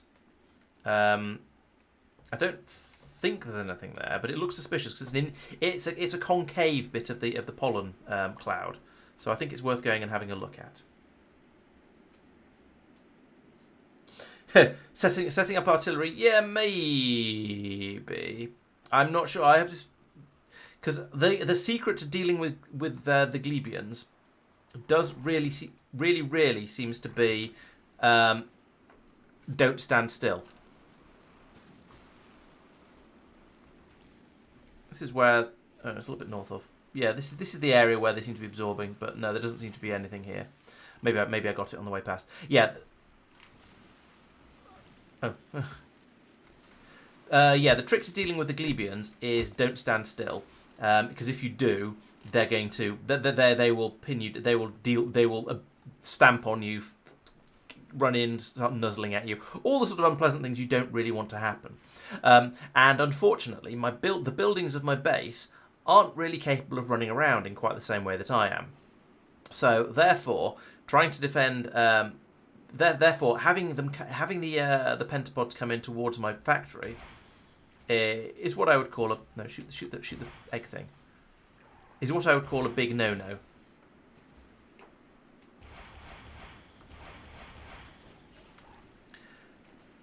And firing artillery at them, firing artillery at anything, tends to make them come running in towards your factory, and that is very much what I'm trying to desperately to avoid.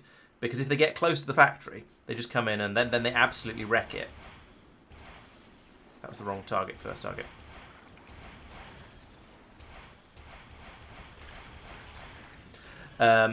Whereas if I'm out in the field fighting them like this, it's much less problematic. I can just sort of fly around and stay away from them, pelt them with rockets from deep water if necessary.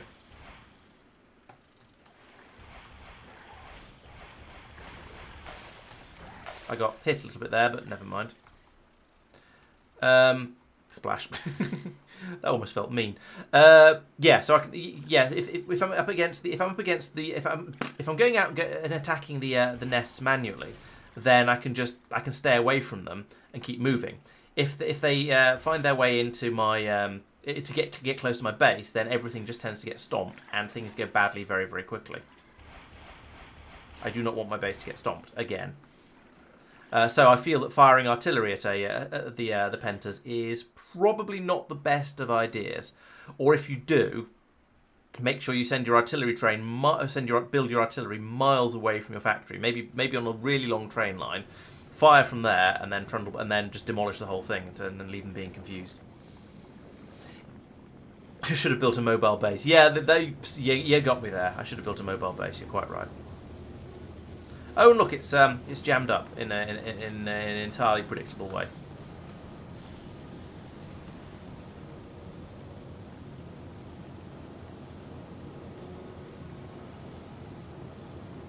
Yeah, so we basically looks like we weren't using up the bioflux quickly enough for it to all get brought into here and turned into spoilage. So, and it's kind of working in that we have a massive chest here full of spoilage that we've not been able to use up because the bioflux has been coming in too quickly.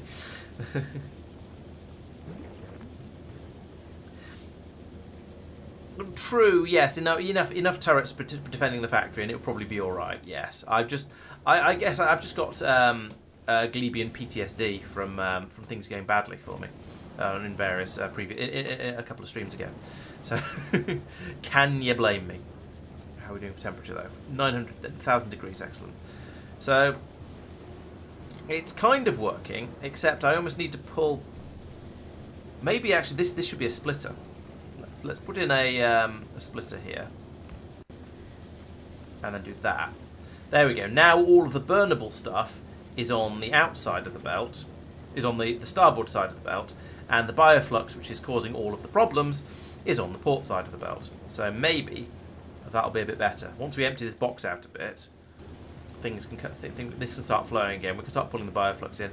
Maybe it'll all go a bit better. Maybe it won't. Who knows? We shall see. But it is kind of flowing though. Things have been worse in the past. We do have a box full of bioflux here though. That's not the problem that we run into. And every so often I come over here and I go, no, don't just fill up with bioflux. That's a pain. And then I just move it all into these other boxes to wait for it to go off, which is a kind of stupid, but is what we're doing. There shouldn't be iron or steel in here though. That should be all just bioflux apparently.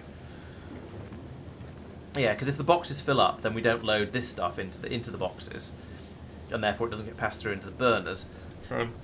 Which makes me think this is a bad design. And I need to somehow...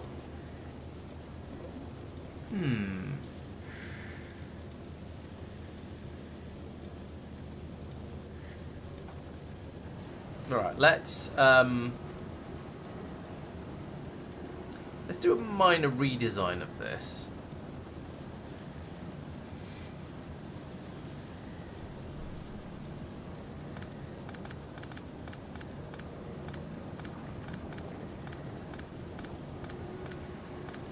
Right, so if I have this coming in here, no, like this, and then running, I think, yeah, and then running down here like this, with inserters all the way along here, pulling stuff in as fast as they can for the stuff they can pull in.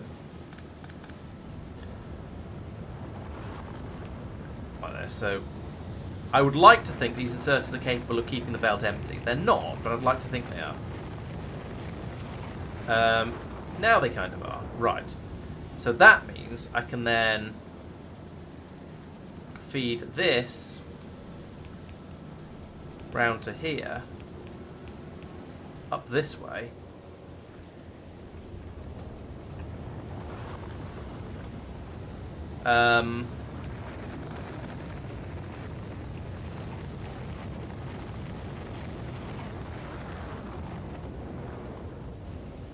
To here, and put in that green splitter I just picked up, which has disappeared from my unit world for some reason. Put that in there, and then remove that,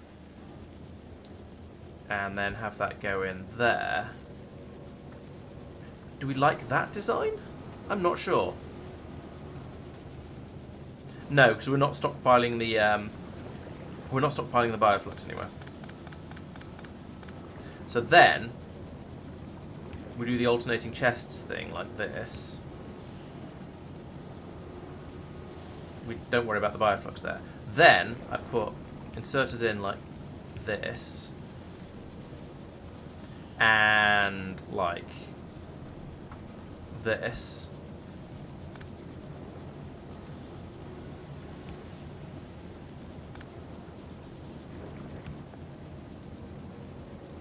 No, we're not loading this machine.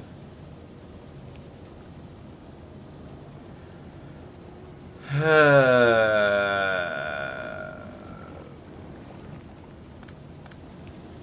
we can do that to load these.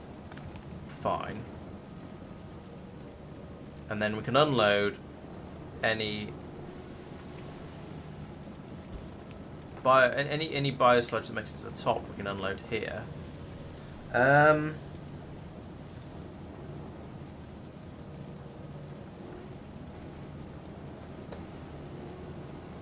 That one's never going to get emptied properly, so we shouldn't put that one in there. Do that instead. Yeah, so these will grab as anything they need as it goes through. If I make that one only output spoilage, then it'll build up in these, and we'll put it into these machines as it's needed. I could tell this one to. No, that would fill up with spoilage or something, and that's stupid. That would break. But for the now, I think if I empty those, if I dump all these into here, then that'll get passed through like that. Put some spoilage in as well for fun. Load that in. I don't know if this is better or not, but it feels better. We've got 3 boxes of space here for it to be either spoil or go into these. I know. Ooh, here's an improvement. If I put that there and there and there, then any spoilage that builds up in these boxes, then I don't need this. Then any spoilage that builds up in these boxes will immediately be output over here and burned in the burninators. And then the actual bioflux itself can sit in these boxes and hopefully decay over time, and eventually, or be put into these in order to be turned into nutrients, which can decay over time. Now, at the moment, we are trying to deal with the spoilage from this box. It's not being fed out quite quickly enough. Maybe I should upgrade this to all the way to green because I can. Chuck that through like that. Actually, what I could do is turn this into a stack inserter. That'll empty it out a bit more quickly.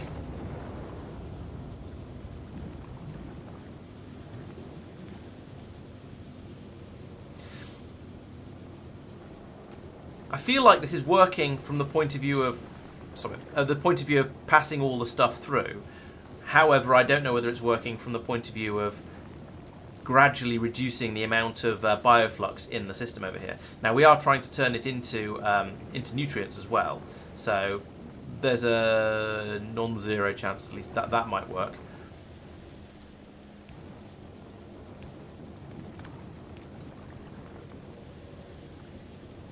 Especially if I do this. Will a stack inserter pick up faster? I don't have a way of disposing of the inevitable build-up of spoilage in here. That's just occurred to me. So this is probably going to this is going to jam when that gets too much.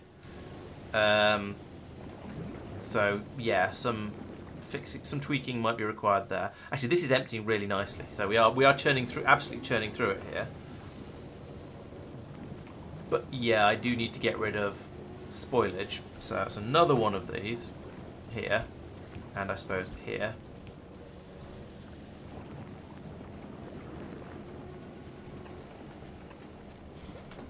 That really doesn't need to be green.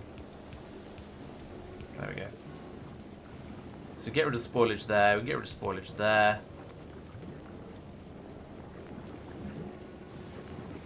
Maybe is my answer to this system.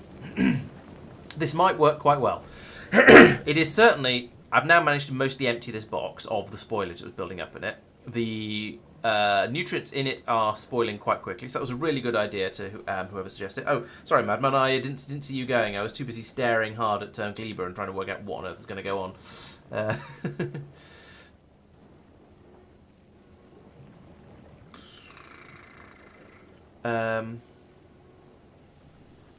Fight spider with spider, yeah. And mine have more legs, so they're bound to be better.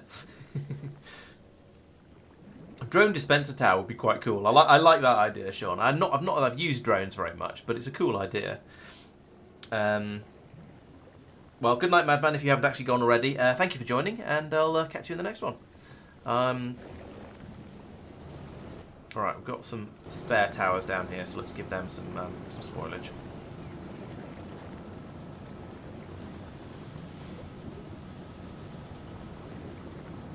Of course, down here, if anything other than spoilage or bioflux gets into the system, it is going to break. So let's set filters on it, which isn't going to actually help, but spoilage and bioflux, which isn't going to help because if anything else does get past, we don't have a burner tower down here to deal with it, so I'd have to put another one of these in about here in order to catch that. But we'll burn that bridge when we come to it. At the moment, all of these inserters is doing a really good job of stopping anything getting through. So I'm going to casually assume it's going to be alright in a sort of somewhat foolhardy way. Actually, I probably shouldn't have put the filters on there, because if it's unfiltered, anything it does get in there, don't use filters. Anything it does get in there will probably go off if it's the fruit jelly. The only thing that won't is the seeds, and we don't tend to get too many seeds down here. So yeah, I think that's probably a better design without the filter. 400, 4.8 thousand, 4.8 thousand. So I don't know. We shall keep a little bit of an eye on it. See if come back later and see if that number has changed from 400. It's going up slowly, so I think we're still in trouble here. But yeah, we've got a box full of nutrients here. That's about to go pop like that. Pop. And that one's about to go pop, and so on. So they are going pop, but I'm afraid we are bringing nutrients. I feel like we might be bringing nutrients, and well, no, I know we're bringing nutrients in faster than they're going off. But still, it's a system that's systeming, at least to an extent. So we'll, yeah, I don't know. It's working for now, but that is going to fill up and go and overflow eventually. I guess I need yet another box on the bottom of it, but and that's, I mean, it's doable. I could just copy this whole thing and move it down 3 squares. Take all of that, put it there, except for that bit. Why are my bots not botting? Or I just run out of landfill? I guess I've run out of landfill. Oh, I gave all my landfill to the main. I gave all my landfill to the factory. So yes, we've got up to 570 now. Now, in theory, if I get enough boxes, then it'll have time for it all to decay in the time it's sitting in there. So up here, for example, we've got some of it that's down to presumably fairly small amounts of time, like these ones. These are down to a mere 17 minutes. That's the problem I'm seeing there. But so if I have enough boxes, it'll all eventually go off. But enough boxes is a lot of boxes. Also, I seem to have quite a lot in my inventory as well, which is not helping.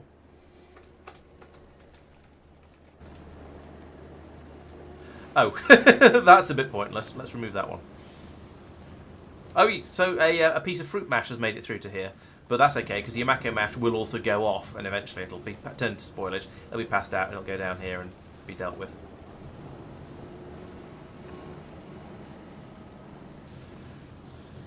Right, okay, I was trying to finish about 3/4 of an hour ago, so thank you very much everyone who's been watching. This has been a really good stream. I've been very happy. I've made Gleba much better, much more thoroughly defended. I've gone out and poked the outskirts a few times when things got a bit busy. But most importantly, I've now made an Aquilo ship, which I can start loading up with. I'm going to put some better grabbers on the front. I'm going to get on it myself. I'm going to put on all the things I could possibly need for Aquilo, and then go out and find out what that planet's like. I've got a few ideas. I have been slightly spoiled on this one, admittedly, but even so, it's still going to be fun to go out there and make lots and lots of mistakes. So that'll be interesting. Yeah, it's been fun. Oh, that's a good point actually. Yes, as has been pointed out, the inserter down. Where is it? This inserter shouldn't be a white one, in fact, because if it's a white one, it'll jam up like that. So let's turn it back into a green one. We don't want it to jam. Yeah, I replaced it with a white one because it seemed like it might go slightly faster, but I don't think it actually does. So yeah, we'll just let it chug away like that and pull through everything it can. Maybe it'll eventually get to those bits of spoilage that are on the belt right in front of it, but I kind of don't care. As long as it's pulling stuff through, it sort of doesn't matter. Right, so yes, built the Aquilo ship, made Gleba a little bit safer, and that's pretty much it really for today. Building that ship did take quite a long time. Still, I hope you found it interesting, and it's now, yeah, it's a pretty good ship. I'm happy with it. It's a bit blocky, but then they can't all be beautiful. Maybe if I start to have problems with resources again, I'll make it into a bit more of a hammerhead shape and have more grabbers and more missile launchers and more gun turrets going out the sides. It'll mean it'll get through more ammunition, but it'll mean it can gather more resources as well. So it's advantages and disadvantages, but I think it might well be worth it. But anyway, that's all going to be happening on next week on Monday when in the next stream. So, but please make sure you're subscribed to the YouTube channel. Keep an eye on that because there is going to be another video coming out on Friday. If you're a supporter, it's going to be another DIY one. If you're a non-supporter, then it's going to be last week's Factorio one, which is talking about Vulcanus, I believe. So keep an eye out for that. Thank you for watching, and I'll be back on Monday. So I'll see you then. Good night, everyone. Good night, Doopy. Good night, Madman's already gone. Good night, anyone who's still here. Thank you very much for being here, and I'll see you next time. I'm repeating myself now, so I'm going to go. Good night.